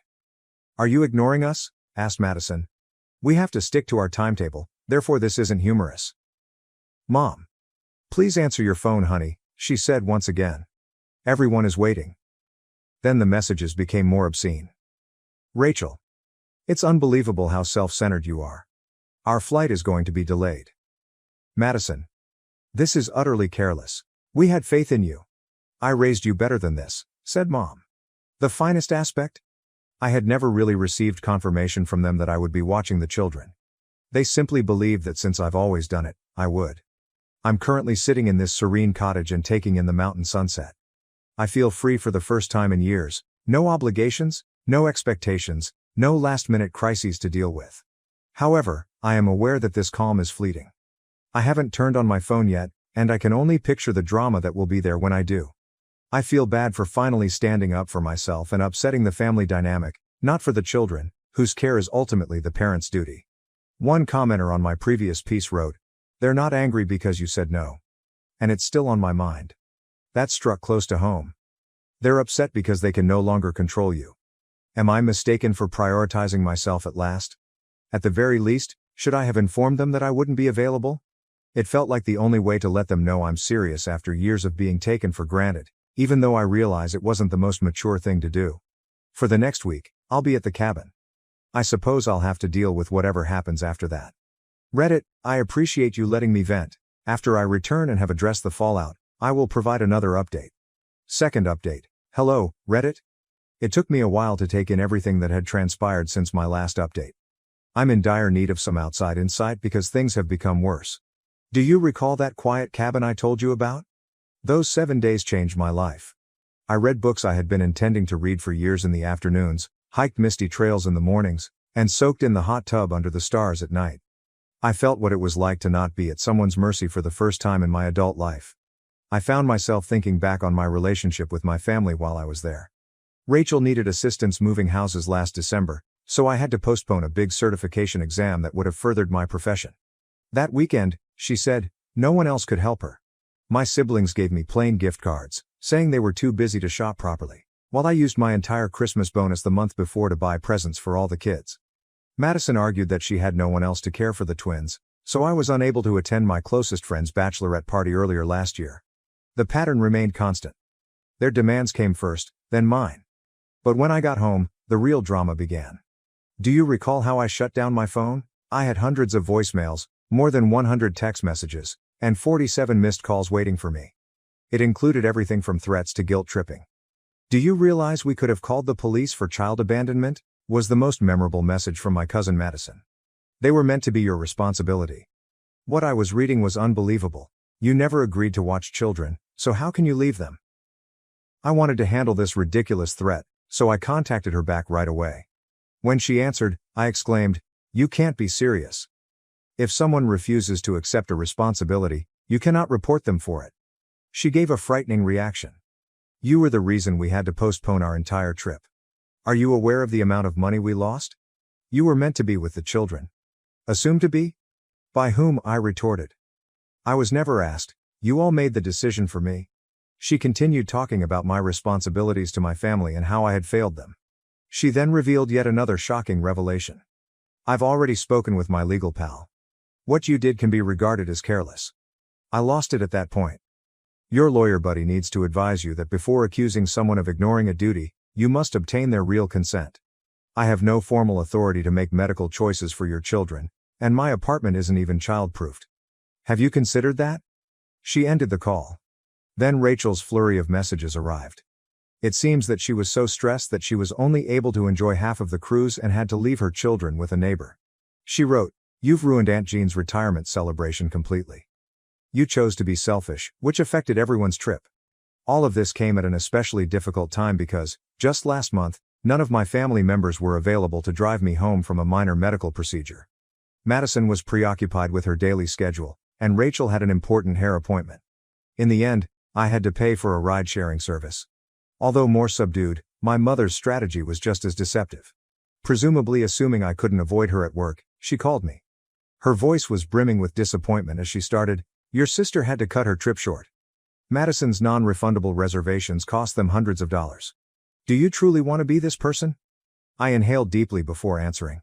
"Mom, is this more about what you all want me to be or about what I want to be?" "What is the intended meaning of that?" she inquired. "It indicates that I'm sick of being used as the family's unpaid babysitter. None of you even take into consideration the fact that I have my own life, work, and aspirations." She emphasized, "We are family. Families support one another. Mom, help is something that is freely given. You're referring to obligation here. In addition, when was the last time I received assistance from any member of this family?" The ensuing stillness was telling. The intriguing part, though, is that my sister chose to make this public. On Facebook, she has been making ambiguous and hostile status updates about toxic family members and others who don't respect family values. The irony is that our extended family members are making comments like, "Some people forget where they came from, and blood is thicker than water." I was initially turned away from the family cruise by these same individuals. My cousin even went so far as to email me a detailed list of all the fees they incurred due to my selfish behavior, including additional daycare charges, travel changes, and cruise tickets. She is requesting that I pay them back because, presumably, their careless planning has made me financially liable. A friend of mine who is a legal, not simply a buddy who knows a lawyer, burst out laughing when I showed her these messages. She asserted, "They cannot force you to pay for plans you never accepted. None of this operates that way." I've learned a valuable lesson from the entire situation. This goes beyond childcare or a vacation. It involves years of abusing my kindness and using my time and effort as a resource to which they are legally entitled. I've always had some emergency that needed my attention whenever I've attempted to plan for myself. Rachel had joined a book club, so last spring when I wanted to take a photography class, I ended up spending those evenings watching the kids. This summer, Madison needed assistance with the twins when her husband was gone on business, so I had to postpone our planned weekend getaway with friends. To help me deal with all of this, I've started going to a therapist. She noted that my family's response, the threats, the humiliation in front of others, and the financial demands, are all indications that someone they're used to controlling is losing control. Aunt Jean has been the sole bright point in all of this. I was moved to tears by her remarks when she called me yesterday. "I had no idea they excluded you like this. I would have stopped it right away if I had known. Family isn't meant to be like this." However, even her encouragement cannot make up for the hurt I feel when I realize how my family truly views me. I'm their safety net, their backup plan, and their free babysitting service, not their sister, daughter, or cousin. Going forward, I know I must establish clear boundaries, but I'm having trouble figuring out what those boundaries should entail. There's a part of me that wants to stop communicating altogether, at least temporarily. Even thinking about that makes another area feel bad. Reddit, what are your thoughts? With family members that don't even grasp the idea of boundaries, how can you set them? Have any of you had a similar situation? Third update. This will be my last update on the situation. Reddit. In light of the trip and the turmoil that followed, I've had to make some tough but essential choices regarding my relationship with my family going forward. These last few weeks have been life-changing. Now that I'm not always on call for family problems, my professional life has dramatically transformed. I am now in charge of a significant project. Last week, my manager even took me aside and remarked, "You seem like a completely different person. Your energy and focus have significantly increased." Until they were gone, I was unaware of how much my family responsibilities were impeding my career. I finally had the chat I had been dreading last night. I gave my mother a call. Since I still adore her in spite of everything, I knew she would be the most difficult to deal with. However, love is insufficient to excuse their treatment of me. Her voice was instantly eager as she responded. "I'm so happy you phoned, honey. Let's move on from this, shall we? I want to stop fighting now." I said in a firm voice, "Mom, this isn't a fight. This is my way of telling you that I need a lot of space." "What is meant by that?" Her voice changed from one of hope to one of worry. "It implies that I can't continue in this manner. I can't be a part of a family that doesn't respect me, even though I love you. Whenever I attempt to defend myself, I encounter manipulation, accusations, and guilt tripping. A few weeks ago, I would have been devastated when she began to cry. So what? Are you simply going to leave me? From your sister? From everybody? Yes, if that's what it takes to keep my peace." From there, the discussion took a turn for the worse. She employed all of her strategies, including money manipulation. Remember who helped with your first apartment deposit? Guilt about the children. They ask about their aunt every day. And even bringing up dad's health. This stress isn't good for his heart. The most painful part was when she mentioned my early years. She said, I gave up everything for you. To raise you, I put my career on hold. I didn't miss the irony of her exploiting her own decisions to blame me for mine. But I held my ground for the first time. I clarified that although I would continue to send birthday cards to the children, I would require total separation from the family's adults for the foreseeable future. What is the foreseeable future duration? She insisted. For however long it takes for me to recover and for everyone to realize that I'm more than just the family's babysitter. She ended the call. Instead of feeling sad as I had anticipated, I felt lighter. I adopted a more straightforward strategy with my sister and cousin. I disabled their social media profiles and phone numbers. I went through all of the family group conversations on my phone and unsubscribed. In addition to unfollowing them on social media, I modified my email filters so that their messages are sent to a different folder that I may review whenever I'm ready. There has been a noticeable shift in my day-to-day existence. I used to be so worried about missing an emergency call from my sister or cousin that I would continuously check my phone. My phone isn't tied to incessant demands from my family anymore. It's just a phone. I've begun taking back my weekends. I joined a local hiking club last Saturday to tackle a strenuous trail that I've always wanted to experience. I spent 6 hours going to a stunning top with like-minded individuals rather than watching my nieces and nephews. Next weekend, we intend to go hiking again. The class I mentioned on photography? Everything is going remarkably well. I have a natural eye for composition, according to my instructor, and I'm already organizing a picture show with several of my classmates for the spring of next year. When I was at everyone's mercy, I would never have had the chance to take advantage of these kinds of possibilities. Additionally, I've resumed dating, which was previously nearly difficult. It's incredible how much more appealing you seem to possible partners when you don't have to keep postponing arrangements to deal with family crises. Aunt Jean is the only person I continue to communicate with. She confirmed everything I've been feeling when she contacted me this morning. She added that she had experienced a similar situation with her own sister years prior, which helped me feel less alone in this choice. Walking away from people who don't value you, even if they are family, is sometimes the strongest thing you can do. I've learned from my therapist that this is about taking back my identity, not just about establishing boundaries.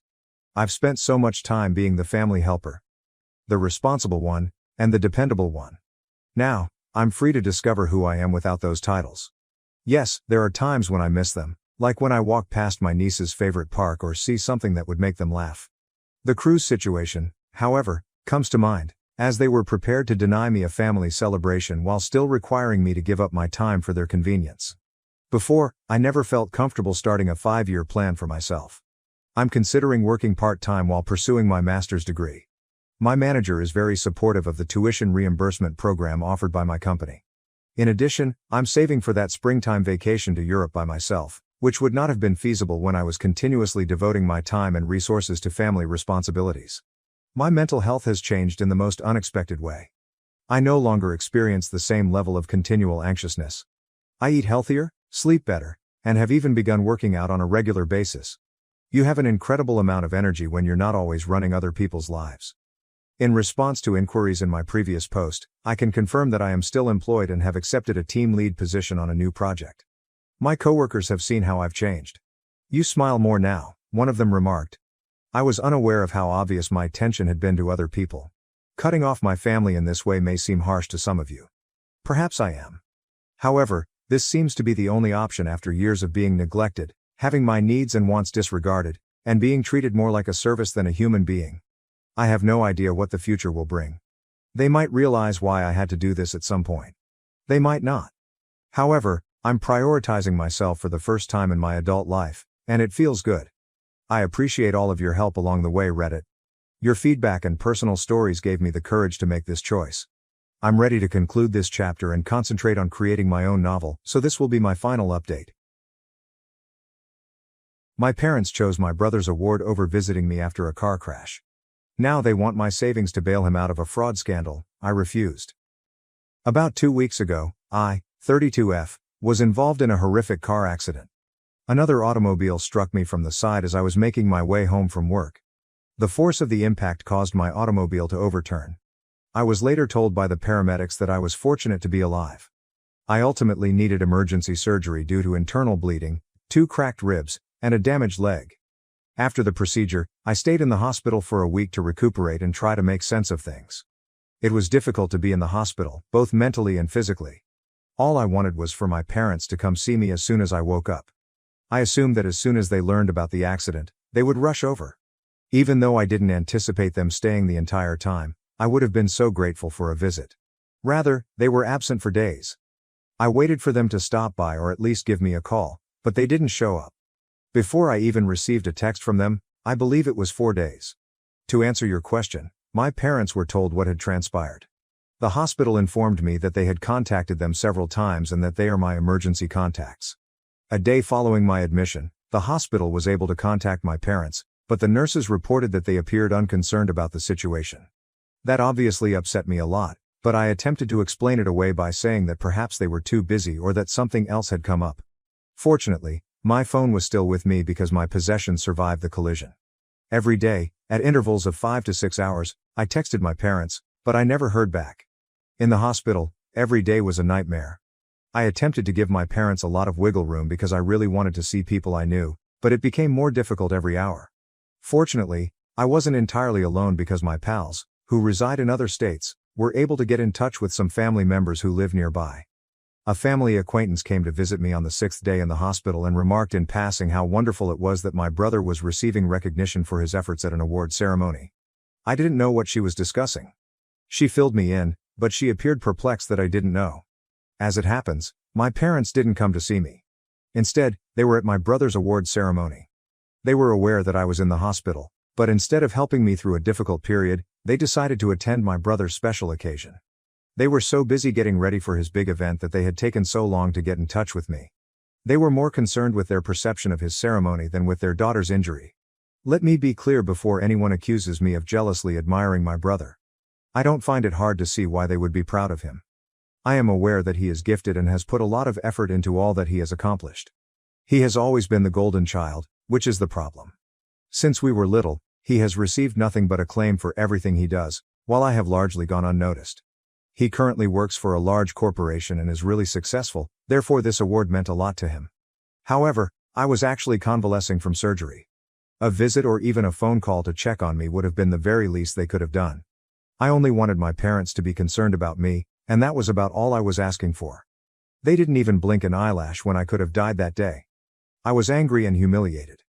I attempted, but was unable, to explain my parents' actions. I then made the decision to contact them and let them know how offended I was. I texted them to express my disbelief that they prioritized my brother's prize over my well-being. I expressed my pain at them not even checking in on me. I didn't have to wait long for an answer for the first time since the accident, and to be honest, I wish they hadn't responded. Their words simply made me feel worse. At first, they attempted to defend their behavior by claiming that they couldn't miss my brother's award because it was a once-in-a-lifetime accomplishment. I informed them that if they had only taken the time to come see me sooner, they wouldn't have missed the event at all. After a while, they gave up trying to argue with me and told me that it was pointless to waste time coming to see me while my brother was out there making the family proud. That hurt more than words can express. It seemed like they only considered me as an afterthought. I wish I could say that their behavior astonished me, but it has always been like this. My brother was perfect as a child. Every action he took was praised. Every accomplishment he made, whether it was a scholarship, a fancy job, or perfect grades, was celebrated. In the meantime, I was constantly in the background. It was never good enough, even when I performed well. Every error I made was viewed as a disaster, and I never received the same level of help. I had the impression that they had already determined I was a failure and that nothing I did would change their thoughts. A week after my brother's award ceremony, my parents unexpectedly arrived at the hospital. I was initially perplexed because, following our last talk, I had given up on contacting them. I knew my parents well enough to understand that they weren't worried when they came to see me. They arrived with phony smiles on their faces and bouquets in their hands. They made an effort to strike up a conversation about how I was doing, but it was obvious that their thoughts were elsewhere. I advised them to just say what was on their mind because I could tell that whatever they were thinking about was going to irritate me. The fact that they showed so little concern for my survival was offensive enough. I didn't need their phony pity. I didn't have to exert much effort. When my mother learned that my brother had been arrested for fraud at his company, she burst into tears. It turned out that my brother was at the heart of a huge fraud scheme that was discovered by the corporation he worked for. He had been directing funds into his personal investments by falsifying the company's accounts. Following an internal investigation, everything was turned over to the police, and he was apprehended after a coworker alerted the superiors. He is currently being charged with major offenses like wire fraud, forgery, and embezzlement. My parents had apparently already spent a large portion of their cash on hiring attorneys for him. They came to me because they didn't have enough money left to pay his bail. They asked me to utilize the money I had saved up from my work as a project manager at an IT business to help him out. Additionally, they asked whether I knew anyone who could help in any manner or pull some strings. I had the impression that I was merely a tool to clean up my brother's mess, not even their daughter. I continued to experience mental and physical pain. It was unbelievable to me that they would turn to me for assistance after everything. It was like being slapped across the face. When I was laying in a hospital bed after surgery, afraid and alone, they didn't give a damn. But now that their favorite child was in danger, they needed me. I felt bad about it. Perhaps I ought to have assisted for the benefit of my family. The other side of me, though, was angry. The same brother who has always had everything handed to him, why should I save him? My parents have always protected him, so he has never experienced any repercussions. Now, they expect me to do the same. I informed them that I would not assist. I said that even if I did have the money, I wouldn't feel obligated to help him out. I made it obvious who they cared about more and reminded them that they hadn't even come to see me yet. They insisted that I was being self-centered and that families should be together. I couldn't get myself to care, even though they said I would regret not helping my brother. To be honest, my brother has always taken precedence over me. I was never enough for them, no matter how hard I tried. They wanted me to simply forget all the times they disregarded me, left me out, and made me feel unimportant now that they needed something from me. I felt in control of the situation for the first time in my life, and I wasn't going to let that go. I'm laying in my hospital bed right now, feeling a mixture of anger and remorse. Since I said no, my parents haven't spoken to me, and I know they're upset, but I simply can't bring myself to care any longer. I'm done trying to gain their approval. I've wasted too much time. AITA for standing up to my parents after everything they've done to me and not helping my brother. They keep repeating that family should always remain together, therefore I feel like I might be the villain. However, the way they have treated me throughout my life, and particularly now, is something I simply cannot get over. I feel like I've had enough, but I'm not sure what to do. First update. Hello everybody, I wanted to express my gratitude for your support of my initial article. I was able to maintain my position because of that. Although I didn't anticipate updating so quickly, a lot has transpired since then. I was eventually released from the hospital a few days after my parents arrived. I can walk, but my leg fracture requires crutches, and breathing is still difficult as my ribs heal. Going home, finding some serenity, and escaping the turmoil were all things I was looking forward to. The moment I arrived at my apartment, that hope was dashed. I knew things wouldn't go well as soon as I spotted my folks, who were waiting for me just outside my door. They must have called the hospital to find out the precise time of my discharge because I hadn't told them. They wasted no time at all. They began hammering me before I could even remove my keys. They were incensed and informed me that by not helping my brother, I had gone too far. It's the most irate I've ever seen them. They seemed more unhappy with me for refusing than they were with my brother's deception. They talked endlessly about how family should always come first. They said I was selfish and vindictive. They claimed that I was using this circumstance as a means of exacting revenge on them because I had resentment toward my brother.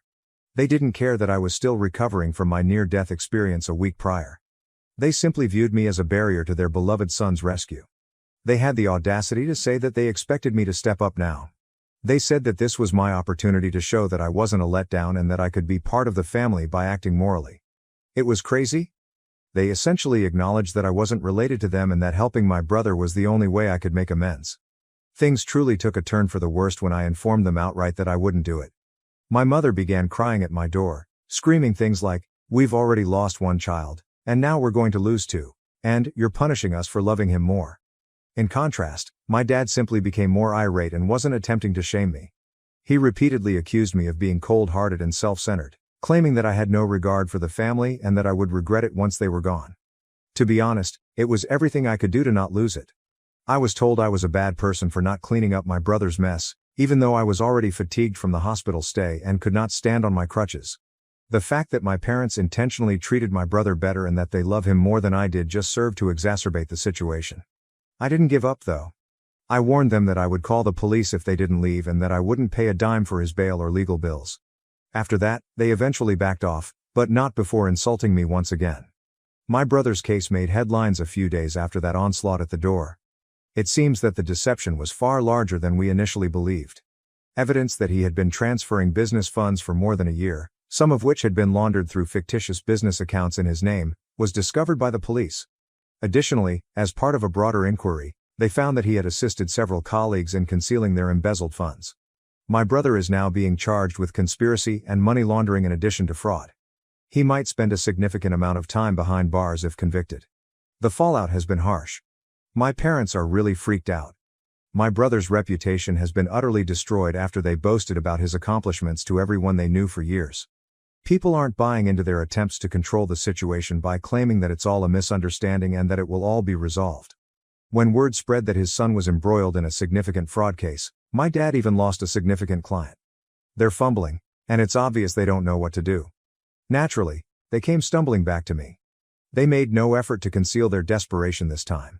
They indicated they needed my assistance, just this once, to get through this because they were under a lot of stress. They insisted that they would have an opportunity to fix things, and keep the family together, if I helped my brother, but I understood exactly what that meant. Keeping the family together meant preserving the appearance that their ideal kid had done nothing wrong, and fixing things meant hiding his transgressions. They've gone completely silent after I told them no once more. Nothing, no texts, no calls. They seem to have given up on me, to be honest. They most likely view me as a hopeless failure who abandoned the family when they most needed her. But what do you know? I no longer give a damn. I feel like I'm in charge for the first time in my life. Knowing that my parents just saw me as a fallback option, someone to control in case something goes wrong, hurts. However, it also feels fantastic to put myself first for once and to finally say no. To appease them, I won't help my brother, and I won't allow them to use guilt to get me to correct a situation they started. They must now deal with the repercussions of their decisions. Second update. Since many of you have been inquiring about my condition, the truth is that things have gotten even more problematic. It was my brother who sent me an email. Since he doesn't have access to a phone while incarcerated, he persuaded one of his friends, who still maintains his innocence, to contact me on his behalf. I was initially inclined to simply remove it without reading it. I assumed it was just another attempt to use guilt to get me to assist him. However, my curiosity overcame me, and I opened it. My brother said he was being framed in the email. Although he vowed he wasn't the mastermind, he acknowledged that he was a part of the fraud at his company. He claims that the superiors used him as a scapegoat to hide their own wrongdoing. He even said that while he was trapped taking the fall, certain powerful executives were still able to move freely. He pleaded with me for assistance, not for our parents but because he believed that I was the only one who could save the family from disintegrating entirely. I was genuinely offended by that line. Perhaps it was because my brother finally admitted how poisonous our parents have been. He acknowledged that they have consistently mistreated me and exploited him to stroke their egos. Seeing him acknowledge that was odd because he had always complied with it. I couldn't get rid of the impression, though, that he was just saying anything he felt would persuade me to assist him. He also said that I should help him by saving the family, which is what my parents have been saying ever since this fiasco began. I kept asking myself if there was any truth to what he was saying, even though I promised myself I was done with all of this. Could it be that he was actually being set up? What if I was mistaken about how huge this was? I wanted to know for sure, part of me. I therefore made the decision to investigate. I mentioned the problem to a buddy of mine who is a lawyer and whom I trusted. Since they were not involved in the case, they were unable to provide me with a complete legal breakdown. However, they did offer me some guidance on where to find additional information. After doing some additional research, I discovered that my brother's story wasn't entirely untrue. There was no doubt that he was a fraudster. However, based on my understanding, it appeared that he wasn't the one controlling everything. Evidently, he was not the only victim of the fraud plan. My brother was utilized as a pawn by several high-level executives who had been transferring corporate funds for years. Since he was responsible for overseeing specific accounts, he was held solely responsible when things went south. My brother was left holding the bag because these superiors had purposefully separated themselves from the grunt work. I felt torn after learning all of this. I was upset that he was involved in something so dubious in the first place. On the one hand, he was involved in a serious crime regardless of whether he was the mastermind or merely a pawn. He wasn't just an innocent bystander who unknowingly became involved in anything. He followed through because he knew what he was doing. Most likely, he believed he would never be caught. However, I did feel a little sorry for him at the same time. Knowing that he was exploited by those with greater strength and expertise in hiding their trails is difficult. It's obvious that those executives were well versed in their roles and made sure my brother would bear the brunt of any negative outcomes. If he hadn't been raised in a household that encouraged him to take shortcuts as long as you were successful on the outside, I couldn't help but wonder how things may have turned out. He most likely believed that he was untouchable because of our parents' unceasing protection and adulation. My folks were unexpectedly silent when I told them what I had discovered. Although they didn't want to acknowledge it, I believe that they secretly understood my brother wasn't an innocent victim. They persisted in promoting the same story, claiming that I was selfish for not prioritizing the family and callous for not assisting him, rather than admitting the reality. It was like speaking to a stone wall when you spoke to them. I've made the decision to stop interacting with them at this time. I've made up my mind and I'm sticking with it. No matter how much he wants to blame the executives, my brother still made his bed and now has to lie about it. My parents are at fault if they wish to continue supporting him. If the situations were reversed, I wouldn't ruin myself trying to help someone who wouldn't do anything for me. To be honest, I've not felt so at ease in a long time. Even though my family will never believe it, I know I made the right decision. I've been treated like I didn't matter for far too long, and I'm sick of it. Although my brother's predicament is awful, I am not responsible for fixing it. Once again, I want to thank everyone who has helped me along the way. Although it hasn't been simple, it has been a huge comfort to know that I'm not the only one who feels this way. Third update, I now have enough information to provide you all with an update, even though it has been more than a month since my last post. I'll start with what my parents did when they realized that insulting me and pleading with me wouldn't work. They made the decision to do something else, which was to make me even more miserable than I already was. They contacted several of my aunts, uncles, and cousins to express their disdain and selfishness for not helping my brother. They gave the impression that my refusal to assist was motivated by spite and that I was simply sitting on a mound of money. All they said was that I was a monster and should not be trusted. Only until one of my cousins contacted me and informed me that my parents were spreading unfavorable rumors about me did I learn the truth. They cleverly omitted the fact that they left me in the hospital and hadn't contacted me since, completely twisting the tale to make it seem like I was harboring resentment. I was only ever summoned to assist my brother. I was hurt at first. Even though I had defended myself, it seemed like I was being punished again. I believed that I would be left on my own with no one to support me. However, an unforeseen event occurred. Several distant relatives began contacting me rather than supporting my parents. It turns out that my parents' treatment of others and constant emphasis on my brother caused them to sour relations with a lot of individuals over the years. I was unaware of the depth of this. I started hearing stories from relatives I hadn't spoken to in years, and to be honest, they were all more startling than the last. My brother once borrowed a substantial amount of money from her husband to invest in a business venture, according to an aunt who informed me about it. Naturally, the plan failed, and my parents severed all ties with my aunt when she attempted to recoup her money. They even propagated the idea that my aunt was avaricious and unsupportive of her family. According to another cousin, my brother blamed a parking lot attendant for my uncle's car crash at a family gathering a few years ago. To keep the family from being embarrassed, my parents supported him and made sure the rumor didn't get out. They accused my uncle of attempting to damage my brother's reputation when he attempted to address them about it. There were several examples like this one, where my parents either covered up my brother's wrongdoing or silenced anyone who dared to speak up. My brother and another family member had a business partnership, but my parents ruined it because they believed the relative wasn't renowned enough to be affiliated with their son, according to one relative. It was both startling and reassuring to hear all of this. I wasn't insane. It's true that my parents have a long history of ignoring others and hiding behind my brother. For a long time, I believed that I was somehow to blame for my parents' treatment of me, that perhaps I wasn't good enough or didn't live up to their standards. It was never about me, though, as I now see. They constantly wanted to keep my brother safe at any costs. They even avoided family members who questioned them or obstructed their path. For those who wonder why my parents were so in need of my assistance, the answer is because I have established a strong life for myself in spite of their lack of encouragement. I've developed excellent relationships and managed my finances wisely in my role as project manager for a reputable IT company. I've saved money and made prudent investments. My parents knew I had the money, which is why they were so frantic. They failed to realize, however, that I didn't want to help just because I could, especially for those who have treated me like an afterthought my whole life. There has been an update on my brother's case. My parents eventually gathered together enough cash from loans and favors to get him out of jail after I refused to bail him out. However, the inquiry was far from finished. My brother made the decision to assist the authorities a few weeks ago. According to what I understand, he provided information about the higher-ups who were complicit in the scam, which aided in the prosecution's progress. He was able to receive a lighter sentence as a result of his cooperation. He will serve a year and then perform community service in lieu of years in prison. To be honest, that doesn't make me feel any better. His cooperation is commendable, but that doesn't change the fact that he initially decided to participate in the plot. Furthermore, I don't think this event will significantly alter my brother. I don't think he will quit having my parents clean up his mess anytime soon. For my part, I've decided to permanently cut off contact with my parents, which I probably should have done a long time ago. They are blocked on all of my platforms. I even instructed the front desk of my building to deny them entry if they returned without warning. I'm tired of serving as their fallback option, scapegoat, or emotional target. I'm surprisingly not depressed about it. I had assumed that leaving my family would be a great loss, but instead it feels liberating.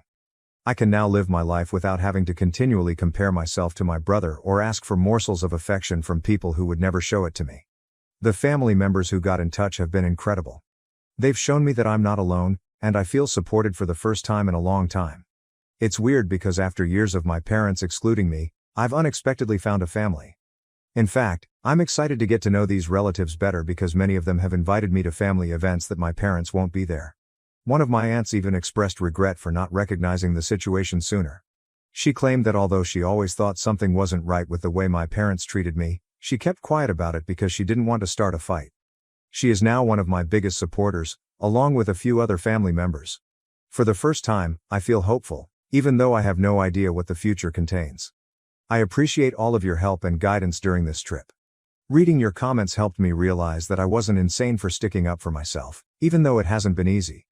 It feels so amazing to finally feel like I'm in charge of my life. My parents chose my brother over me, hid my inheritance, and now seek my help after his fraudulent betrayal. My parents supported my brother after he slapped me during my son's birthday celebration. When he attempted to take their house, which was actually mine, years later, they pleaded for assistance. Eric, my younger brother, is 28 million, and I am 35 million. Favoritism was so blatant in our home while I was growing up that it was painful. My parents behaved as though Eric was a priceless treasure that had to be safeguarded at all costs from the moment of his birth, while I was just there. I still recall my 10th birthday celebration being cancelled due to Eric's cold.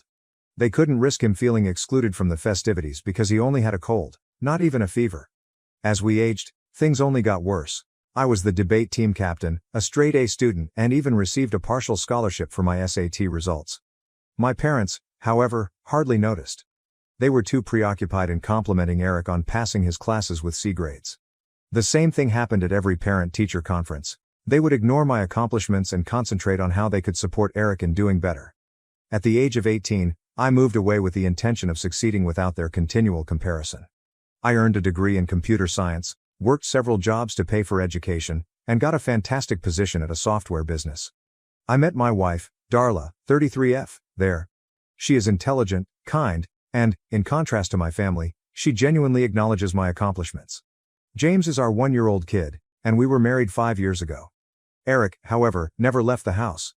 After one semester, he left community college because it was too stressful, and returned home. At the age of 28, he continues to live with our parents and works part-time at a nearby video game store. He spends much of his time playing video games. This is entirely made possible by my parents. They cover all of his expenses, including his meals, bills, auto insurance, and game subscriptions. My mother literally broke down in tears when I suggested that Eric might want to look for a full-time job, saying that I was being too harsh on her sensitive little boy. We threw James's first birthday celebration at my parents' place last month. They insisted, even though I didn't want to. Mom remarked that being a part of his nephew's special day would mean a lot to Eric. In an attempt to maintain harmony, I accepted even though I should have known better. The celebration got off to a decent start. We used streamers and balloons to adorn the garden. James was enjoying himself greatly in the company of his loved ones. Up until lunchtime, everything was going smoothly. I was searching the crowd for Darla after stuffing my plate full of food. At that moment, it occurred. Eric was standing just behind me as I turned around and unintentionally ran into him. His new limited edition gaming t-shirt got some of my food, which was pasta with marinara sauce, on it. Since I understood that gaming gear can be pricey, I instantly apologized and offered to buy him a new shirt or even pay for dry cleaning. Eric flipped out rather than accept my apology. He began to yell that I always ruin everything for him as his face flushed. He cited instances from our early years when he claimed that I intentionally attempted to harm him, such as when I broke his game console by tripping over its wire. I was 12, he was 5, or when I received the last piece of pizza at his 10th birthday celebration. I hadn't eaten all day because I was helping set up his party. The room fell silent. We had everyone's attention. Eric gave me a forceful slap across the face before I could fight myself. The room was silent as the sound reverberated. My cheek ached, but the next thing that transpired hurt even more. My mother hurried over to fuss over Eric, not to see how I was doing. She began to inquire about his well-being and whether he required ice for his hand after he slapped me. As though I had done something wrong, my dad simply stood there with his arms crossed and gave me a disapproving look. I surveyed the space. James, who had begun to weep from the chaos, was being held by my wife, who was standing there in shock. While some people glanced away awkwardly, others murmured to each other. I stood there with a red mark on my cheek, and there was Eric, being comforted by our mother. I asked my parents whether they truly approved of their son being beaten at his own child's birthday celebration when I had finally found my voice. My mother's reaction? "You're older, you should know better. Look what you did to his new shirt. You know how much he loves his gaming merchandise. He's saved up for weeks to buy that." I lost it at that point. Years of repressed annoyance were released. I told them that throughout his life, they had allowed Eric to act in this way. They had never reprimanded him, encouraged him to improve, or held him responsible for anything. I brought up the fact that, at 28, he was still living at home and playing video games, when I had put a lot of effort into building my life since I was 18. I explained that Eric had a gaming tournament that day, thus they had missed my college graduation. How they were so preoccupied with making sure Eric didn't feel excluded that they hardly assisted with my wedding. How Eric felt uncomfortable around infants, thus they had only been to see James twice since he was born. If I couldn't respect my brother, my dad became irate and urged me to leave their home. That's exactly what I did. I told my wife we were going, scooped up my son, and left. "Look how upset Eric is now," was the reason my mother broke down in tears, not the fact that I was going. The calls and messages began to come in later that day. I had to apologize to Eric, my parents informed me over the phone. He apparently locked himself in his room and wouldn't go because he was so unhappy about his damaged shirt. Some family members called to let me know that I should have recognized Eric's sensitivity and refrained from provoking him by spilling food on him.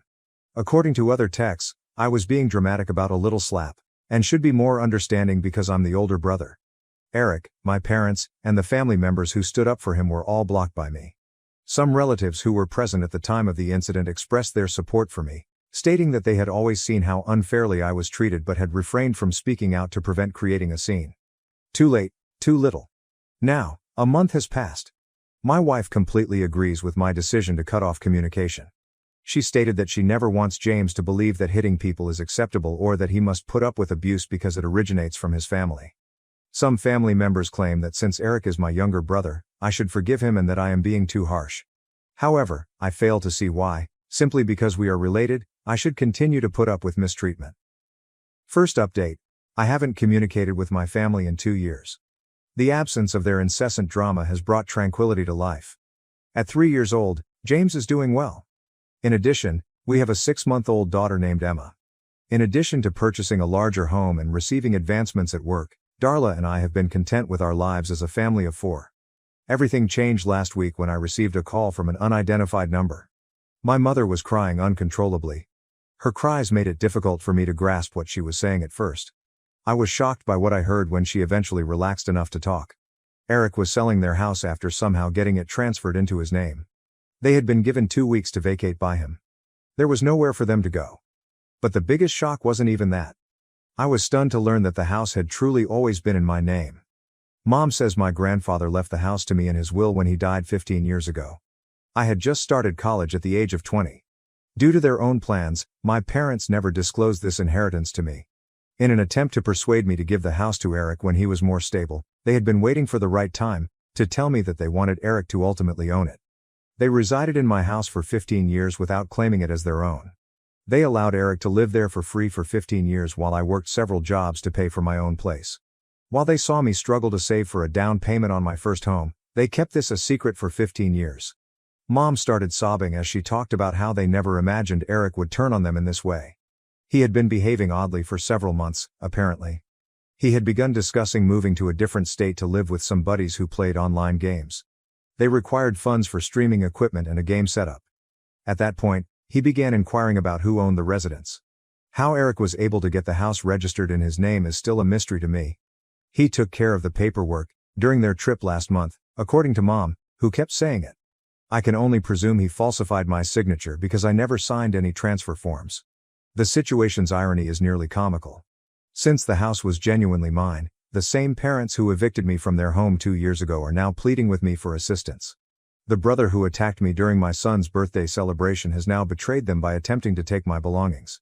Mom talked on the phone for an hour about how they were going to be homeless and that they had nowhere else to go because they had spent all of their savings on Eric over the years, including paying for his failed college attempt, purchasing his gaming gear, paying for his insurance and car payments, and even paying for his convention attendance. She also disclosed that Eric's behavior worsened after I stopped communicating with him. He declared he was going to become a professional gamer and completely quit his job. He played games all day and streamed to his modest internet fan base at night.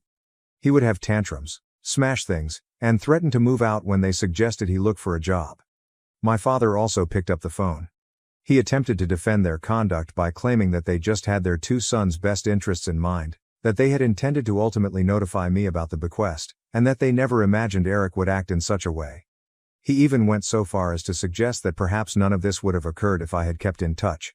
Without saying anything, I hung up. I received more calls from different family members pleading with me to assist my parents. Some people made an effort to guilt-trip me by bringing up their advanced age and vulnerability. Others said I was being just as evil as Eric by not helping them. Darla believes that since they are still my parents and appear to sincerely regret their situation, we ought to assist them, but I find it difficult to sympathize. For 15 years, they misled me about my own property. While I put a lot of effort into purchasing my own home, they let their golden child to reside there for free. When he attacked me in front of my family, they stood up for him. The only reason they contacted me now was to ask for something. To find out how Eric was able to get the house in his name, I got in touch with a lawyer. The attorney attested to the fact that my grandfather's will did, in fact, leave me the house. Because I never signed any transfer forms, she is investigating the documents Eric used to transfer the property and concludes that his claim to the house would not stand up in court. She added that we could file a lawsuit against him for forgery. I'm unsure right now. Since my parents are still my parents in spite of everything, I have a part of me that wants to help them. However, I also believe that they deserve this because they deceived me and allowed Eric to continue doing so for so long. Perhaps this is the wake-up call they've been waiting for to realize the true nature of their beloved golden child. First update. Although it wasn't simple, my lawyer assisted me in regaining the residence. Yes, Eric had falsified my signature on a number of documents. Additionally, he falsely claimed to have my power of attorney while lying to other agencies. After nearly 3 months of legal proceedings, Eric has been evicted and the house is once again in my name. I gained additional knowledge regarding what truly transpired during the court processes. For months, Eric had been organizing this. He had discovered my grandfather's will while searching through our parents' old papers. He began looking into ways to transfer property ownership after realizing the house was legally mine. He even used a fictitious name to join some internet communities on real estate fraud. The quality of the fake documents was very high. According to my attorney, Eric ought to have had assistance from a property law expert. Later on, we discovered that he had been using money he borrowed from our parents to pay an internet consultant, claiming the money was for gaming equipment. Eric lost it all when the police arrived to evict him. He locked himself in his room and wouldn't leave. After hours of haggling, he eventually agreed to go when the door was threatened to be broken. He would not stop yelling that we were all out to destroy his life and that everyone was against him. I was urged by my parents to allow them to remain in the house. After obtaining my location from a family member, they arrived at my house and genuinely collapsed in the driveway. They have nowhere else to go, Mom said, sobbing. Dad was crying, something I had never seen him do before, and he was apologizing for keeping the truth about my inheritance a secret. They acknowledged that they had used up all of their retirement funds on Eric, including loans they had taken out to finance his gaming career, costly gaming settings, car payments, insurance, and the tuition for the 1 semester he attended college. They had genuinely thought that one day he would succeed as a streamer and repay them. At last, Dad acknowledged that they had overindulged Eric. He claimed that over the years, they had observed indications of his manipulative behavior but had consistently made excuses for him. They believed he would eventually mature and become responsible if they provided him with adequate time, resources, and support. Mom disclosed the ways in which Eric had deceived them on the house transfer. He had persuaded them that it was merely a formality to assist him in launching a gaming company. He assured them that after he became a successful streamer, he would look after them forever. They wanted to be sure their baby boy wouldn't turn on them, so they trusted him. Darla and I talked it over, and I agreed to let them stay under certain restrictions. In order to remind them that they are living in my home, they must first pay rent, which is not market rate because they are now on a fixed income. Second, if they wish to have any kind of contact with me or their grandchildren, they must go to family therapy. Third, without my express consent, they are never allowed to let Eric into the house. The eviction was not well received by Eric. He began threatening everyone, including Darla, our parents, and myself. He accused me of turning our parents against him and wrecking his life. Since it was his home, and he had nowhere else to go, he insisted that I allow him to return. I kept all of his threatening messages in case we needed them later, and I banned his number. Eric was couch surfing at his gaming pals' houses when I last heard from him. His ambitious intentions to move in with his online pals apparently fell through when they discovered he was broke. Since he is my brother, other family members advised me to assist him, but I declined. He attempted to use forgeries and fraud to steal my residence. In my opinion, he is no longer my brother. Third update. It has been an interesting 6 months. As agreed upon, my parents have been going to therapy and paying their rent on time. Although it's a gradual process, they are attempting to mend our friendship. There are fresh disclosures every week regarding the various ways in which their partiality harmed both of their boys. At last, Mom acknowledged that they felt bad for allowing Eric. It seems that they were having financial difficulties when Eric was born, so they were unable to provide him with the same luxuries that I enjoyed throughout my early years. They began to overindulge him in order to make up for it. What began as purchasing him additional toys evolved into a lifetime of condoning misbehavior. During one therapy session, Dad lost it when he saw how their behavior made Eric into an entitled monster and drove me away. He acknowledged that they secretly knew I would be all right because I was a responsible and diligent worker. They therefore gave Eric their whole attention because they believed he required greater support to thrive in life. Eric wrote me a long email last month. He asserted that he had also been going to therapy and had come to terms with his errors. He claims that after being evicted, he reached his lowest point.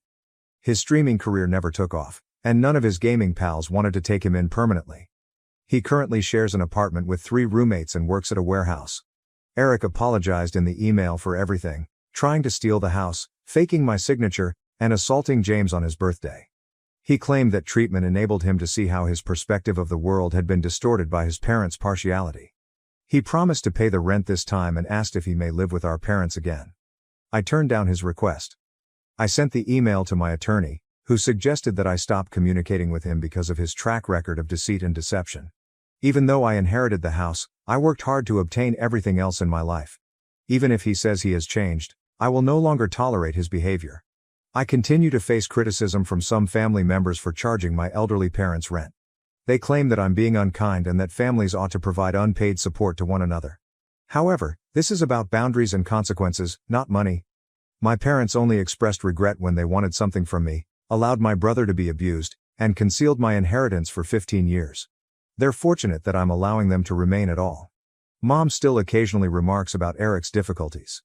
She said last week that he might lose his car because he couldn't afford his car payment.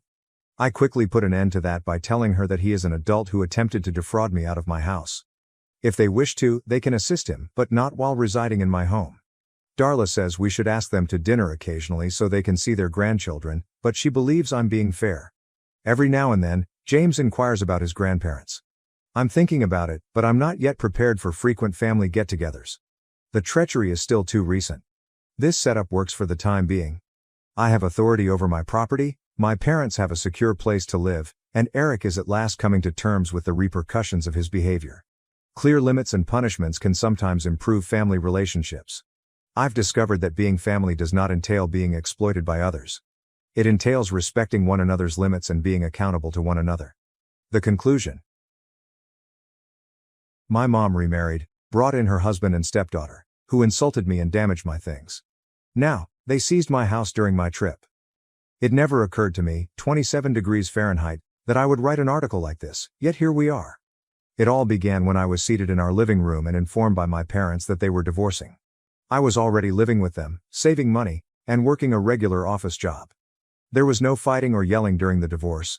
It was just two people who had grown apart and had different goals in life.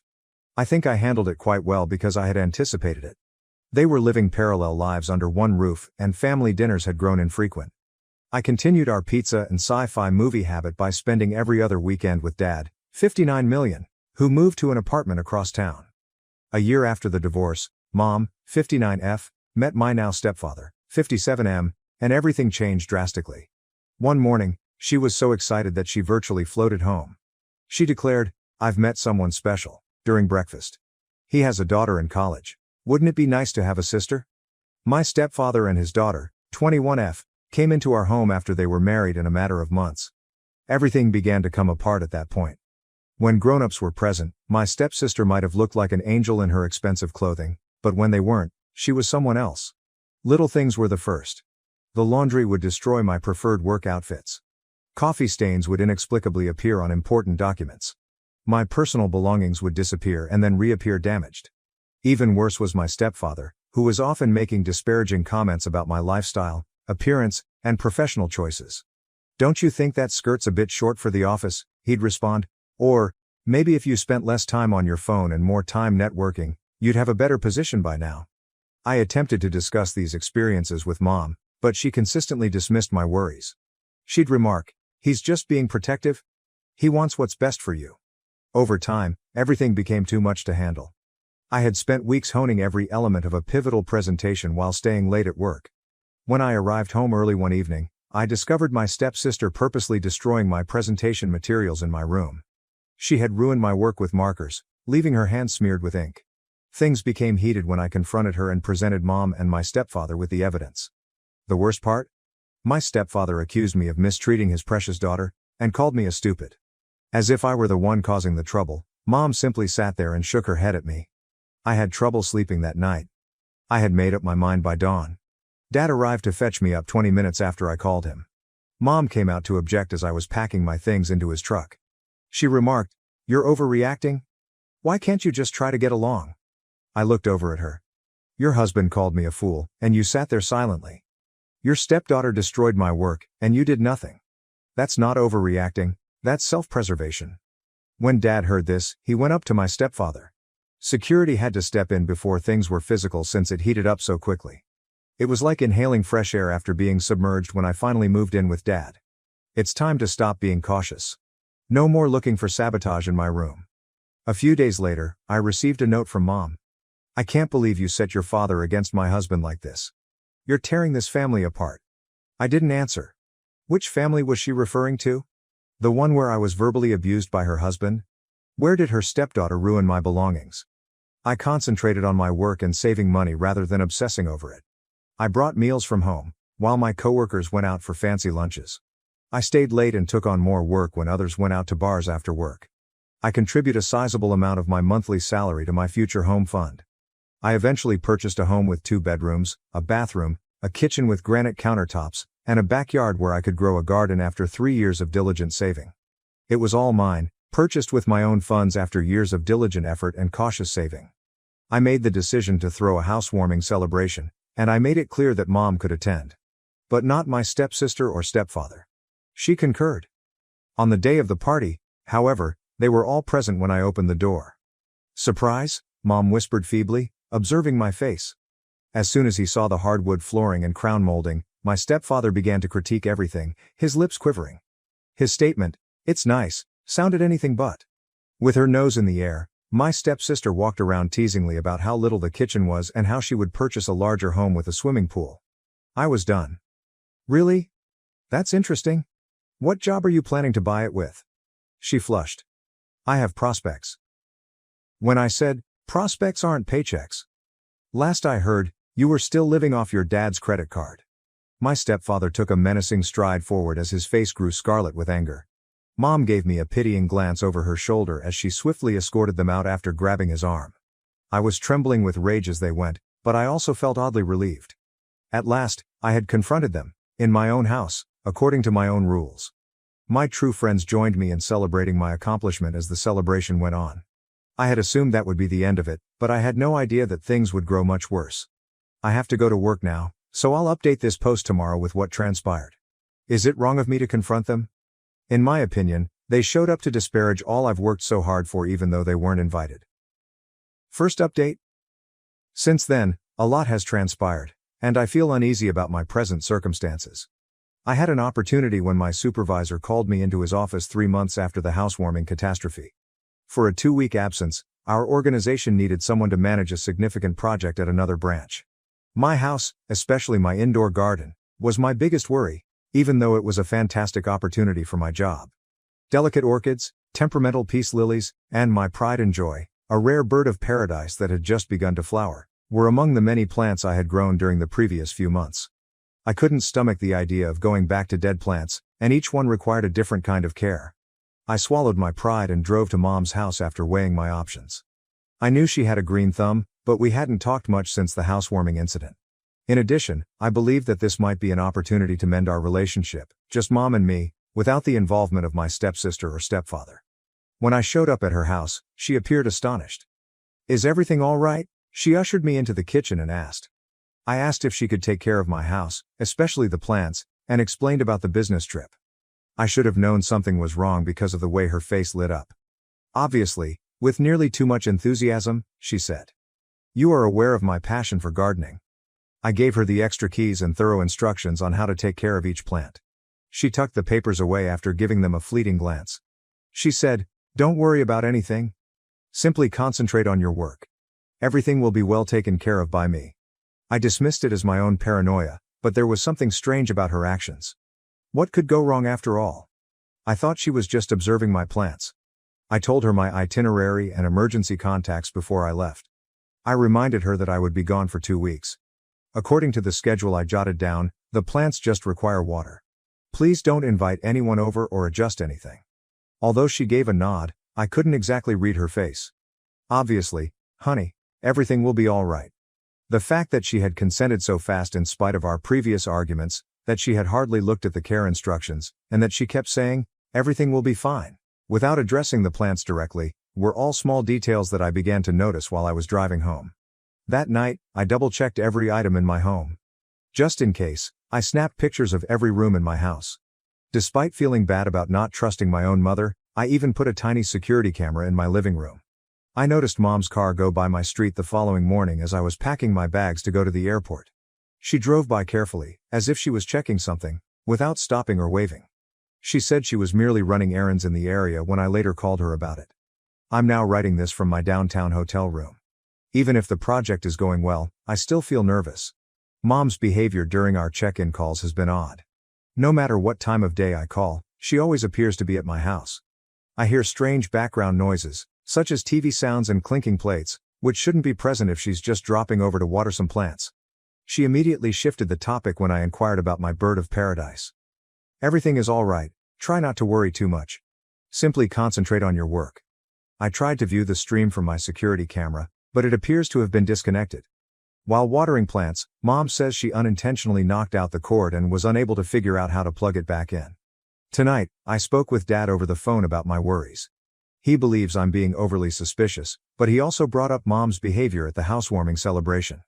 "My dear," he replied, "keep your eyes wide open. Have faith in your instincts. Even though I still have a week left, I'm thinking of shortening my trip. Am I going overboard? I simply hope I'm mistaken about everything right now." Second update. Well, that was far worse than I had anticipated. Things started to get pretty strange during my second week here, with excuses like, "in the middle of something," or "can't talk right now, everything's fine." My mom stopped returning my calls on a daily basis and instead started texting me back. I heard several people in the background when she finally picked up, including what sounded strangely like my stepsister's chuckle. The social media posts followed. Since I have blocked my stepsister, I don't typically check her accounts, but I received screenshots from a coworker who follows her. Selfies that she posted from what was obviously my kitchen were there. One caption said, "I love my new granite countertops." She was seen relaxing on my couch in another. "Watch Netflix while relaxing in my new living room." I was feeling nauseous. She had been posting these for days, according to the timestamps. She responded with heart emojis and the following when her pals inquired about her new location. I finally found my ideal home. I tried contacting mom again right away. Directly to voicemail, I dialed the phone of my stepfather. Blocked. Even my stepsister blocked me when I attempted to phone her. I called my neighbor next door in a desperate attempt to get help. She hesitated before answering, "Oh yes. Over the past week, I've observed your sister moving things. I assumed you were aware. According to your mother, you were allowing her to stay while she recovered." I could hardly hold the phone because my hands were shaking so much. Dad was furious when I called him. "Take the next flight back home," he said. "I'll see you over there." I was able to reserve a red-eye flight, which landed shortly after midnight. The first thing I noticed when the Uber dropped me off at my house, the house I had worked so hard to purchase, was that all of the drapes had been altered. I could see strange decorations and furniture through the windows. I tried my key in the lock with shaking hands. It refused to turn. I made another attempt, this time with more caution. Nothing. Suddenly, the key that had suited my own house perfectly no longer did. At that moment, I heard footsteps strolling around my house as if they were supposed to be there.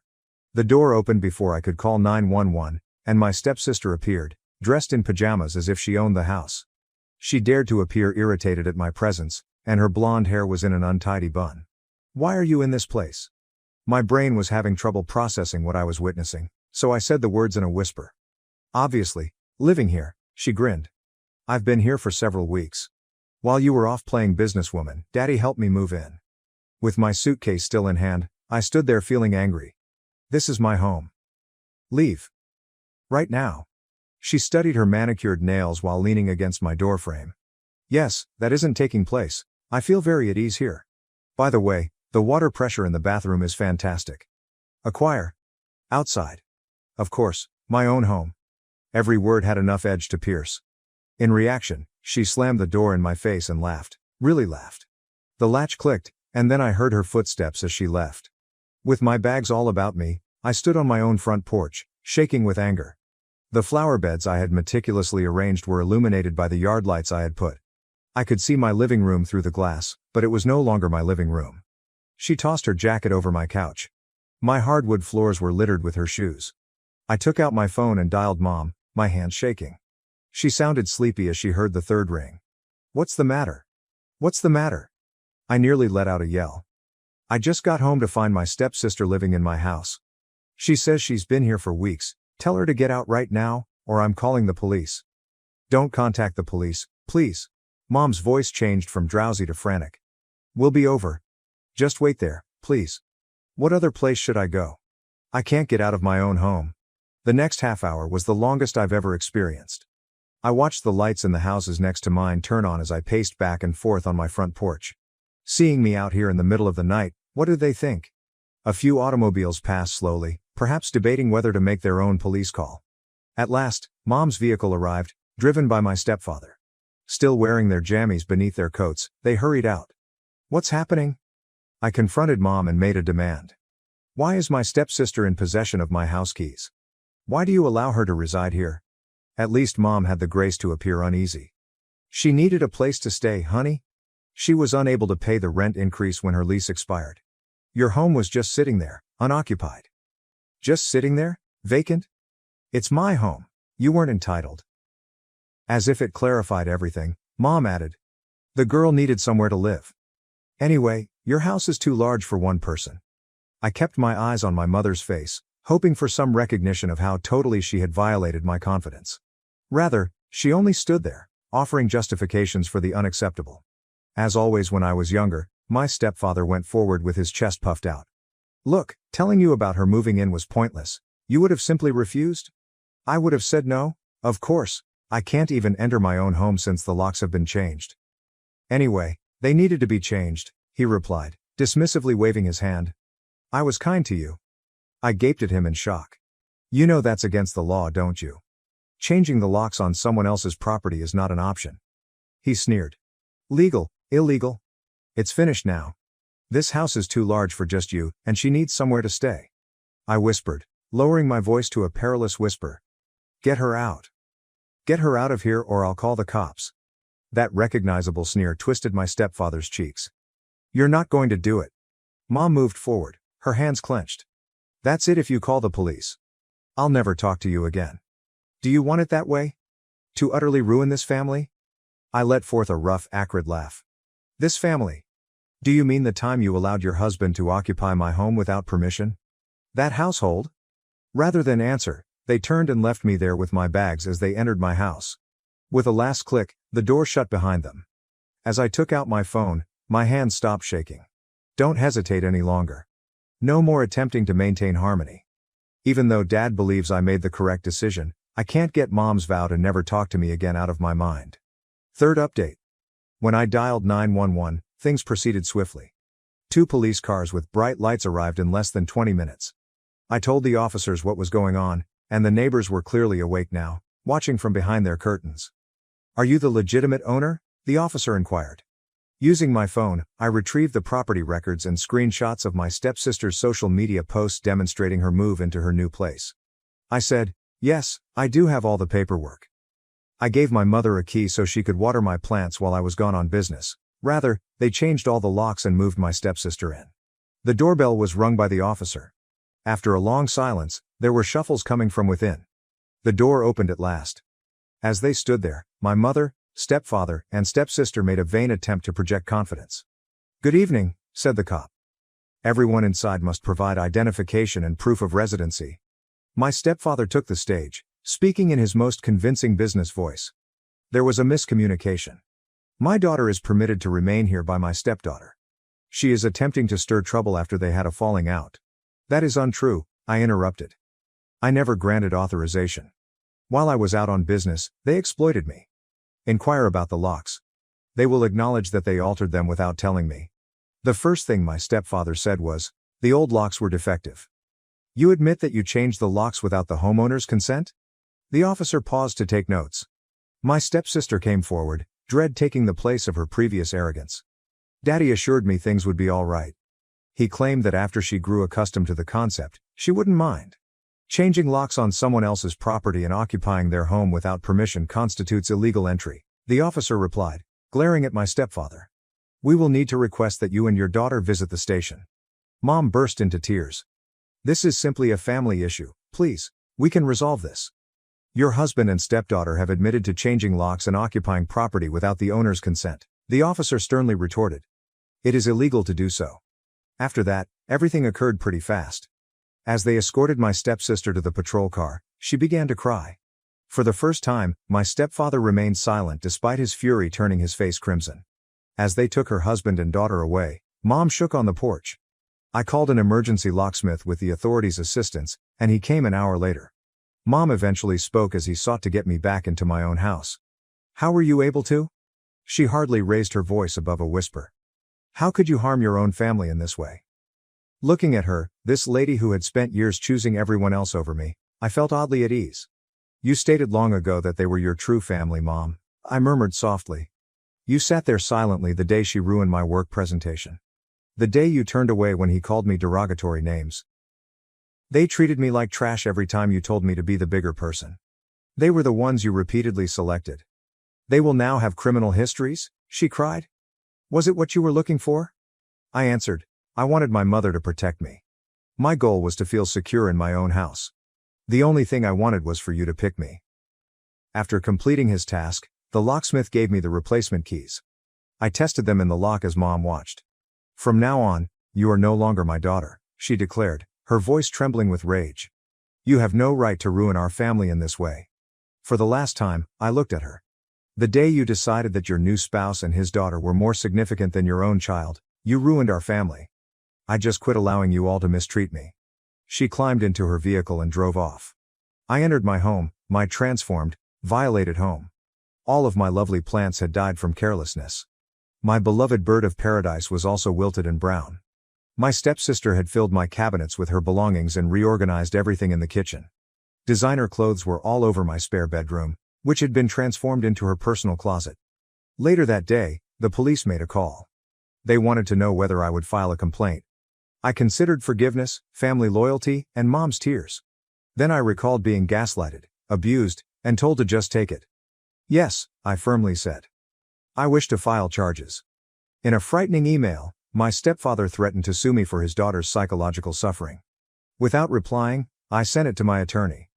On social media, my stepsister made evasive posts about toxic people who pretend to be victims, but I suppressed her accounts. Over the weekend, I thoroughly cleaned my house to remove any evidence of their presence. I started over after discarding the dead plants. I installed better cameras and changed all the security codes with the help of Dad and his girlfriend. Mom sent one last text last night, saying, "I hope you're happy with what you've done. I blocked her number since you've ruined everything." Fourth update. A lot has transpired since my last update, which was a few months ago. The court case proceeded more quickly than anticipated. Rather than risk a trial, both my stepsister and my stepfather accepted plea agreements. They were both placed on probation and mandated to reimburse me for the expense of replacing the locks and for the damage they caused to my residence. Above all, they have a legal obligation to avoid my property. In court, my stepsister attempted to play the victim by claiming that she was only doing what her father had told her to do and was unaware that it was against the law. The judge was unimpressed, particularly after seeing her boastful social media posts about her new house. Until the very end, my stepfather remained haughty, accusing his lawyer of being spiteful and disrespectful. Mom attended the court sessions, but she sat beside them. She never gave me a glance. She made an attempt to approach me in the parking lot following the sentencing. "Are you happy now?" she inquired. "Your stepsister has a criminal record because of you. Is this retaliation?" I felt nothing except sympathy when I looked at her. "Mom, this is not retaliation. This is the result. They moved in without my consent after breaking into my house and changing my locks. How could that be acceptable?" As usual, Mom said, "She needed a place to stay." I answered, "Then you ought to have allowed her to remain with you. Or assisted her in locating a residence of her own. You decided to steal mine instead." As she normally does when she loses an argument, she breaks down in tears. "You have my undying forgiveness for this. This family has been ripped apart by you." I maintain my composure. "No, Mother. When you decided that their enjoyment was more important than my well-being years ago, you tore this family apart. I'm just at last advocating for myself. I ran into my aunt at the grocery store last week. She made an effort to guilt-trip me by claiming that Mom was having trouble adjusting to our distance from one another and that I ought to try to make amends. I informed her that some bridges must remain burned. I'm getting better sleep now. The more time passes, the less I anxiously check my phone for alerts from my new security system. The sunlight coming through my windows is helping my new plants grow.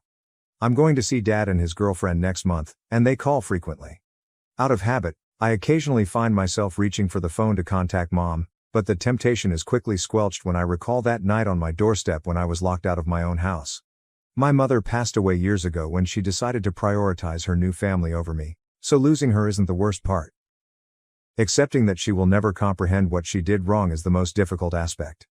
In his last threatening email, my stepfather discussed family loyalty and how I had betrayed them through his attorney. One word was my lawyer's response. Family loyalty should have started with respecting my client's property rights. I've changed my phone number, installed cameras throughout my house, and blocked them on all platforms.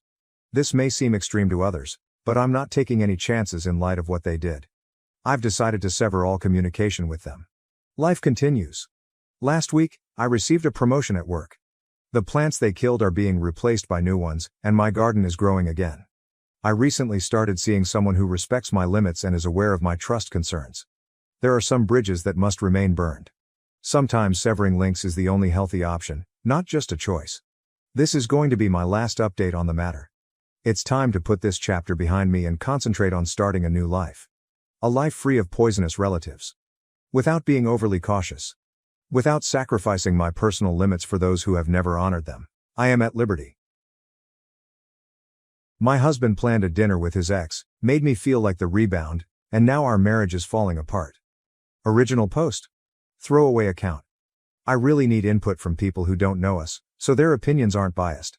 I'm very emotional and tired, so I apologize in advance for any typos. My husband, Jack, male, 36, used to date Emma, female, 34, for years. They broke up because Jack didn't want to get married or have kids. Emma moved away, and about a month later, Jack met me, 30. I don't look like the typical girls Jack had been dating. For example, Emma is super tall, blonde with blue eyes, and has a PhD. I'm petite, 110 pounds and short. I'm a nurse, I have dark curly hair, and I'm an introvert. Apparently, she was a social butterfly. Jack has a group of friends that he's known since childhood. They are like brothers to him, but from the very beginning, they didn't like me. They still call me the rebound girl. At our wedding, during his best man speech, he joked, "We all thought rebound girls were temporary, but our brother Jack made an honest woman out of her." Everyone laughed. I didn't. They also joke that I'm just a nurse, and that Jack downgraded, since he has a PhD, technically postdoctoral. From a doctor to just a nurse. For my own sanity, I ignore them, and Jack still hangs out with them regularly. Last weekend, there was a fundraising gala, and Emma was there. I saw her for the first time in person. Jack introduced me, and Emma said, "Yeah, I know who she is." The guys weren't kidding when they described her. Haha. Jack quickly changed the topic and asked how long she was in town. She said for a week, and then they ended up chatting all night, reminiscing about old times. I decided to talk to other people. Later, at bedtime, Jack mentioned that he should go out to dinner with Emma. I assumed he meant inviting her over, so I asked what kind of food she likes so I could make it. He said no, it would just be the two of them. I asked, like a date? And he replied, "No, just two friends going to dinner. Why are you so insecure?" I asked him, "Do you miss her? Do you miss being with her?" He said, "I'm not going to lie, it felt great talking to her tonight. There's just something about her." I got really upset and told him he can do whatever he wants, but if he goes on this dinner date, I'm done. He thinks I'm overreacting and being insecure. So, wise people of Reddit, is this rebound girl overreacting? Update. It's 4:45 a.m., and I didn't sleep last night. I thought I'd post an update. I decided to stay awake and talk to him when he came home. When he did, I told him, "I could have tracked your location, shown up at the restaurant, and done so many things to get my answer. But I'd like to believe you have enough respect for me to tell me. Were you on a dinner date with your friends or Emma?" He showed me pictures and said, "No, it was all of us. Me, my friends, and Emma." I was stupid enough to feel relieved, even feeling bad for accusing him. Then he told me to sit down because we needed to talk. He said that after seeing Emma at the gala, he couldn't stop thinking about her. He decided to take Monday and Tuesday, yesterday, off and spent the whole day with her, while I assumed he was at work.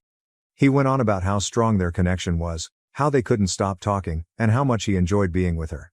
He told me I'm a sweet woman, but he never felt that spark with me.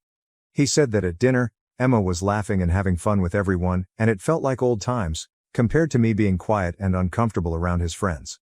He said it's best if we go our separate ways. I asked him if they had sex, and he didn't reply. I asked again and again, but he still wouldn't answer. I was so upset and asked, "Why did you marry me if you're not over her?" He said he thought I was the one, but these past 2 days made him realize there's no spark between us. He kept going on about how sweet I am and that I'll find someone too. I told him to shut up. I said, "Emma knew about your cancer treatments. Where was she when you needed a friend? Why didn't she ever call you back then?" He went quiet. I feel stupid for ignoring all the red flags over the years and wasting 6 years of my life with him. My next step is hiring a lawyer and finding my own place. I feel so numb right now. I'm going to contact my brother to help me. Thank you everyone. Can Specs brings guest for sleepover if his name on the house title October 23, 2024. I will see a lawyer soon. My ex and I got into a huge argument tonight. We share a house that we are currently living in. He sleeps in our bedroom, I sleep in the spare room. He told me tonight that he wants his girlfriend to stay with him, yes, at our house, while she is in town. Can I legally call the police to kick her out? Or since the house is under his name too, he can bring anyone and cops can't do anything. I suggested he moves out so he can invite whoever he wants, but he doesn't want to pay mortgage for our current house and rent for a place he would be staying. Update 3. So many people have asked for an update. There isn't much to share except that my ex has been extremely difficult. He and his affair partner, AP, took time off work. They are traveling and having fun. He refuses to respond to or acknowledge me. I no longer have access to his money. I'm working extra shifts to cover the mortgage.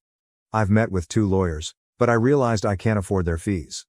Thankfully, I have access to free legal advice sessions through my Employee Assistance Program, EAP, at work, so I'm currently on the waiting list for it. I'm planning to send him the bill for half of the house expenses since we separated. Meanwhile, he's out traveling, and I'm working overtime to pay the mortgage. I can't put the house on the market because I need his signature on the papers too. So, basically, no real update on my situation. His family has pretty much ghosted me. His mom initially acted sympathetic but then stopped replying. His friends never liked me, so that isn't much of a surprise. On the bright side, I do have an empty house now. I love how quiet and peaceful it is. I can cry for hours without worrying that anyone will see me. Edit. Yes, Emma knows he can't get her pregnant. I thought I was clever by telling her. Their long-term plan is either adoption or using a sperm donor IVF. I felt disgusted hearing about it because adoption was our plan.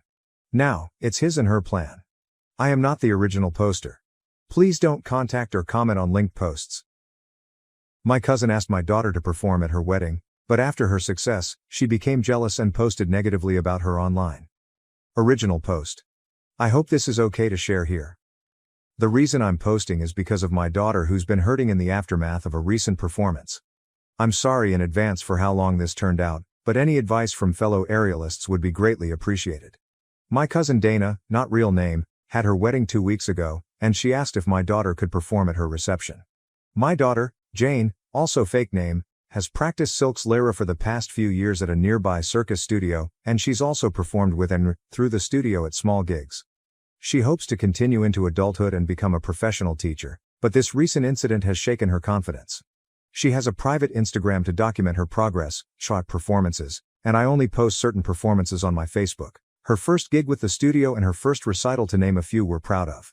Some of our relatives saw her performances through my socials, and they watched her perform at her studio's Christmas recital when we hosted Christmas at our home a few years back. Something that surprised her when they visited early to see her. I love how they coordinated that, and Jane said it was her loudest cheering section to date. Dana was one of the relatives who came up early to see her Christmas recital, and she's always been super supportive. She asked me if Jane would be willing to perform at the reception, and I asked on her behalf. Jane was honored and excited when I did, and we already had a portable rig for her too. Though we ended up renting a taller one from her studio. Dana got the idea from a YouTube video featuring an aerialist who performed at a wedding reception, and she showed us while requesting white silks and a white outfit. We scoped out the venue and purchased white silks along with a white costume that Dana approved of, and Jane was really excited throughout. Jane even worked on choreography to a song that Dana requested, and she put a lot of time into it, even asking one of her coaches to help her with it. Dana insisted on paying her for the gig despite Jane not expecting to be paid, and she paid her a few hundred. However, Dana's had a change of heart. Jane received a standing ovation after her performance that surprised her, but we didn't know anything was wrong until Dana went on Facebook a few days later. Dana said she didn't approve of the outfit Jane wore and that she specifically told her to not wear white. She also said my husband and I pressured her to have Jane perform and that the performance gave off an unclassy vibe, lies that my husband and I couldn't believe. We sent Dana numerous costume links, and we purchased the one she liked. There was also nothing wrong with Jane's performance. Dana was one of the people cheering afterward. Jane received nothing but compliments afterward, but I'm disgusted that she had to see that post after all the work she put into it. The post also had comments disabled for what it's worth. I called Dana to confront her about the lies, but she didn't pick up numerous calls. I then called her parents who, like us, had received messages about her post, and they said that Dana was wrong. They apologized on her behalf and said they were also disgusted. Dana's mom also said that Dana vented to her before making her post a few days after the reception. Dana told her she regretted asking Jane to perform given the attention, compliments and cheers she received for it. Her mom also said that she felt upstaged with Jane wearing white and having to hear how good she was. Dana's parents tried to call her after she made her post, but she didn't answer after their previous conversation ended with her parents telling her she shouldn't be bitter because she specifically asked Jane to perform.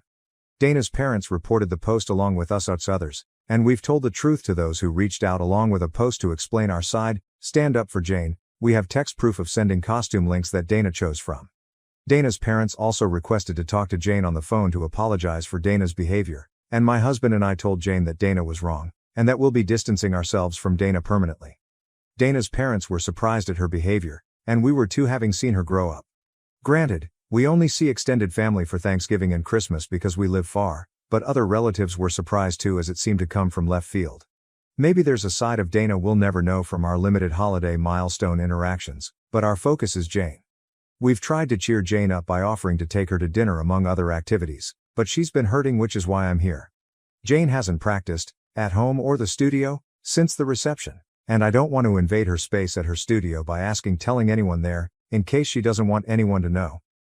She asked me to return the white silks and costume after being so excited to receive them. She also said she's going to take an extended break from aerial photography to reconsider if she wants to continue. Aside from aerial photography, She's taken a break from seeing non-aerial friends too, choosing to pretty much keep to herself. We would appreciate any advice from fellow aerialists on how to lift her spirits. We remind her of how we're proud of her, along with the many compliments she received, but she's asked for space and to not talk about it. We're going to respect that and let time do its thing, but we'll consider any advice from other aerialists who can relate to the time and work she put in. Sorry for this being so long, but we appreciate anyone who reads and takes the time to reply. Comments from the first post. Leslie Barbnope. I always see aerialists in white at weddings. Take comfort in the internet OP and hopefully they can use it as a defense with Dana. If she wants to be that way, just post the receipts of how she asked her what to wear, etc. If she's willing to say that for a 16-year-old. Or let it go, it'll pass because I promise Dana, we'll have some new crazy thing to do very soon. These types always do. First update. Before I get into what's happened since my last post, I want to thank everyone who took the time to comment.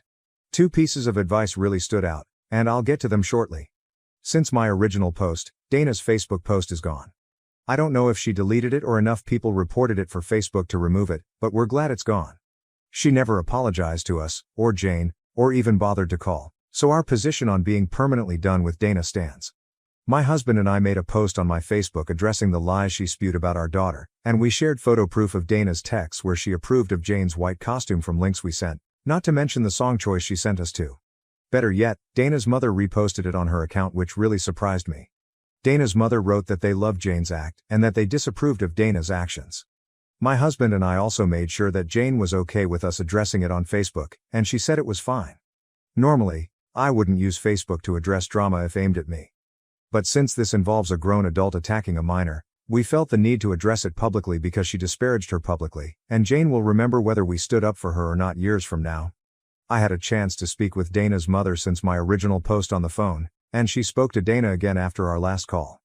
Dana reiterated how she regretted asking Jane to perform, but she harped on the standing ovation that bothered her the most. Dana told her that she expected Jane to get some polite applause, but that the overwhelming response really set her over the edge because she expected the loudest cheers to be when she and her husband entered the reception, but that went to Jane instead. Dana and her husband also received a great reception when they entered the reception, but Jane's performance did too, and Dana didn't expect it. Heck, even Jane was surprised by it too. She never received a standing ovation from a solo act before.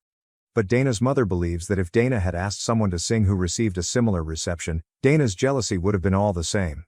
Someone suggested seeing if Jane would be interested in speaking to a therapist given how hurtful Dana's comments could be for a teen, and Jane said she's open to it so long as it isn't a counselor at school because, as of now, she doesn't want anyone at school or her studio to know about the incident, and she vaguely told the coach who helped her choreograph that it went fine. We will respect her privacy request as it's her right to control the narrative. But in the same vein, I suggested therapy for Dana to Dana's mother since her reaction might be a bigger insecurity, and she said she'd ask. The other thing someone suggested was the possibility of Dana's husband, or anyone, making an inappropriate comment to Jane during the reception that made her shut down and not want to see friends or practice days before Dana's post. My husband decided to ask her, and Jane said no when he did. If something happened, perhaps she'd be more comfortable telling a therapist with time. But on the bright side, she said she might want to try a different aerial studio because she doesn't want to answer questions about how it went, or share a video, at her home studio, so we will help her find somewhere new as she asked. We hope she doesn't permanently leave her current studio because she has friends and coaches who are supportive, and she performs with that studio's troupe at festivals gigs. But I personally understand the need to sometimes go somewhere where nobody knows you for a break, and we hope that will help her. She hasn't said definitely yet. But if we do, we'll take her. She still wants an extended break from aerial photography in the meantime. But even if when she goes back, she said she may never want to perform again and would rather do it leisurely, one of the reasons she doesn't want to return to her home studio where she's a part of their troupe. She asked if we'd tell her troupe coach that she won't perform with them anymore if it comes to it. And if that's what she wants down the road, then we will. Hopefully time heals this wound and helps her at least keep the friends she has there, but we can only hope. Comments from the first Boru. Fleets D. Other than Dana, it's really nice to see a bunch of adults behaving admirably in support of Jane. I hope Jane is able to heal and not lose something she's loved doing because of one mean-spirited individual. Drya Duanath. Yeah, it is truly weird how often, on this sub, we see people making excuses for or outright encouraging terrible behavior. This was a welcome change. Basic Bichette. Also, OOP didn't take this to an advice subreddit but to a subreddit dedicated to the sport. cake for PM.